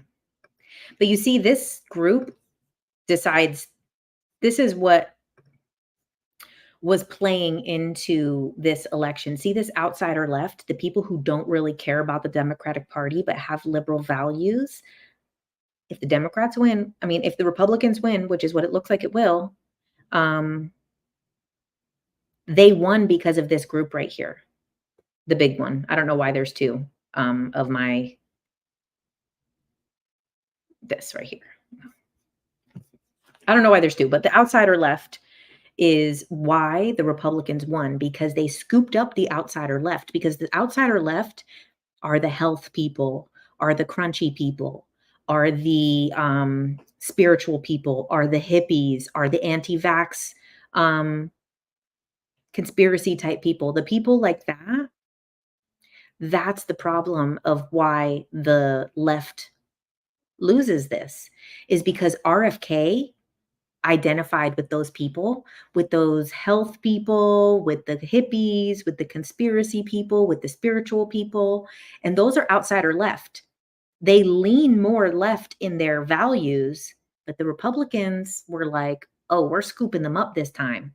And once they got RFK on their side and Tulsi on their side, because RFK was outsider left, Tulsi is outsider left, that's where they scooped up all those extra votes. If he doesn't win at this point, then it's definitely shady. I agree. Trump going to speak, but be 30 minutes though. He's going to speak. Let's see. Trump speech. It's looking like we're going to win. They don't want to call it. Data is looking good too. Now you start to wonder, do you guys hear this when I have this on? The Electoral College. Yeah, New York Times needle is now at greater than 95% and likely to win the popular vote is what they have. Well, let's check in. Let's go out to Vegas. Jeff Paul is live in Las Vegas. Jeff, you bet he says we're back in business, baby. Well, a lot of excitement here and optimism at the Sam Brown watch party. He's, of course, the Republican candidate trying to unseat the Democratic incumbent Senator Jackie Rosen. And just a few moments ago, when Bill was talking about Nevada, you heard a lot of cheers here from the crowd at the Sam Brown watch party, just knowing some of those initial numbers. It took nearly 3 hours to finally get some of those numbers. We're hoping to get another batch in the coming hours, but Nevada has Okay, I'll turn that off for now because we don't need to hear all that. But then when we see him, oh, wait, no, that's not what I wanted to do. I wanted to do this and then this. There we go. We'll keep it. Oh, look, there's RFK in the background. You're not a Trump supporter, by the way, just a neutral observer. You do find him hilarious. Yeah. That's the thing, is I hate that people have to give this disclaimer like, oh, I'm not a Trump supporter. Like, that's the thing that became so crazy about this. Like, it's not fair that like people have to live this way, that like we have to give a disclaimer before every statement because, oh my God, it means I'm a bad person if I don't hate this person. It's weird. You were going to vote for Jill. If RFK didn't drop out, that's who was getting your vote. So you're right. They did the right move. So interesting, though. I thought she would win. Well, Mother Aya, Mother Aya lied to me again. Just like Mother Aya told me to go talk to my father. Well, Mother Aya, am I not really a lesbian? Why did you lie to me all night, Mother Aya? And it's crazy because the first time I did ayahuasca, it was like all the universal truths. It was all the universal truths. When I read the Kabbalion, you have all the QHHD people from Australia in your chat. So when I read the Kabbalion, this universal principles, these hermetic principles, um, was everything that came through in my first ayahuasca ceremonies. All 4 of them were like, I read this book and I'm like, oh my God, that's everything that Mother Aya said. When I read Conversations with God, I'm like, that's what everything Mother Aya said. In Peru, Mother Aya had a lot of lying to do. She told me Kamala will win. She told me to go see my father. She told me I'm a lesbian.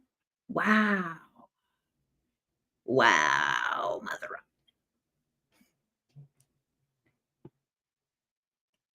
Did she say she would win or that she'd be president?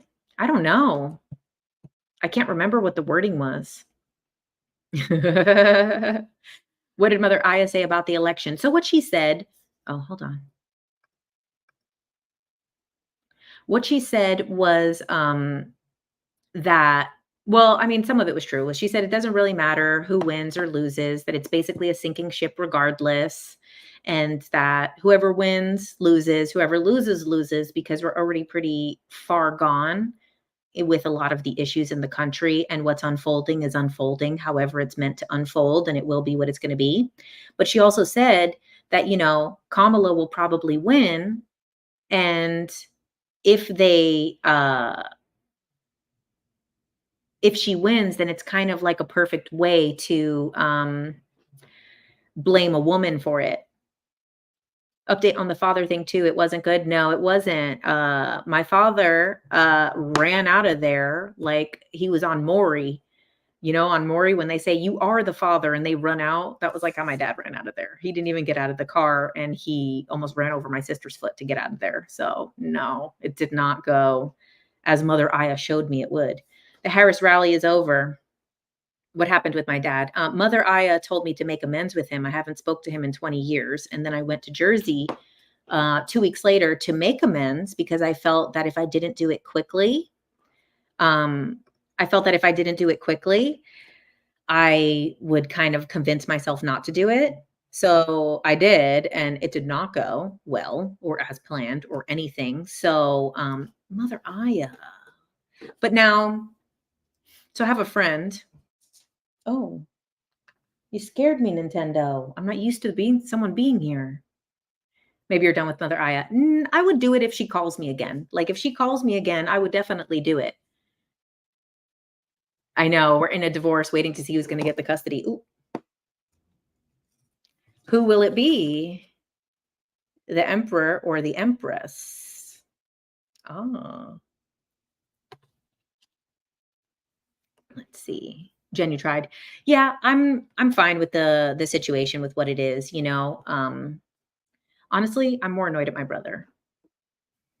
My brother caught a stray during it because my brother annoyed me during it. So I'm like honestly more annoyed at my brother. Okay. You got scared a minute ago because there was birthday balloons floating in your hallway. Oh no. You're like, damn, the aliens are coming. Maybe Kamala is winning and Bashar is right. Today feels like the entire planet is waiting for the results of an STD test. He's winning Alaska. Okay, hold on. Dance party with Beyonce. Okay, let's do a new tab here and do Google's biased ass. 247. How did he get 1? Oh, look, he's got it. All of these are leaning red. Oh, she's cooked. She's done. It is what it is. I got to go put on my cowboy hat. because you know what? We're back to Trump's America here. There we go. All right. It is what it is. I'm okay with whatever happens. And I guess this is what's happening. You said same.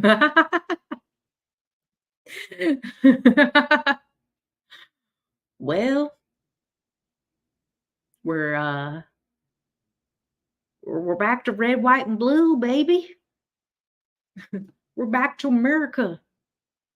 People are pissed.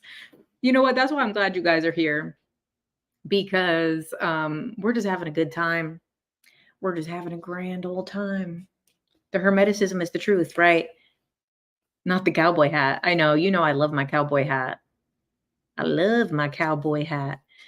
You know, I like my cowboy hat because I look good in it, okay? And sometimes people on Instagram act like that means something more, you know? Like I commented on this thing about Rosa Parks because as you know, or maybe you don't, the original Rosa Parks story was actually not her. It was this woman or girl, 14, 15 years old, Claudette Colvin. And the fact that she was darker skin and then was pregnant out of wedlock. And apparently they said that the father of the baby was a pastor who was cheating. She's the one who wouldn't move to the back of the bus. And so Rosa Parks was part of the ACLU, and they used her instead, and they did the photo op instead, and they staged the same event so that she was the one who wouldn't go to the back of the bus because they felt it would be more of a representative that people can get behind. So there was like a video talking about Rosa Parks, but then I said in the comments, I was like, yeah, I was messed up when I found out it wasn't Rosa Parks. And then a bunch of people were like, oh, that's crazy. That's crazy. But then some people were commenting, like, because I had a cowboy hat, like, oh, girl, what are you crazy with that picture? Like, what, you think I can't talk about Rosa Parks and wear a cowboy hat? Melania is probably having her beauty sleep right now. I don't know why I picture her as unfazed by it all for some reason. You know what, though? Is anything true? No. You've never heard that before. No, it's crazy. I only just recently found out. You're just learning about Rosa Parks. I know. I only recently learned it, and I'm like, damn, that's messed up. So now if I ever get that, that guy that does the videos on like TikTok and Instagram that he's like, name your favorite 3 Black people. He'll like come up to a white person and be like, name your favorite 3 Black people. I'm going to say Claudette Colvin. Because you know what? Claudette Colvin, her legacy should be living on because she was the real one who wouldn't move to the back of the bus. I love Claudette Colvin. You like when Sloan calls him Orange Man Bad. It's so funny. Whenever someone says his name, she goes, Orange Man Bad. Orange Man Bad.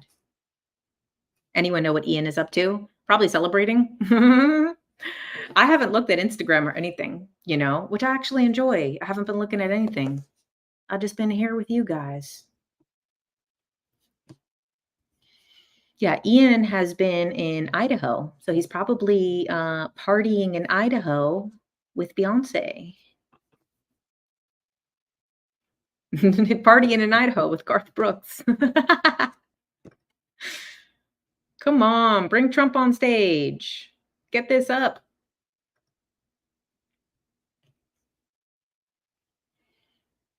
You have to say real quick, the other week on TikTok live, when you talked about your ex being possessed, I had heavy energy with that and it gave me bad dreams and had to say to myself, oh, sorry about that, Julie. It's a really messed up, fucked up story. It really is. That was part of the reason, like, people asked me to share it for a long time, and it's been years. And it wasn't until now I know that he's okay that I did. They're getting the stage ready for Beyonce. No, for Trump. Who's Ian? Canceled his clothing company. Ian's such a sweetheart, too. He's such a nice person. That's why I really didn't like that girl on TikTok coming after him. But I'm glad I didn't block her because she exposed that video. It was so bad. I'm glad you're okay. I know. Thank you. Ian is the best. Yeah, he really is. He's such a great, He's a really nice person in real life and very sweet, but also amazing content creator. And he's going really big places. You said you saw him the other day and he looks gigantic. He's very tall. Like, I'm tall and he was a lot taller than me. Big heart, genuine Ian. Yeah, he is. He is very genuine. Aw, you love Ian. He's so intelligent. He is. He's a sweetheart. Yeah. Cowboys came from Mexico. Yes. That's how we say buckaroos. Trying to say vaquero. Oh, interesting. You can wear a cowboy hat if you want. Mexicans love to share their culture. Yes. You want him to do the grocery store aisle, but with Aussie brands. Oh, that would be cool. Come on, let's get this dance party going. How can we hear your story? Which story? Oh, that messed up story that I was referencing? That I only did on the live. But I wrote about it on my Substack. So if people want to read it, I love Day of the Dead. Yeah, Day of the Dead is cool. I still have my marigolds here. They're almost dead. All right, what's happening? Is that Barron Trump down there? No, just another tall white guy. Looks like Zuckerberg. I have that problem where I think all white people look the same. I'm like, is that Barron Trump? Is that Zuckerberg? Who is that? I want to see Barron Trump dance. The world will shake. Who's taller, Ian or Barron? Oh, I think Barron. I think Barron, is he 6'7" or 6'9"?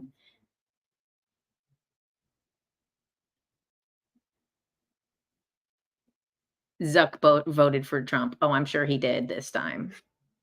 All right, they're celebrating. Is he out yet? I don't want to mute it if they're playing some song that's going to get me a copyright strike.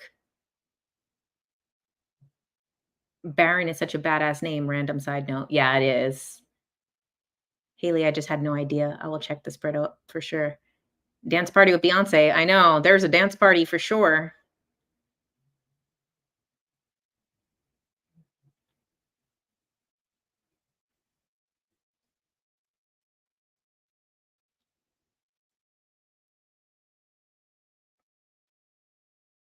All right, come on, Mr. Trump, get out.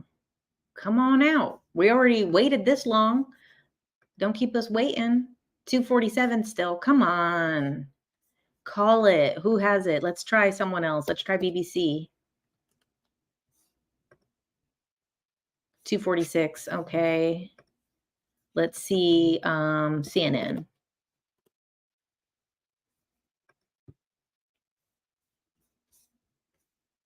246 to 187. You know what? They are biased on Google because on Google they're saying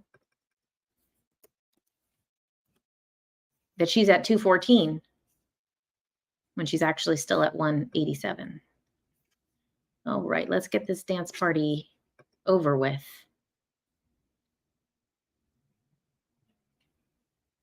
I hope he thanks Beyonce after he wins. Oh my God, that would be so funny. Trump is going to celebrate with a Diet Coke. And there isn't anything more American. That's funny. And McDonald's. Honestly, his McDonald's photo op was so funny. That was cracking me up, the McDonald's thing. Like, when he was at McDonald's, I was laughing so hard at that. Like, I really was. What is the lesbian thing? Well, Mother Ayahuasca told me to just be gay. But now I don't know. But no, I haven't been feeling it in the sense of like, I really have not been feeling attracted to anyone after getting shot at. Honestly, you know what? He deserves it after getting shot. After getting shot, it is the right thing to do.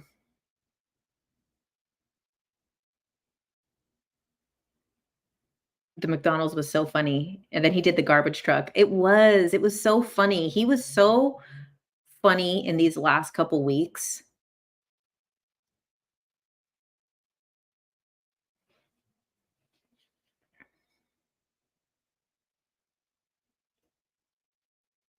Elon's making a new search engine to go against Google. Interesting. That's when your mind changed? Oh, what, the garbage truck and the McDonald's? How is this important? It's not. It's all just a game. Who really cares? It's okay to not be focused on relationships. Sometimes you wish you could focus on me fully, but the loneliness is the hard part. He should start with, I would like to thank Beyonce and Megan Thee Stallion. He literally thought people picked up the fries with their hands.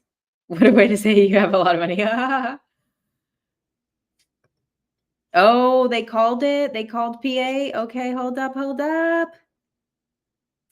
Fucking Google. Let's do New York Times, as much as I hate them. The only thing I like about New York Times is I want my book on the bestseller list, but everything else I can't stand. No. Come on, somebody call it. Let's see what CNN has to say. Come on, CNN. Do something right. No, I've never been shot at. Are you crazy?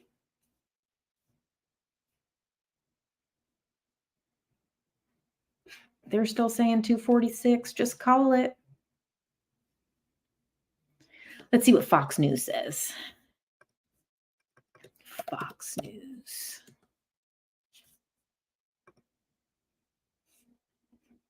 Projected to win Pennsylvania. Okay, they're showing 267. 267. Oh, if he gets Alaska soon, those will be those three.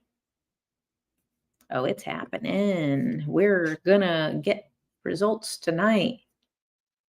Only state close is Arizona. The rest are done. Yeah.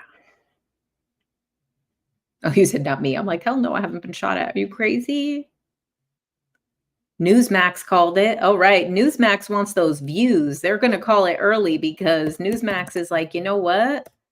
Let's get this. Let's get these views right now.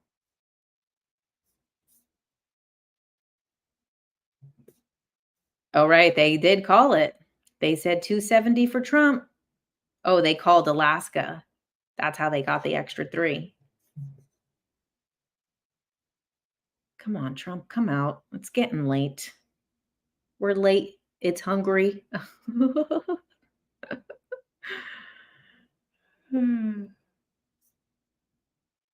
he won the popular vote, but I guess we still have to count the other stuff. But winning the popular vote is crazy, the popular and the electoral, because if winning both, that's kind of what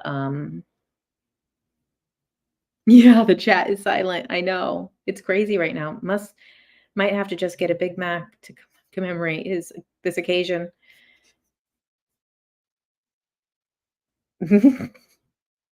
Newsmax is like, get those clicks. They're like, put the expensive advertisers up now. Okay, let's see what's happening. Yeah, Trump's not going to come out until it's truly called, but they know it.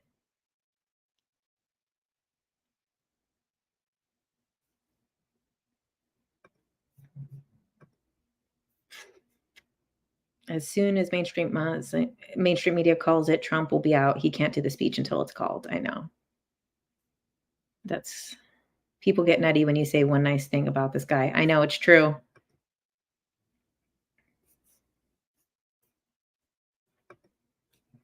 Newsmax just voted for Jill in Hawaii. Sloan did say it. You're right, Erica. Sloan said it. She said Trump was going to win. Once again, with Sloan's predictions coming through. He's so close. I got work tomorrow, but I can't sleep. I know. Just frickin' call it. Come on. Newsmax already did it. Let's see. Let's see what Google's up to.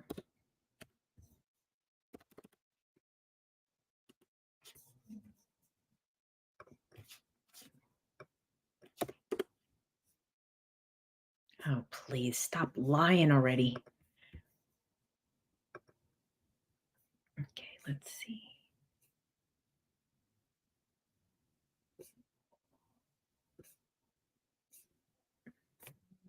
She should just give her speech tonight too. This guy. Let's see.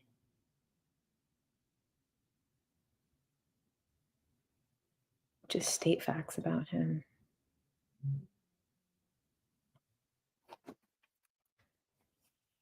You know what? I'm surprised.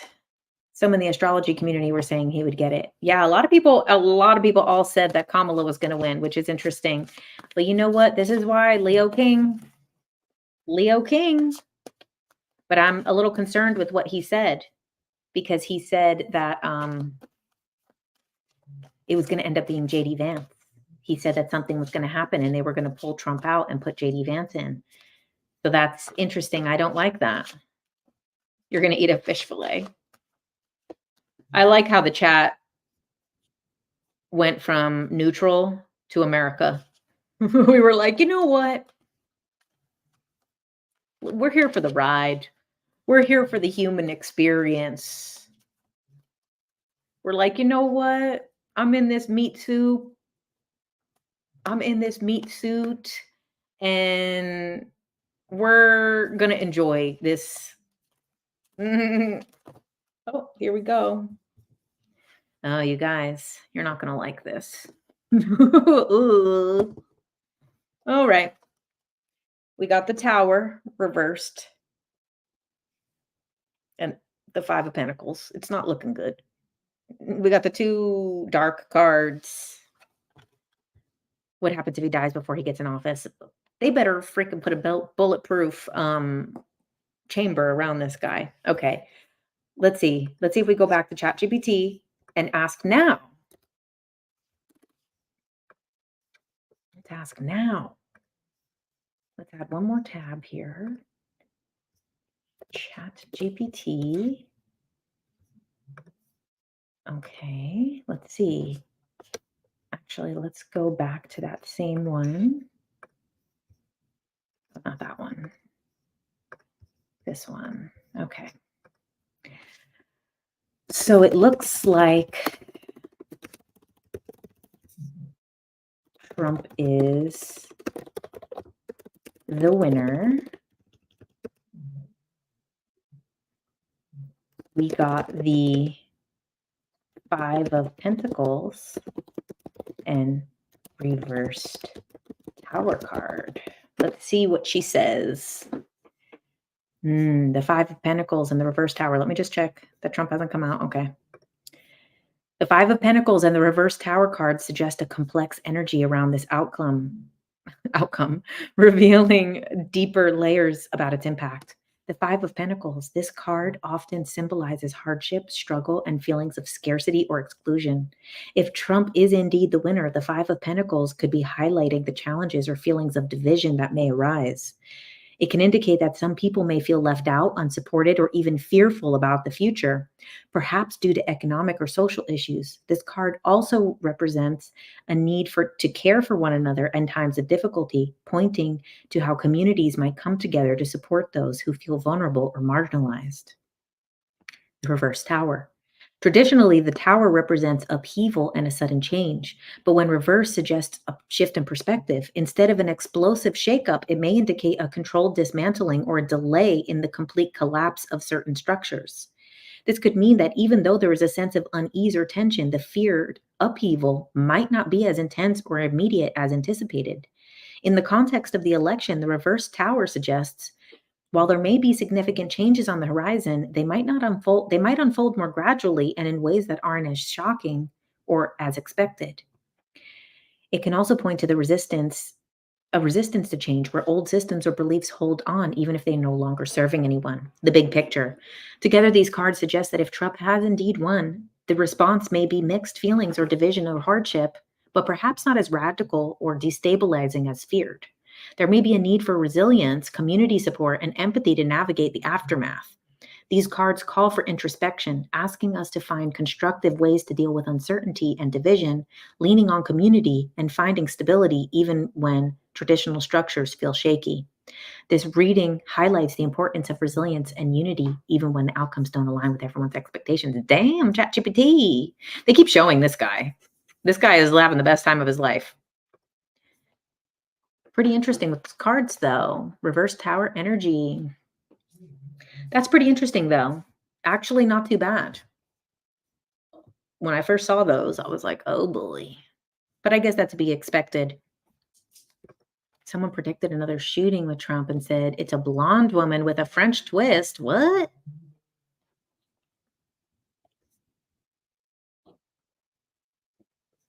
Hopefully the Pleiadians will protect him. Okay. So maybe I shouldn't say this, but someone that knows one of the Trumps, I won't say which one, says that they told them, one of the Trump family members, one of the kids, told them that they're Pleiadian. And it's a reliable source who was told directly by this person. They told me that one of the Trump family members talked to them about star seeds and said that they're Pleiadian. And I was like, what? Are you, they said that?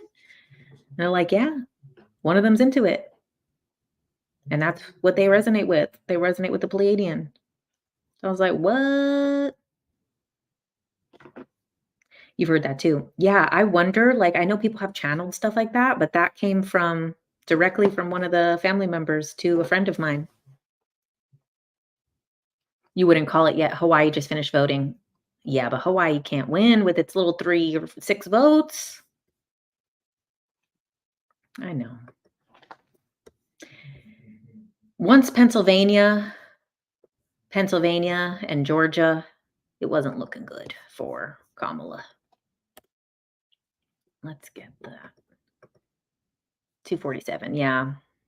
The only thing right now that could be significant, yeah, Hawaii was already counted. They counted her already towards the 214.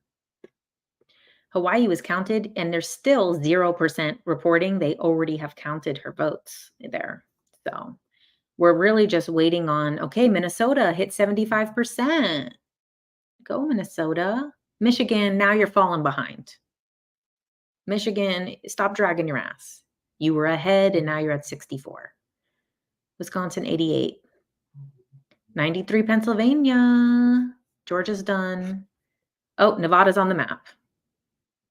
Yeah, Nevada's on the map. 51 to 47. Pretty close, though. Wow, Arizona is close. Electoral votes 11, and it is very close. 50 to 49. Very, very close. Let's see. He's not going to come out yet. All right, let's try to get this going here. We've been here a while. He kind of mopped the floor. That's true. Less close than the 2020 election, that's for sure. You believe it? That's how kingship was lowered down here, is the starseed stuff. That's probably not the right way to say it, but yeah. Don Jr. probably. No, it wasn't Don. I don't think Don's into the spiritual stuff that much.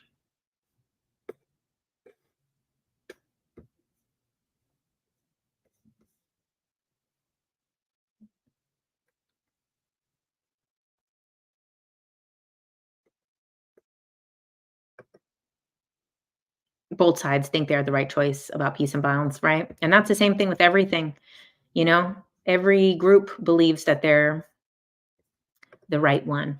So I wonder what's going to happen now, you know? Obviously, you know, things will unfold. Hopefully things unfold in a way that is civil. But now I'm really interested in like this cabinet. Like I want Tulsi in a good position because I have been a fan of Tulsi for a long time. Hopefully the food gets better. If RFK gets anything done with the FDA, RFK versus the FDA, if he gets anything done with the FDA, that would be a huge win because we know what they're doing. If we could just get the food to be the way that it is in Europe, like in Europe, most of the stuff that's in our food is illegal. And if we could just get that it would be honestly, you know, that really would be in the right direction of how we want to live, you know? I think, like, if we can get that, that would be the best outcome of this whole thing, because we got to get the poison out of the food. Said he will defluorinate the water supply. I hope so. I hope he can do that. That's harder than it sounds like. The water is one thing. I think that they're going to have issues with the water because we don't even have clean water in most places. Like most places in the country, you can't even drink the water out of the tap. So the water would be amazing, but I think something that is easy to get done would be to regulate certain poisons, you know? Like, they have all these things that is like the same ingredients in Europe versus here has all these dyes and chemicals and poisons and stuff. And then there it's just the ingredients. And the same thing with like cleaning products and all of that. So that would be something. Yeah, he said he would go after the fluoride in water. I just think it'll be really difficult to actually pull off because the water is so fluorinated. How are they going to get the fluoride out of the water? And plus, we have like a terrible water thing. But I would love to see that. I would love to see that the water supply gets better. But I would just like, if things like Kellogg's, General Mills, Dannon, and stuff like that, if they had to follow tougher regulations, it would change the whole trajectory of this planet. So I'm being hopeful about it. And the pesticides, yeah. And the pesticides, that's the thing. Oh, stop lying with this. Somebody call it. Somebody have the balls like Newsmax did. Oh, Natasha's back. It's late. Flint, Michigan is still without clean water. That's what I'm saying is they're talking about not defluorinating the water. I'm like, get the water alone to places, Flint, Michigan, a lot of places in New Jersey, a lot of places in Florida, just that I know of personally that have unsafe water. We don't really even have safe water to drink here in California through the tap. But yeah, the GMOs, that would be wonderful. Do you reckon they're going to call it today? Lots of talk from Obama and co about not having results for several days. I think it's interesting how they said they weren't going to have the votes for a few days, but they got swept. Because I think at this point, what can happen? The only one that she's leading in is Minnesota, so it's only 10 votes. It would only bring her to 224. He's going to get over 300. It's going to be a sweep. It's going to be a monumental sweep. He's going to say, we beat Kamala. We beat Kamala so bad she had to go home. We beat Kamala and she's home now. She couldn't even talk.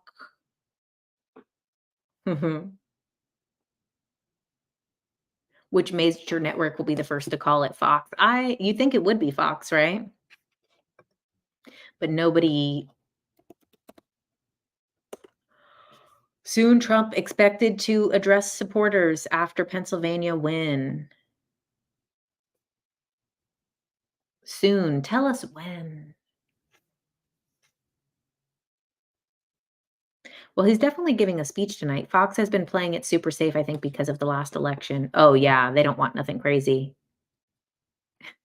He's going to be like, go home, Mamala. That's funny. Yeah, they're saying he's going to do 306 and she's going to do 232. Yeah. Well. Oh, right, because she still has Maine coming in. Maine. How many does Maine have? 63% in and 2 electoral votes. Abortion rights measure fails in Florida. What does that mean? Defeat gosh, I'm not paying you. Right, let's see. He's not out yet. Honestly, just excited for whatever next TikTok song is made from the speech, right? I know. CNN is saying it looks like it's going to be Trump. It's happening. It may be true, but it's definitely not worth laughing about. We're having a good time here, Mimi. We've been laughing all night. We've been laughing all night. Laughter heals. Water in UK is really bad. Yeah, you have to filter it. Just excited for, yeah. Yeah, just waiting for the memes. Will Trump presidency commit to disclosure? They better. They better. They better. Haley, laughter heals. I really hope he doesn't order the military to start bombing Palestinians right away. He was apparently the most violent president. I feel like, did I listen to Trump on Rogan? Yeah, I did. But it was funny. Me and my friend were on mushrooms, so we were cracking up. Am I still going to the gym? No. No, I'm not going to the gym.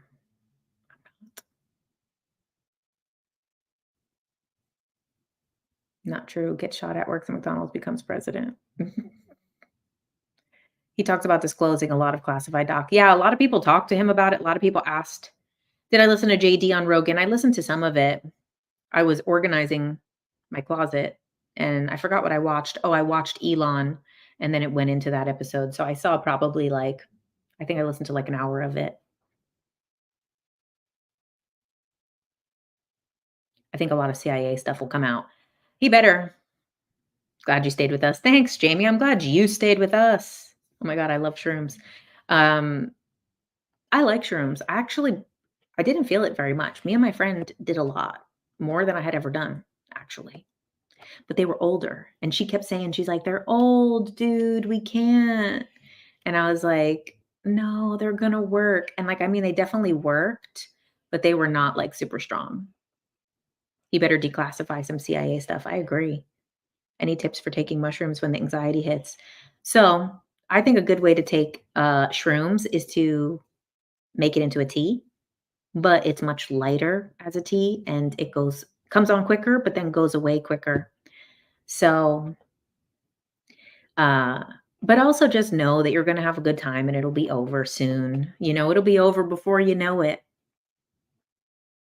Sometimes you're on mushrooms, it'll feel like, I haven't done them a ton. I've really only done them a handful of times. So I'm not an expert at all. But, just remember that it's going to be over pretty soon.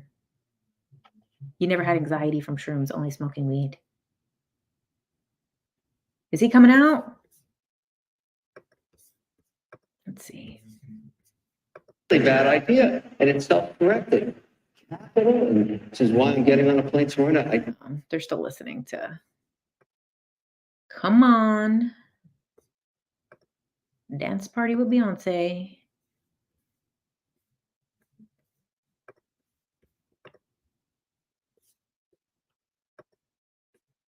Interesting. Okay. You think the disclosure is the chaotic energy of a lot of psychics seeing after the election, then calms. Fox just announced.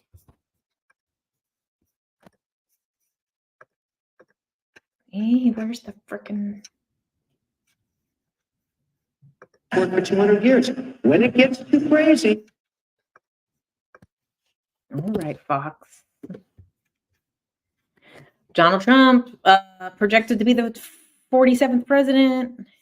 All right. Did they say it?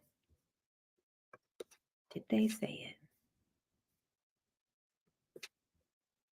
It's the same thing.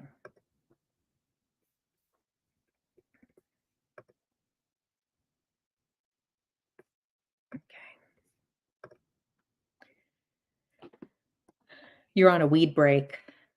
I'm on a weed break forever. That was very hard, though, when I did the mushrooms to not smoke. That was actually really hard. You watch Sweeney Todd on your first mushroom trip. Maybe watch a movie. Mm-hmm. Go in nature if you can. Fox just announced it. Okay, let me get a little snack, okay? I'll be right back because you know what? I'm still within range.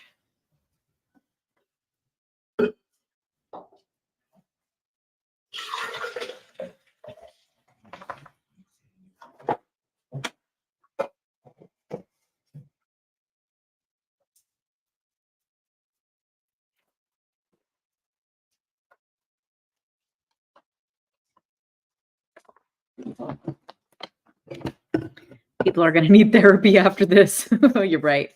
Not us, though. So, guys, just remember, going forward, you got to make your own decisions every day about how you want to live your life. The Dems know they messed up and they are mad at their own party. I agree. Sorry. I'm crunching loud. Watching the sunrise on shrooms. They keep showing the same people in this rally.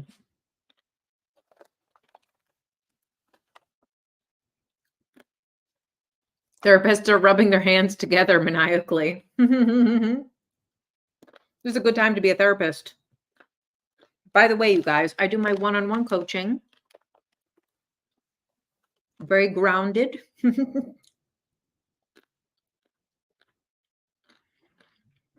How we react is what matters most. You're right.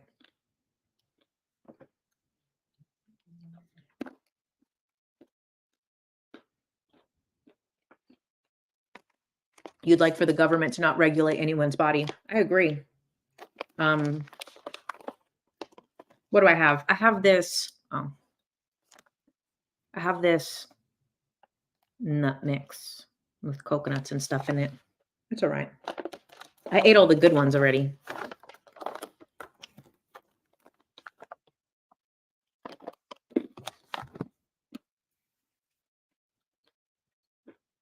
Yeah, I agree.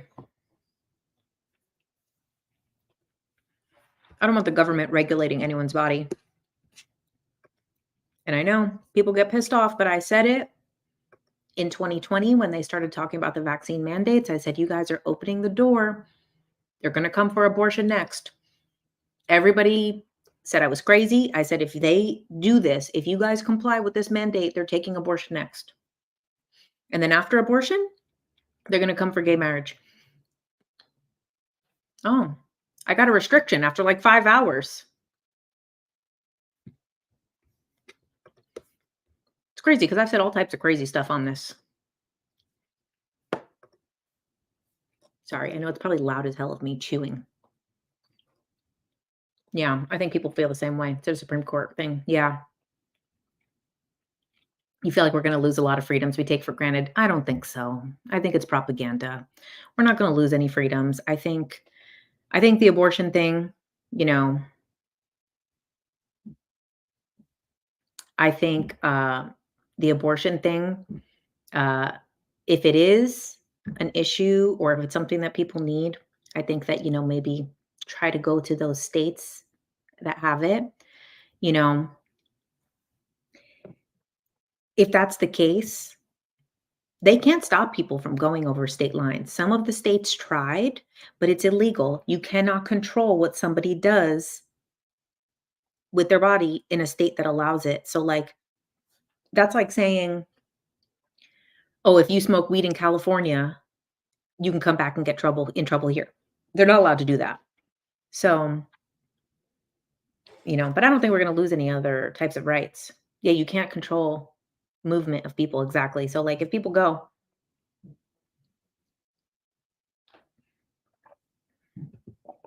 but I do think people should have the right to choose what they want to do with their body. Project 2025 seems like what they want to take the rights away. I didn't read it, the Project 2025. I'm not giving any attention to anything that I don't want to be living. I'm so sorry. Unless you're under house arrest. Yeah, I could see that. Right, like getting a tattoo. Yeah. I would not say what is right or wrong with abortion. I don't think it's a right or wrong because it can't be so simplified, you know? But I think people should have the right to choose whether they want to be a parent or not. It's Trump's book. Well, I mean, Trump did say right away that it wasn't, that he wasn't in support of Project 2025. but I haven't read it. I don't really know what it entails.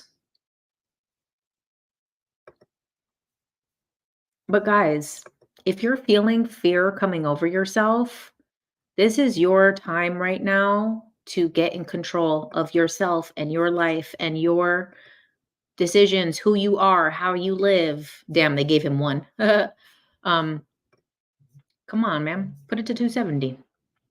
Let's get this over with. Fireworks here in Huntington Beach. There ain't no fireworks here in LA, that's for sure. Don't be afraid, he was president once before. Exactly. Like, if any of you guys are like struggling and feeling yourself getting scared, freaking out, remember that we create our own reality. Do not give in to this idea that like you're going to lose your rights, because you will manifest that in a way. Fox News called it.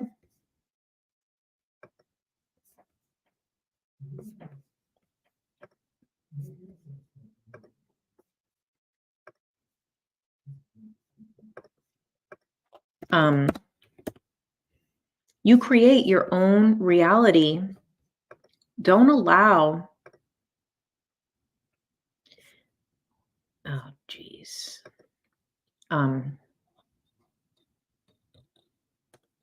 You think he's less dangerous now, not that he was before. You're near Huntington Beach. Glad you can't hear them. Wasn't he the first president to not start a war or something like that? Yeah. He was the only president to like not do a new war. That is my thing. I care the most about the wars. You know, I think it's a bigger issue than abortion for me, because I don't want World War III. I do not want that timeline of destroying everything. Abortion is just the hardest thing on the lower class. Flights are and can be expensive, plus accommodation. If you're in South Florida, it's literally an 8-hour drive to leave the state. Yeah. Removing gay marriage, defunding Department of Education, removing birthright. What does birthright mean?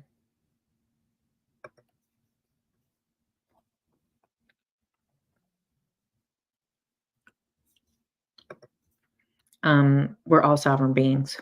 I agree. That's what it is. You guys create your realities, that you're going to live prosperous, that you're going to have everything that you need, that everything you need will be provided for you, that everything will fall into place. If our role models didn't make songs about being hoes, it wouldn't be such a polarizing problem. Just remember, he won't be able to run again after this. There's only so much he'll be able to do in 4 years. Exactly. With everything as fucked as it is, he's not going to do half the stuff that he wants to, good or bad. I do think the Dems will manifest a bad reality for themselves during this time. I do. And like, really, please don't do that to yourself. Yeah, don't listen to the news. It's a control tactic to keep you afraid. It is. Yep, stop fearing this life. Row with the flow. We are masters of our own destiny. When I would say about the wars, blank slate. Yeah.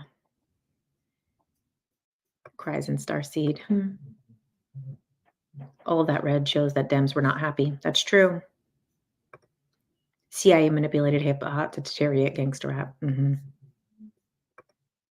Having citizenship by being born on soil. Oh, that's crazy. That should be. If you're born here, you should be a citizen here. That's, you're not going to be able to get that through. You need people like me in your life. The water still flows and the wind still blows. He's going to do good stuff with Kennedy. Yeah, let's focus on that. Let's focus on the health reform that could potentially happen. Never forget your politics professor saying that we thrive after having a pattern of Republican, Democrat, Republican. I think you're right. I actually think you're right, is when we have the flipping back and forth between parties is probably when a lot happens, because then you look at this, the Hermetic principles. This swinging back and forth is probably more productive than one person staying in for 8 years. You can't be reelected. Exactly. That's the thing. He can't be reelected. So, and nobody wants JD Vance after this shit. I don't think so. Tulsi should be our first woman president. That's the woman president we deserve.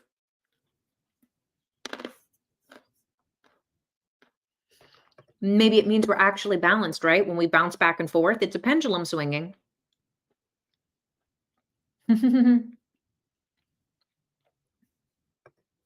What is more concerning is Rep taking all three. Oh, what? The House and all of that. You know what, though? The liberals went too far. The progressive stuff went too far. It was a lot of the trans issues, too, that pushed a lot of people from the outsider left into the Republicans' arms, is what happened. Started saying this constant narrative that you can't describe what a woman is, you can't define a woman. And then to talk about women's rights, I feel like that's where they lost with putting Kamala in because nobody wanted her. They didn't get to pick their candidate the way that Republicans did pick their candidate. They did a primary and they voted for Trump. That's who they wanted. So it was easy for people to get behind him. And this should show the Democrats that, oh, Trump, CNN called it.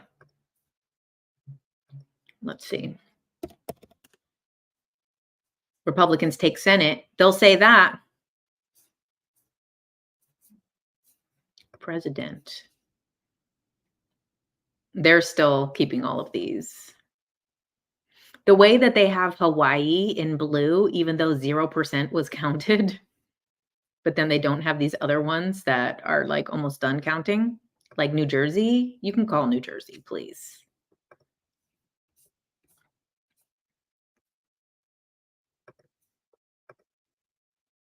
Little Nintendo's asleep.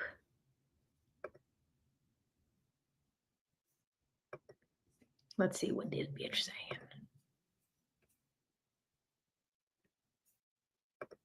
Now Vice President-elect J.D. Vance, they're backstage. We were told they were going to come out as soon as the election was called. And so now we're just waiting. We asked for a 2-minute warning. I don't know if we're going to get one, but hopefully we will see him soon.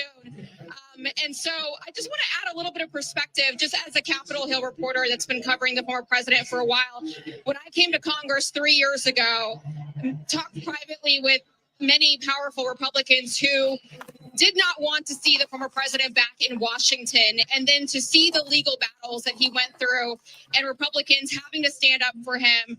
And then he went through the primary process. As Kellyanne Conway just said, he earned it state by state by state, and then came back to Washington in the spring and went to the RNC and claimed the nomination. This is the greatest comeback that I've ever witnessed personally myself. And so I look forward to seeing what he says to the country here tonight and to his supporters. Back to you. I should thank you. The Harris team is now texting to say Vice President Harris will speak tomorrow, and that will be her response to the election results. That's all we have from the Harris team, which is really strange. I mean, from a PR perspective, Dan. Well, I also just think it's a shame because I remember when John Kerry did this to George W. Bush in 2004, and you work so hard, and I know that they're disappointed, but you should concede and let your opponent have their election night, and let everybody that's there at Trump, at Mar-a-Lago, where are they? They're in Palm Beach. They're in Palm at the convention center. At the convention center, like, let them have their moment without anyone. Like, I remember Andy Card had to come in and say, well, yes, we know we won, but we have to wait until John Kerry concedes. And then we all had to traipse back in the next morning and wait, and you don't get that moment. I don't think it's right. And that's not to say there's not going to be a phone call. There could be a phone call tonight, but she's not going to speak publicly. If there's a phone call, they have to make it public. And then nobody needs to hear from her. So if I were her, I would do it tonight. I mean, they had that whole setup in front of All of her people were already there. Everybody was there, and it does feel like you want to just collect the moment and do it the way that But people used to. they were holding out hope. They were holding out hope that the blue wall could somehow come together, but it's going to be a red wall. 90 minutes before that, they were told to go to Come bed. on, come out and talk. I got that text. 90 minutes before got all all night. of this, Jen O'Malley Dillon, the Harris campaign person, said, Okay. Well, 277, he won. All right. Landslide, you're right. Texting. I do think, just come on, do just concede, do it like Hillary did. She did it late. She did a quick one. RFK congratulated him.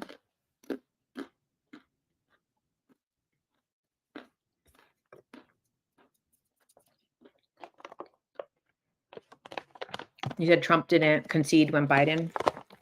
Wait, what do you mean, January 6th?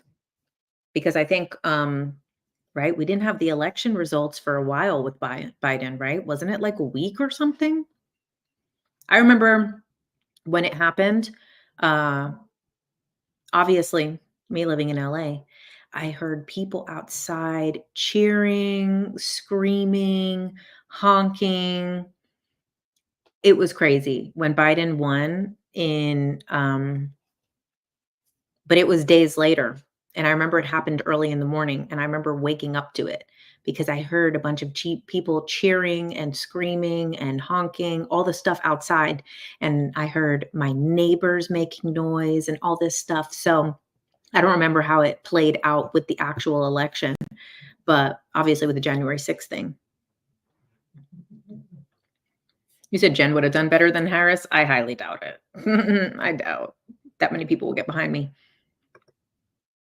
The sun will come up tomorrow. There will be traffic. There will be births, and there will be deaths. It's another day, no matter who's the new president. I agree. Well, that's it, guys. I don't know if we're going to wait for this Trump speech, if he's going to frickin' give one. It's so quiet here. It's scary. Where are you? I mean, it's quiet here in LA. No one is. Anything.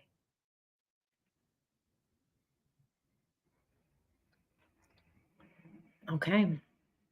Well, this is not a good, I wanted a shebang for the end of this. Well, come on. How long before he gets on stage in LA and it's quiet as a mouse? Yeah, exactly. Same. Hope LA stays quiet. I know, right? Because they're not going to celebrate. So we're better off with it staying quiet. You were just in Times Square. Another normal night. Interesting. They may be waiting for Harris to concede. Maybe they're calling and trying to convince her. Call Nancy Pelosi. Tell her, because apparently she'll make anything happen. You're in PA. How are people in PA? Oh, you said it's quiet. Let me remind you, because I watched from Sydney when I was at work, they cut all the news channels off and then came back and said they found ballots. Right. They found ballots.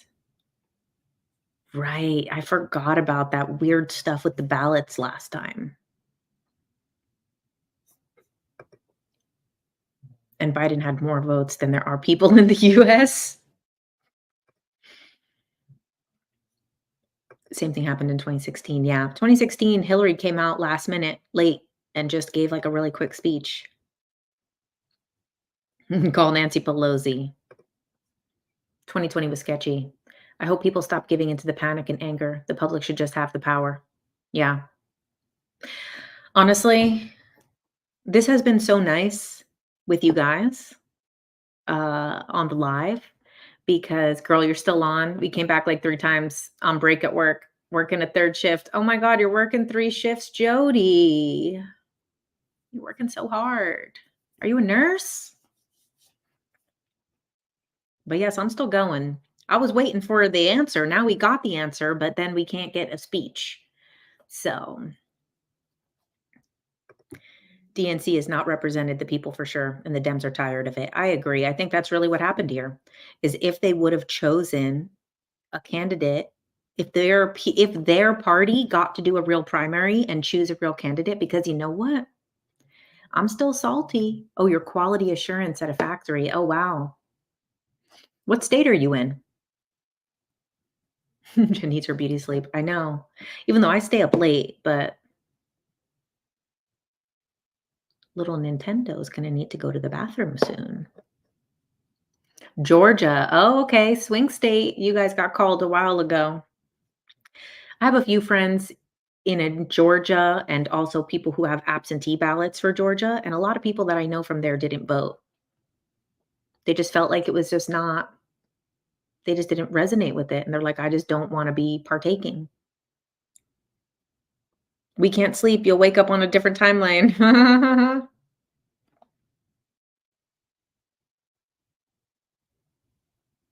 Obama, Clinton, Biden, Harris, cabal is over, DNC can have a fresh start. You didn't vote, don't wanna. Yeah, I feel like that's what happened a lot in Georgia. I feel like because you know what?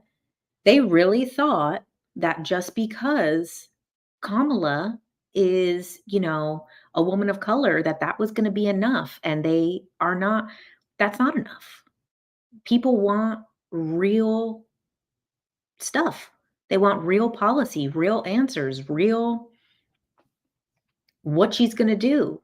And she bounced back and forth, and it just wasn't enough to be moving to people, you know? They were really just playing with the identity politics. Your friend in Hollywood just moved to Georgia. I know, it's a lot of people coming from, LA to Georgia. This has been a great show. Loved spending this with like-minded people. I know, we had such a good time. I'm so glad that I wasn't clicking through Instagram or on the phone or something for this, This was like I feel like we were with the right people. Okay, before we close it out, because I don't know if we're gonna get this Trump speech anytime soon. Watch the second I stop. That's what happened in 2016. I was recording the podcast, and the second we were about to stop was when Hillary came out and conceded, and then we got the Trump speech. And we were shook. We had no idea that that was gonna happen. Okay, but before we go, all of us here together, we have 114 here in TikTok and 75 who have lasted here in YouTube. Let's take a moment and make the best out of this. Let's take a moment and say for a second, let's put your hand on your heart. Let's do some little fun spiritual stuff. Yes, it's 11:11 here. It's 11:11, you guys. Make a wish that we're going to have a prosperous future, that who's ever in office, it's going to lead us to the right path that we are meant to be on, that there will be positive changes, that we are not going to give in to victimhood, we're not going to give into fear, negativity, propaganda, we're not going to allow this to continue with outside forces controlling. Remember what this card said, you guys. Focus on the big picture. Focus on the big picture. Like this card said, you are here. You have a purpose on this planet. Your purpose doesn't matter who the fucking president is. Okay? Your purpose doesn't matter who lives in a stupid, big, old house for 4 years. Okay? Your purpose has nothing to do with the branches of government, unless like you're going to become a politician. But unless you're going to become a politician, the people on stage, get ready. Okay, so here we go. I told you, whenever I'm ready to wrap up is when they do it. So yes, the brightest future is coming to us. All the things we want are coming to us. And it's not going to be as bad. 11:11 here, 1:11 in Tennessee. We're doing it. And so it is. Yes. This is what it is, you guys. Like, we're in control of our reality every single day. We are making the choices. Just like Kaylee O'Keefe said, every single day, we're making the choice. We're making the choice, not this outside stuff. This is tomorrow, we're going to choose to drink more water, choose to be healthier, choose to go on that self-care walk, choose to be happy, choose to see happiness. Oh, thanks, Zark. Woo, I'm the winner. So choose to see with new eyes. We're going to have a lot of people that are going to be wanting to be negative tomorrow, that are going to want to be in victimhood tomorrow. Allow them their space. They need that space, then let them have that space. But don't allow it to penetrate your space, okay? Don't allow this to consume you. Okay. So if people need to be sad, they need to be sulking, they need to be all of these things, okay, that's them. But for you, You've got your purpose. That's going to happen no matter who's in office, no matter who's elected, no matter which party what. Thanks. Thanks, you guys. We're on a new timeline and we're choosing the best one. Here we go. You know, someone had messaged me the other day saying they're really scared about this election. They're like, what if I'm on this election and this person wins or this person wins? What if I'm not on the New Earth timeline? And I'm like, you are the decider of that. There is nothing political. There is nothing on the TV. There is nothing in politics that decides the timeline that you're on. Your heart, your decisions, your mind, your choices decide what timeline you're on. This has to be the absolute best way to watch an election. Next time we got to do this. I know in 4 years, we'll do it even bigger and badder. We'll do it so big. It's going to be so big next year. No, in 4 years. It's the present moment. Exactly. We are here now. And let's take the opportunity to see with new eyes. Okay. So tomorrow, look with new eyes. You know, that was something I talked about in my Substack class this past in last month, but it was just last week that I did it. But in October, you know, I do once a month my free Substack class. Well, not free. It's for my paid Substack subscribers. Sorry. I'm starting to glitch out here. I'm a clone. But but basically we did about activating your creativity. And one of the big things about activating your creativity is seeing with new eyes, looking with new eyes at, oh, wow, look at that tree. That tree is so beautiful. What are you saying you were still salty about? I don't know. What was I salty about? So I'm free. I'm happy. There's nothing to be salty about. I'm trying to live on the highest timeline here. I'm choosing to be happy. No, but this is with the what I talked about in the Substack class about activating your creativity. It's a big thing about getting into your creative side is seeing with new eyes. So when you look outside, there might be a tree that is always out there. Look at it with new eyes. Be like, you know what? I never noticed how beautiful that tree is. Or wow, the sky is extra blue right now. Or damn, look at that little dog. My neighbor's dog is so dang cute. Or, I never noticed my neighbor's mailbox is so rusty and lived in and so unique to them. And it's really about seeing it with new eyes. She's not salty, she's savory.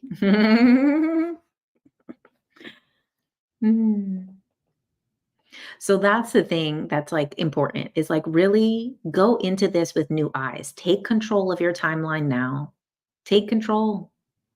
Be open to other perspectives and allow things into your awareness without allowing them to trigger you. You'll expand. Yes, you can always know you're in your spiritual awakening when you start noticing and being inspired by the subtle little things. Good energy bubble here. The sun on your skin. And don't worry about what's going to happen. You said you cried that time in 2016. Not this time. 2024, 8 years later, you're stronger, Catherine. You're bigger and badder. How funny is it that the Amish won the election? I agree. The Amish won the election. Wow. But you know what? And I hate to keep going back to it, but the Democrats played so deep into a base, which like I showed you on that map, right? That progressive number is such a small percentage of the vote. They lost the outsider left. That's why it went red. That's why he was a landslide, because they lost the outsider left to RFK when they could have had it. If they would have brought RFK in to their side, because RFK was a Democrat, he wanted to be on the Democratic ticket. He wanted to be part of the Democrats. If they would have brought RFK in, they would have won the election because his voters are a big part of it. But also, the left really pandered to a very small demographic. Most of their demographic cares about Palestine, cares about a lot more issues than just the one issue of abortion, that they did not address any of the others. And then the other thing is too, is that they really went for this kind of queer Gen Z vote. And it's like, that is still a very small portion of the population. And it's like, they played so much into this kind of one area of the ideologies, which was, yes, it's a big issue and it does need attention. However, something that people really care about, like what's happening with Israel and Palestine, they completely acted like it wasn't a big deal when that's what majority of the people on their side cared about.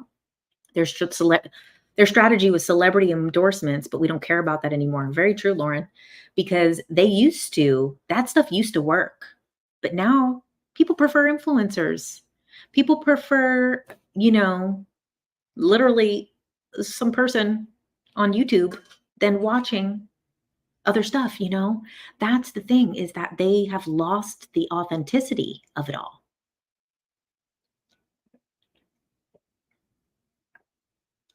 In 2016, you were scared because Trump had won, and then you had your awakening in 2017, and now you're so calm, right? Do you have any videos about sexual energy and healing creativity? I don't have any videos about sexual energy. Elon just tweeted, "You are the media now." That's true. We are the media right now. It's us. Yep, look up the Tantra. Tantra videos are good. I don't know of anyone specifically that I would suggest for that because I don't have too much. I can't think of someone that I think is good with that. Not to mention some of the questionable celebrity endorsement choices in a Diddy environment. That's what I'm saying. Why did they get the whole Diddy list? Like, are they that tone deaf? The whole entire, that's what I'm saying. They were pandering to such a small group that probably wasn't going to vote anyway. They were trying to gear towards this Gen Z queer vote, but it's like, those people care about Palestine. If they would have focused on those topics, it would have not only got that group that they were trying to get. And I understand why. A lot of people are like, why are they so focused on the gender ideology stuff? But the difference with that is what you don't sometimes realize is that every 4 years, there's a giant pool of new voters. Those people that are 18 to 21 that were not able to vote in the last election is a gigantic pool of people. So it is smart to target that very young group. However, they would have been smarter to do it by actually talking about the issues that not only that group cares about, but then everybody on their side cares about. Okay, Plasma Daddy talks about it. I haven't looked at him. Internal Alchemy has some good stuff with that. This kept me busy while waiting to vote. We were in the polls, you guys. We were live in the polls. 222 in Ohio. So bizarre. Who did you want to win? I wanted everybody to have a good time. No, whoever won, won. It was what it was. And I said that, ever since I came back from the ayahuasca, I was like, whoever wins, wins. Whoever loses, loses. But I'm glad that it was not close. Because if it was close, or if one person got the popular and then the other person got the electoral, that's what I didn't want, So whoever wins to win big was what it is. I prefer that. But if it would have been so close, it would have been because then people don't believe it's legitimate, and then we go on and on and on for months. And then also, the other thing that would have, I love how you're just so kind and neutral. It's very inspiring. Look up to it. Oh, thanks, Dimitri. The turmoil from the closeness would have been a lot rougher. That's what I think too, that as long as it's not close, as long as we didn't have to wait days for it, it's good. We should get the election results on the day of the election. You wish you could handle Aya. It sounds like it could be such an amazing journey, but with my anxiety, oof. It's very scary. Mother Aya is very scary, but that's a big part of it is the surrender. You got to fully surrender to it. Why he ain't talking? That's what I said. Why he ain't talking?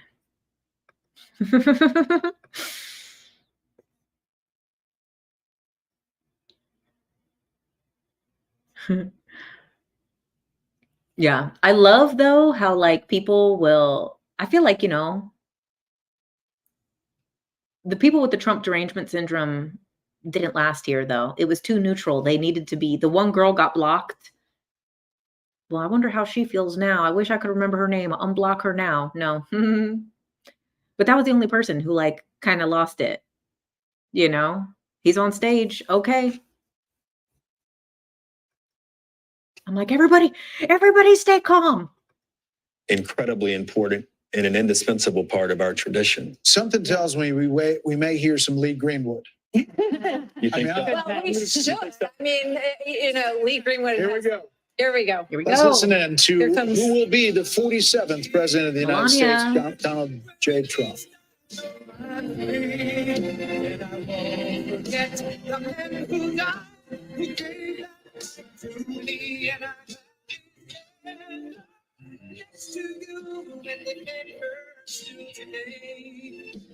I don't appreciate there was an ADHD battle. Baron is gigantic.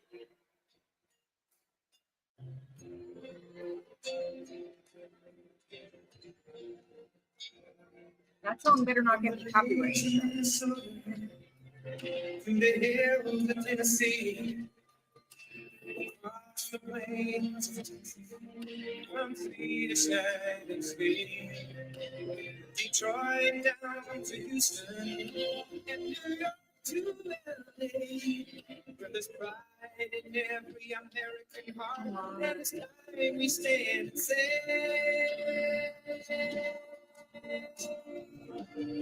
proud to be an American. Okay, let me pause it because I don't think I can have those songs on my thing because I think the copyright. Trump probably paid a lot of money for that song. All right, everybody's there. Oh, look, Dana White.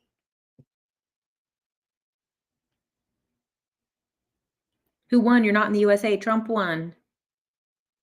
They should have played Eye of the Tiger. Who's that? Damn, a lot of people on stage. All right, come on now. This song is so freaking long. The whole cast and crew accepting the Grammy. Eye of the Tiger.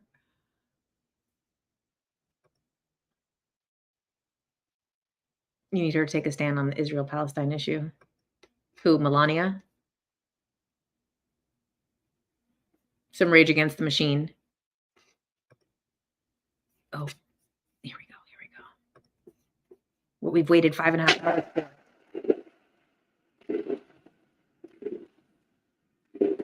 Well, I want to thank you all very much. This is great. These are our friends. We have thousands of friends in this incredible movement. This was a movement like nobody's ever seen before. And frankly, this was, I believe, the greatest political movement of all time. There's never been anything like this in this country and maybe beyond. And now it's going to reach a new level of importance because we're going to help our country heal. We're going to help our country heal. We have a country that needs help, and it needs help very badly. We're going to fix our borders. We're going to fix everything about our country. And we made history for a reason tonight, and the reason is going to be just that. We overcame obstacles that nobody thought possible, and it is now clear that we've achieved the most incredible political thing. Look what happened. Is this crazy?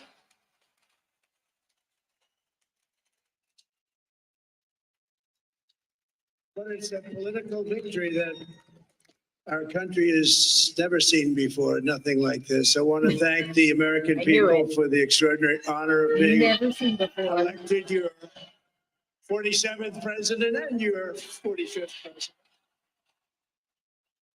Never seen it. Not one. And every citizen, I will fight for you, for your family, and your future. Every single day, I will be fighting for you, and with every breath in my body, I will not rest until we have delivered the strong, safe, and prosperous America that our children deserve and that you deserve. This will truly be the golden age of America. That's what we have to have. This is a magnificent victory for the American people that will allow us to make America great again. And in addition to having won the battleground states of North Carolina, I love these places, Georgia, Pennsylvania, and Wisconsin, we are now winning in Michigan, Arizona, Nevada, and Alaska, which would result in us carrying at least 315 electoral votes.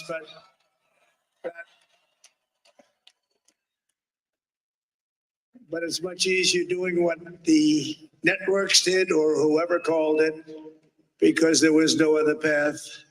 There was no other path to victory. We also have won the popular vote. That was great. I was proud of it.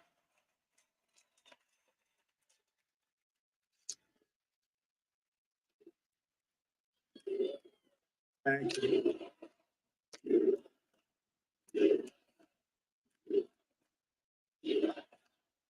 Thank you very much.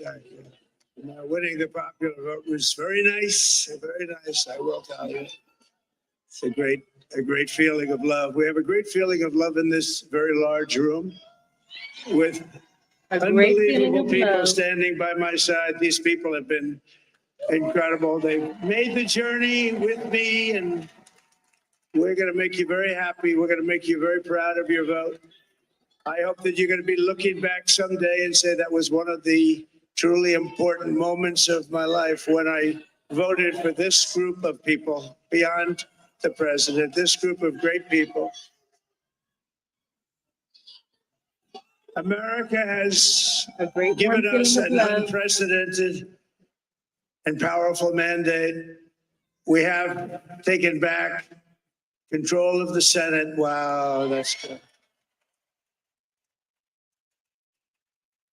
And the Senate races in Montana, Nevada, Texas, Ohio, Michigan, Wisconsin, the great Commonwealth of Pennsylvania, were all won by the MAGA movement. They helped so much.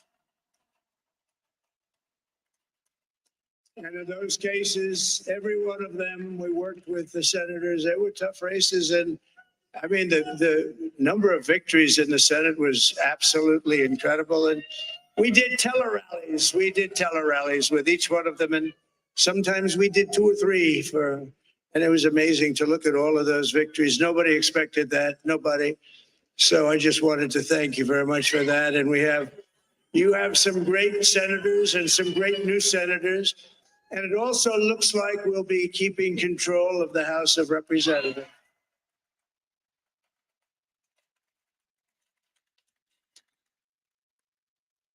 And I want to thank Mike Johnson. I think he's doing a terrific job. Terrific job. I want to also thank my beautiful wife, Melania, First Lady.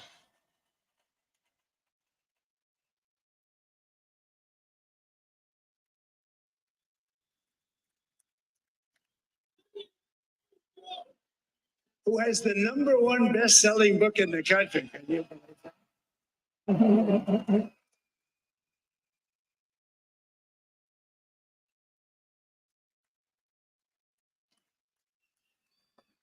No, she's done a great job, works very hard to help people. So I just want to thank her, but I want to thank my whole family. my amazing children, and they are amazing children. And we all think our children. Everybody here thinks their children are amazing. But that's a good thing when you think they are. But Don, Eric, Ivanka, Tiffany, Barron, Laura, Jared, Kimberly, Michael, thank you all. What a help. What a help.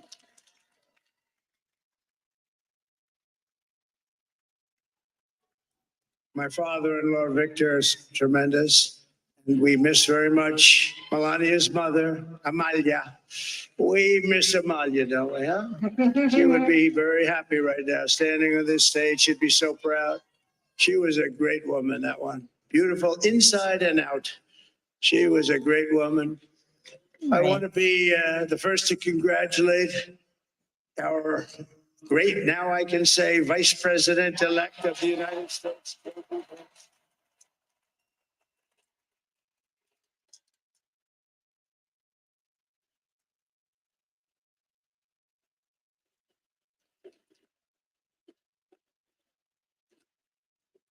His absolutely remarkable and beautiful wife, Ushabaz. And he's a feisty guy, isn't he? You know, I've said, go into the enemy camp. And you know, the enemy camp is certain networks. And a lot of people don't like to, sir, do I have to do that? He just goes, okay. Which one? CNN, MSDNC?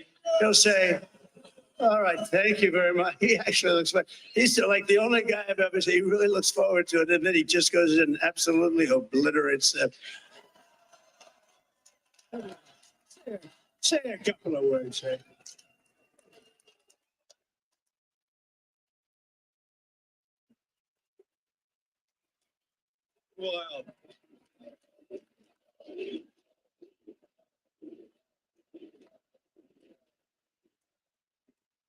Well, Mr. President, I appreciate you allowing me to join you on this incredible journey. I thank you for the trust that you placed in me. And I think that we just witnessed the greatest political comeback in the history of the United States of America.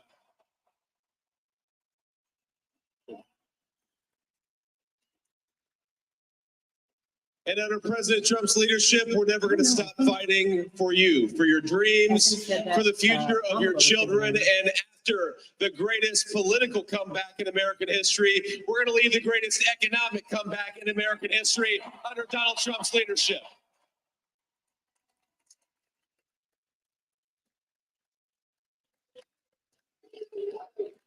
Thank you very much. He's turned out to be a good choice. I took a little heat at the beginning, but he was, I knew the brain was a good one, about as good as it gets. And we love the family, and we're going to have a great 4 years, and we're going to turn our country around, make it something very special. Lost that little thing called special. We have to make it so. We're going to make this so great. It's the greatest country, and potentially the greatest country in the world by far. And right now we're going to just work very hard to get all of that back. We're going to make it the best it's ever been. We can do that. If we had to wait longer, I don't know. It was going bad, and it was going bad fast. We're going to have to seal up those borders, and we're going to have to let people come into our country.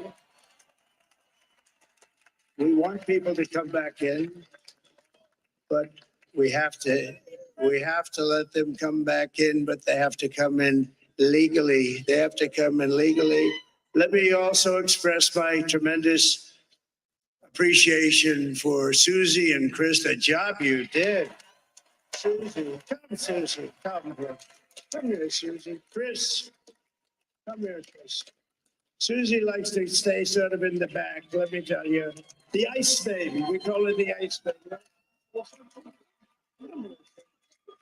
Chris, come here, Chris. Susie likes to stay in the background. She's not in the background. This wasn't expected, but I just want to thank, obviously, President Trump for this journey. It was a great one, and he's a hell of a candidate.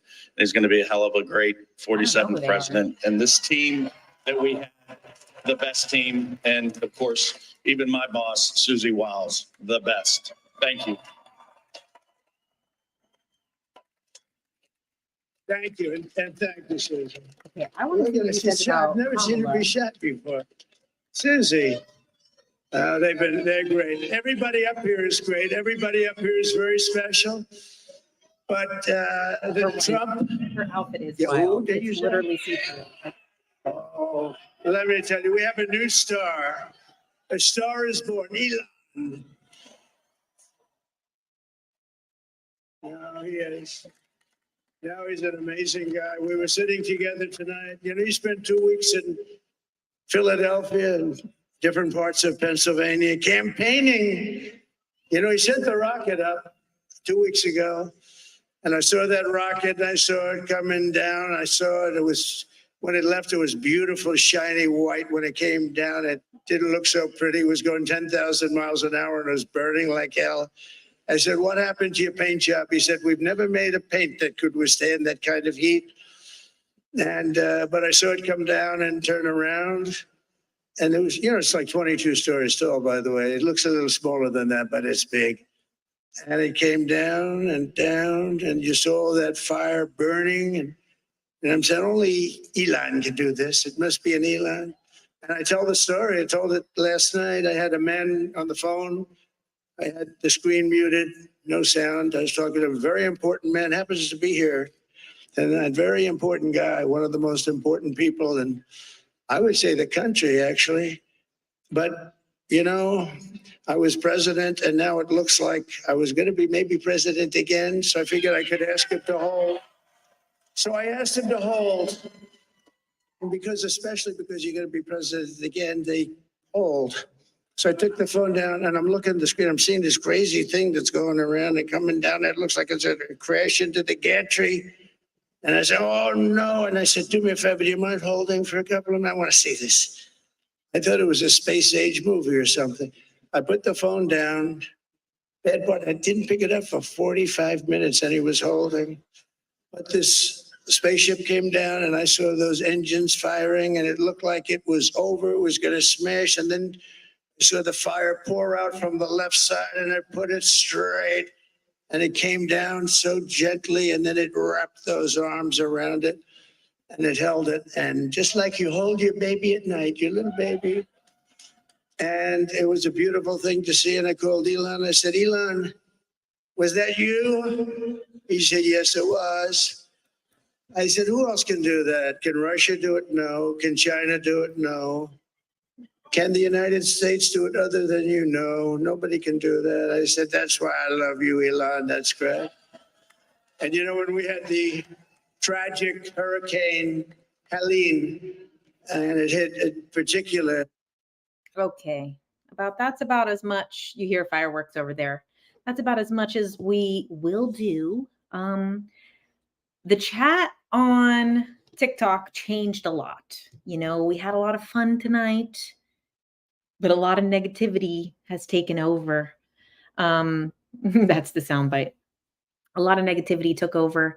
You guys, I know a lot of people are here saying all this crazy, we're doomed, the end of the world, this and that, women getting, you know, abused and this and that and all these things. But let me tell you about the vibe that we've been here doing all night. What happened on the TikTok chat? Oh, just a lot of people who are upset. And like we said, everybody needs to have their emotions about it. However, it's not, not on YouTube, only in TikTok. It really shifted a lot during the speech. I know. And so the chat changed. Thanks, Jen, for this lovely evening. Thank you, Martha. Yeah, the chat really took a turn. People are going to deal with what they need to deal with. If they're upset, if they're feeling in despair, if they're stuck in victimhood, if they want to continue living the way that they want to live in the reality that they want to live in. People are saying, oh, I thought that I was on a better timeline. What happened? You know, guys, we are choosing to stay on the ride in this human suit, having the time that we're meant to have. Are they done there? I think they were done. Oh no, they're just talking about more of the people. Yeah. You got to get up for work in 4 hours, Donna. Thank you for being here. This was wonderful. Everything's going to be okay. It is what it is. We are still alive. Everything is the same. It's literally whoever is in office is in office. It's really important for us to hold our space, to hold our highest intentions. You just lost faith in the people as a whole. Yeah, babe. Razor, I have sympathy for you, but sorry. I don't have the space for it, you know? If people want to be in despair over it, you can take your time, but we keep living. Look at the world with new eyes, have the big picture. That's what's important here. We're holding the space of the future we want to live in. We choose to be happy. We choose to be safe. We use our affirmations to move forward and create the reality that we want to live in. And that's what it is. And that's all we can do. And that's what we did yesterday. That's what we're going to do tomorrow. And that's what we're going to continue to do. Yep, got to look forward at the good that is coming. Look at the future that we can create. Look at all the choices that we can make. The big picture is you have a purpose, and your purpose has nothing to do with who the president is. So don't allow this outside noise to distract you from what you're actually meant to do, what you're actually meant to do on this earth. And like I said, if Trump won, good. If Kamala won, good. I'm still on the ride of this human experience. We're all still here. We still have a future to create. We still have a future to live, to uphold. And I feel like I'm meant to stand up for human rights, not take them away. Okay, good, do it. But if you live in negativity, you're not going to, you know? So stand in it with positivity, move forward, create the future that you want, and that's what it is. We got this. We are in charge of our own reality. It doesn't matter who lives in a stupid house. It is what it is. And just like the card said of the message that we were meant to get today, focus on the big picture. Don't allow these details, don't allow the details to distract you from what you're meant to do. And if this awakens a flame in you and sparks your purpose, good, great, then it's meant to be. He divided your family. Well, who stopped talking to who? Did your family stop talking to you because of Trump? Or did you stop talking to your family? So did the young people vote Trump, third party, or not at all? I think a mix of all. And so the Amish voted, you guys. The Amish came out. It cost it cost Kamala that she didn't stand up for progressive issues. It did. So she should have done the right thing. The Dems should have done the right thing. They would have won. It would have been very easy for them to win because to even not hate Trump makes you a bad person. The amount of people that I've had in my comments just for not saying anything. I know we want Kamala to speak, but she said she's not going to do it tomorrow. She texted that she's not going to do it tomorrow. Yeah.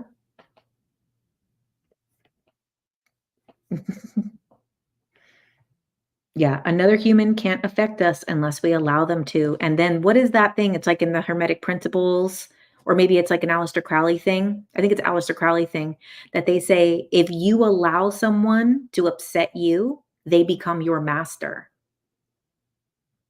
So think about that. Take your time, feel your feelings that you need to feel, but it's 4 years. He can't go beyond 4 years anyway. So stop creating the reality where everything bad happens. Create the reality where good happens. We are meant to live prosperously, healthy. We are in an abundant universe, on an abundant planet. Oh, was it Anton LaVey that said that? Oh, yeah, Anton LaVey, right? That says if someone upsets you or if somebody angers you, they become your master. And it's true. You have the power inside of you to live the life that you want to live the future that you want. Start creating it now. Don't wait for, oh my God, we're going to have 4 years of this. Start creating it now. Start taking your health more seriously. Your health has probably already taken a damage from this propaganda. Don't allow it to take anymore. Do I vape? No. I don't think I could have lasted this 6-hour stream without vaping if I vaped. Most people can't get away from that thing. Don't let others' opinions control your view of the world. Exactly. If you go out and everybody in your life is like, oh my God, this is devastating. This is that. Be the light in that room. If everybody is being negative and in despair and everyone's like, the world is doomed, it's ended, World War III is coming, this and that, they're going to say, I'm living my life. I'm ready to live the same way that I've been living, to do what I'm going to do. I'm here with a purpose. I'm here to be healthy, to be happy, to be prosperous, to fulfill my mission on this planet, to live in my purpose, to enjoy this human experience. Shift that energy. You can't stand the negativity of MAGA demonizing you. Then don't let it in. Don't let it in. Don't allow it in. It doesn't matter. It's politics, which is literally theater. It's literally like a play that doesn't even matter. Yep, don't give your agency away. The DNC is repeating 2016. Does human rights not matter? We all still have our rights.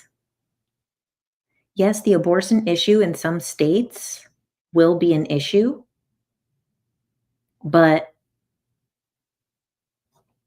the human rights are here. Let's hope they're still voting in 2028. Oh gosh. Take your weird timelines that you guys want to create and you got to sit with them. But don't project them because we're not picking it up. We're not taking it. We're not picking up the, oh God, I hope there's still something in 2028. Oh God, it's been 250 years. Every 4 years, it's the same stupid game, just like the Olympics, every 4 years. And you know what? The Olympics are going to be in LA next year, next 4 years. So I'm not looking forward to it, but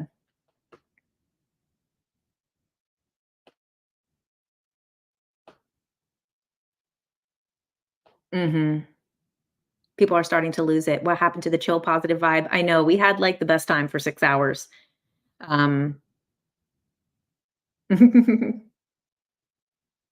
Yeah, it seems like that person is spilling the propaganda that they've been fed. I know. We've got to detox the propaganda.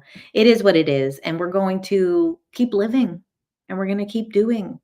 And if you don't allow this noise to come in and take over your body, then you won't experience it. And please be more cautious when it comes to your sexual health. You know, I do believe in people's right to choose. And I think if that situation happens, please get yourself to a state where that is possible. However, at the same time, 4B, stop fucking. Cut these men off from sex. That's what I'll say. Okay? No more sex for them. How about that? How about that? How about no more sex for the men?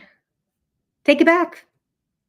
I've been celibate for 3 years. It's the best thing I've ever done. My whole life came together. My dreams came true by being celibate. I'm living my dream. Take the sex back.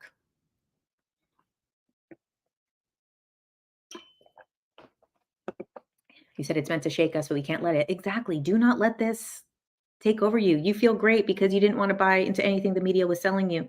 Highly recommend. Detox the propaganda.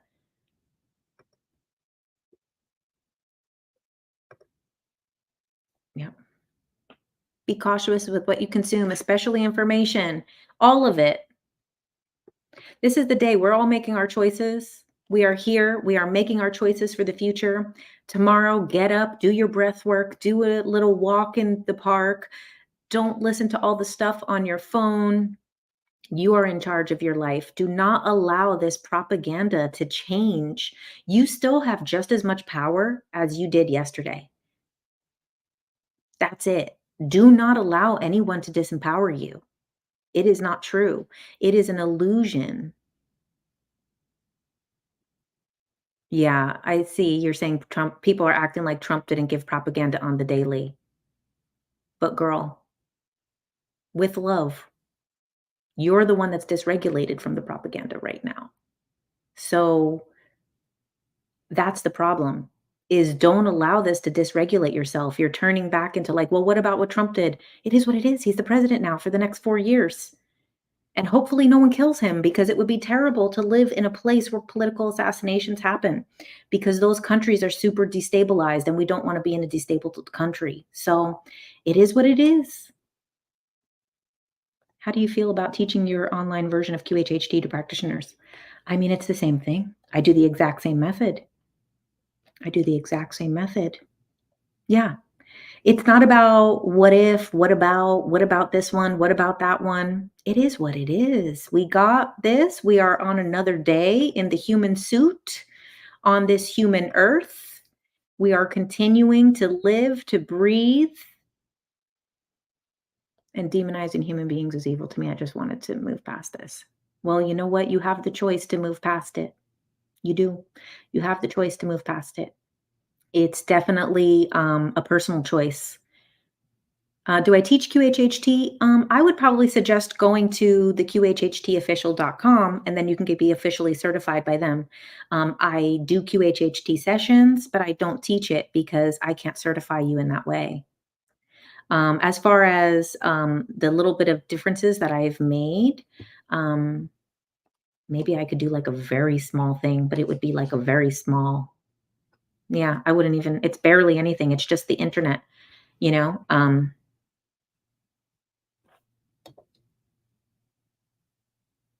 Can't give someone that much power, because then you are a prison. You are a prisoner in your own mind. It's so true. Take your power back.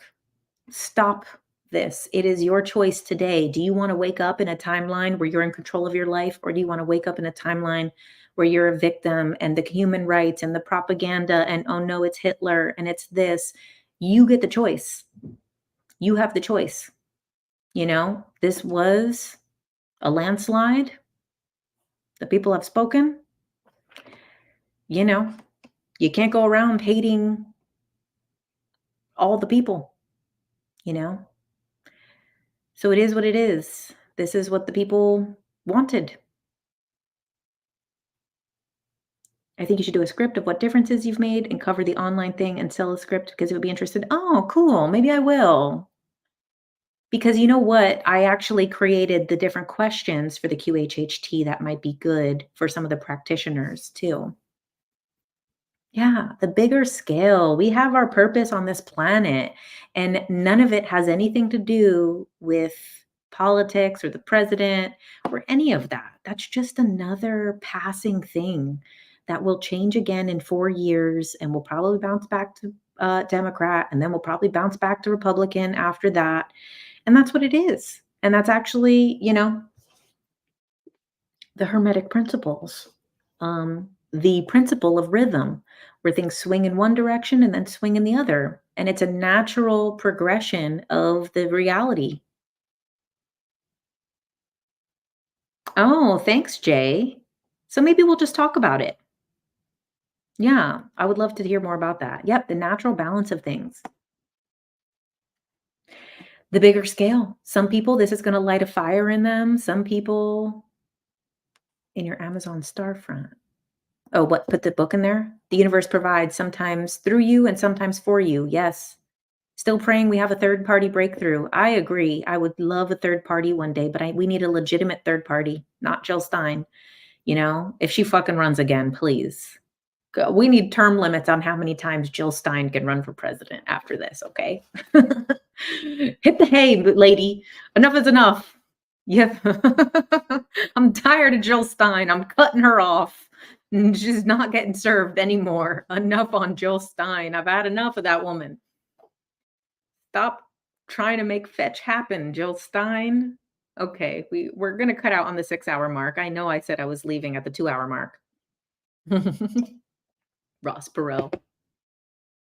Do you think Trump will lead to war versus Kamala leading to aliens? That Bashar thing, I think, was just so unethical and so messed up that he said that.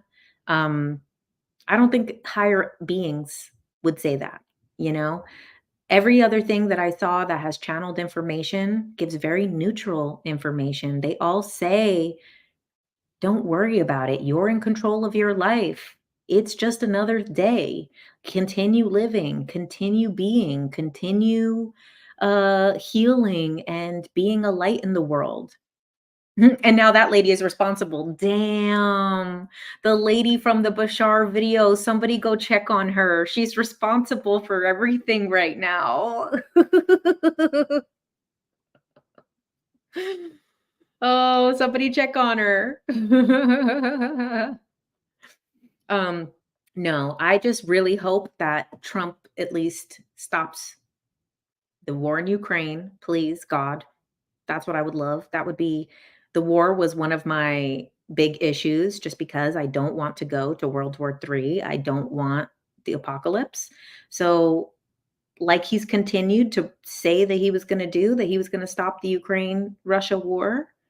I would love for that. That would be great. Also, I would love for any of the stuff around the food, the stuff that RFK wants to do, if that's going to come through. I would love for even the minuscule of difference in the food.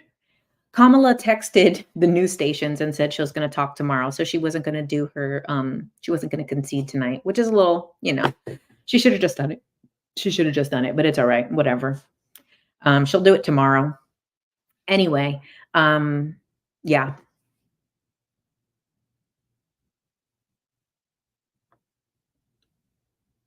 When is Kamala? Yep. What is RFK doing? He wanted to change the regulations in food. So hopefully we get that. And I would pray that now, because the Biden administration is no longer, I mean, they still are in power and for the next couple months, but hopefully we can get some type of resolution between Israel and Palestine, because it's going to keep spreading. It's going to keep spreading. It's going to get worse. We already have Lebanon and Jordan and all of these places. Egypt, it's spilling over with people. So I just really hope that we can get some type of resolution with that. Yeah, you listen to Joe Rogan podcast. He wants him to stop poisoning us. Yeah, that would be the most ideal situation of anything that can come out of this Trump election. Iran too. Yeah. It would be nice to have some resolution. Maybe it won't be a resolution, but at least Iran to chill out a little bit. Iran, I mean, is the worst to their own people. It's honestly a nightmare what Iran does to their own people there. So, I don't think we'll be able to help with that, but at least, yeah, his concepts won't be approved and won't come to pass. Yeah, Armenia too. It would be amazing to be able to make any difference with the genocide that's been happening in Armenia for forever, that I literally heard about in high school because of System of a Down. That's still going on to this day that nobody talks about. I don't know if we'll get all that, but I pray that we do. I hope that we do get at least something. Okay, you guys. Feed your gun. And if they would stop eating the dogs and the cats.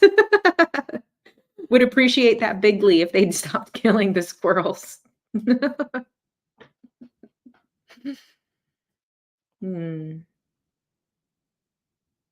Yeah, Biden gave Iran money. I know. Empowered them to do what they're doing. Okay, well, you guys, thanks so much for being here. This was so lovely. I love that I did not even see any social media or any texts or anything. Everything's been on Do Not Disturb. We've been in this bubble of JK Ultra holding the space of non-polarizing election coverage. So thank you so much, you guys. Thank you for being here. Thank you for being fun and neutral and open-minded and being willing to step into a life where you choose, where you live, and take your power back. This little energy bubble. Yes. Thank you so much, guys. Good night. Thanks for staying up late. I need to go take Nintendo for a walk. And good night. Good night, everybody. Thanks. Loved our bubble. You have family living there in the tension with the Western neighboring country. Oh, I know. I'm so sad about what happens in Armenia. I hope the best for your family. Thank you. Blessings. What time did I come on? I came on at 6 p.m. I have a Tuesday night live that has been going on for over 6 hours. So can we see him? Oh, he's asleep right now. I have to wake him up to take him to the bathroom. He's in the bed, sleeping in my bed. 6 hours. Okay, guys. Love you. Good night. And start tomorrow with a new, fresh set of eyes and say, I'm going to take my power back. I'm going to look at the world as a brighter place. Who cares about the politics? Look how beautiful that tree is. Look how blue the sky is. Look how fresh the air is. Look at this beautiful grass. Look at this beautiful home. I love my bed. I love my home. I love my family. Really focus on what matters. Okay. I love you guys. Thank you so much. All 6 hours is on YouTube. Yes. It's probably not going to get any views after being on because no one's going to click on a 6 hours of election coverage. But I'm glad we were here for this. So if anybody does want to go back and see earlier parts on YouTube, go ahead. Okay, good night. Bye. Time for Amish Paradise. Yes, it was the Amish Paradise. I love Weird Al.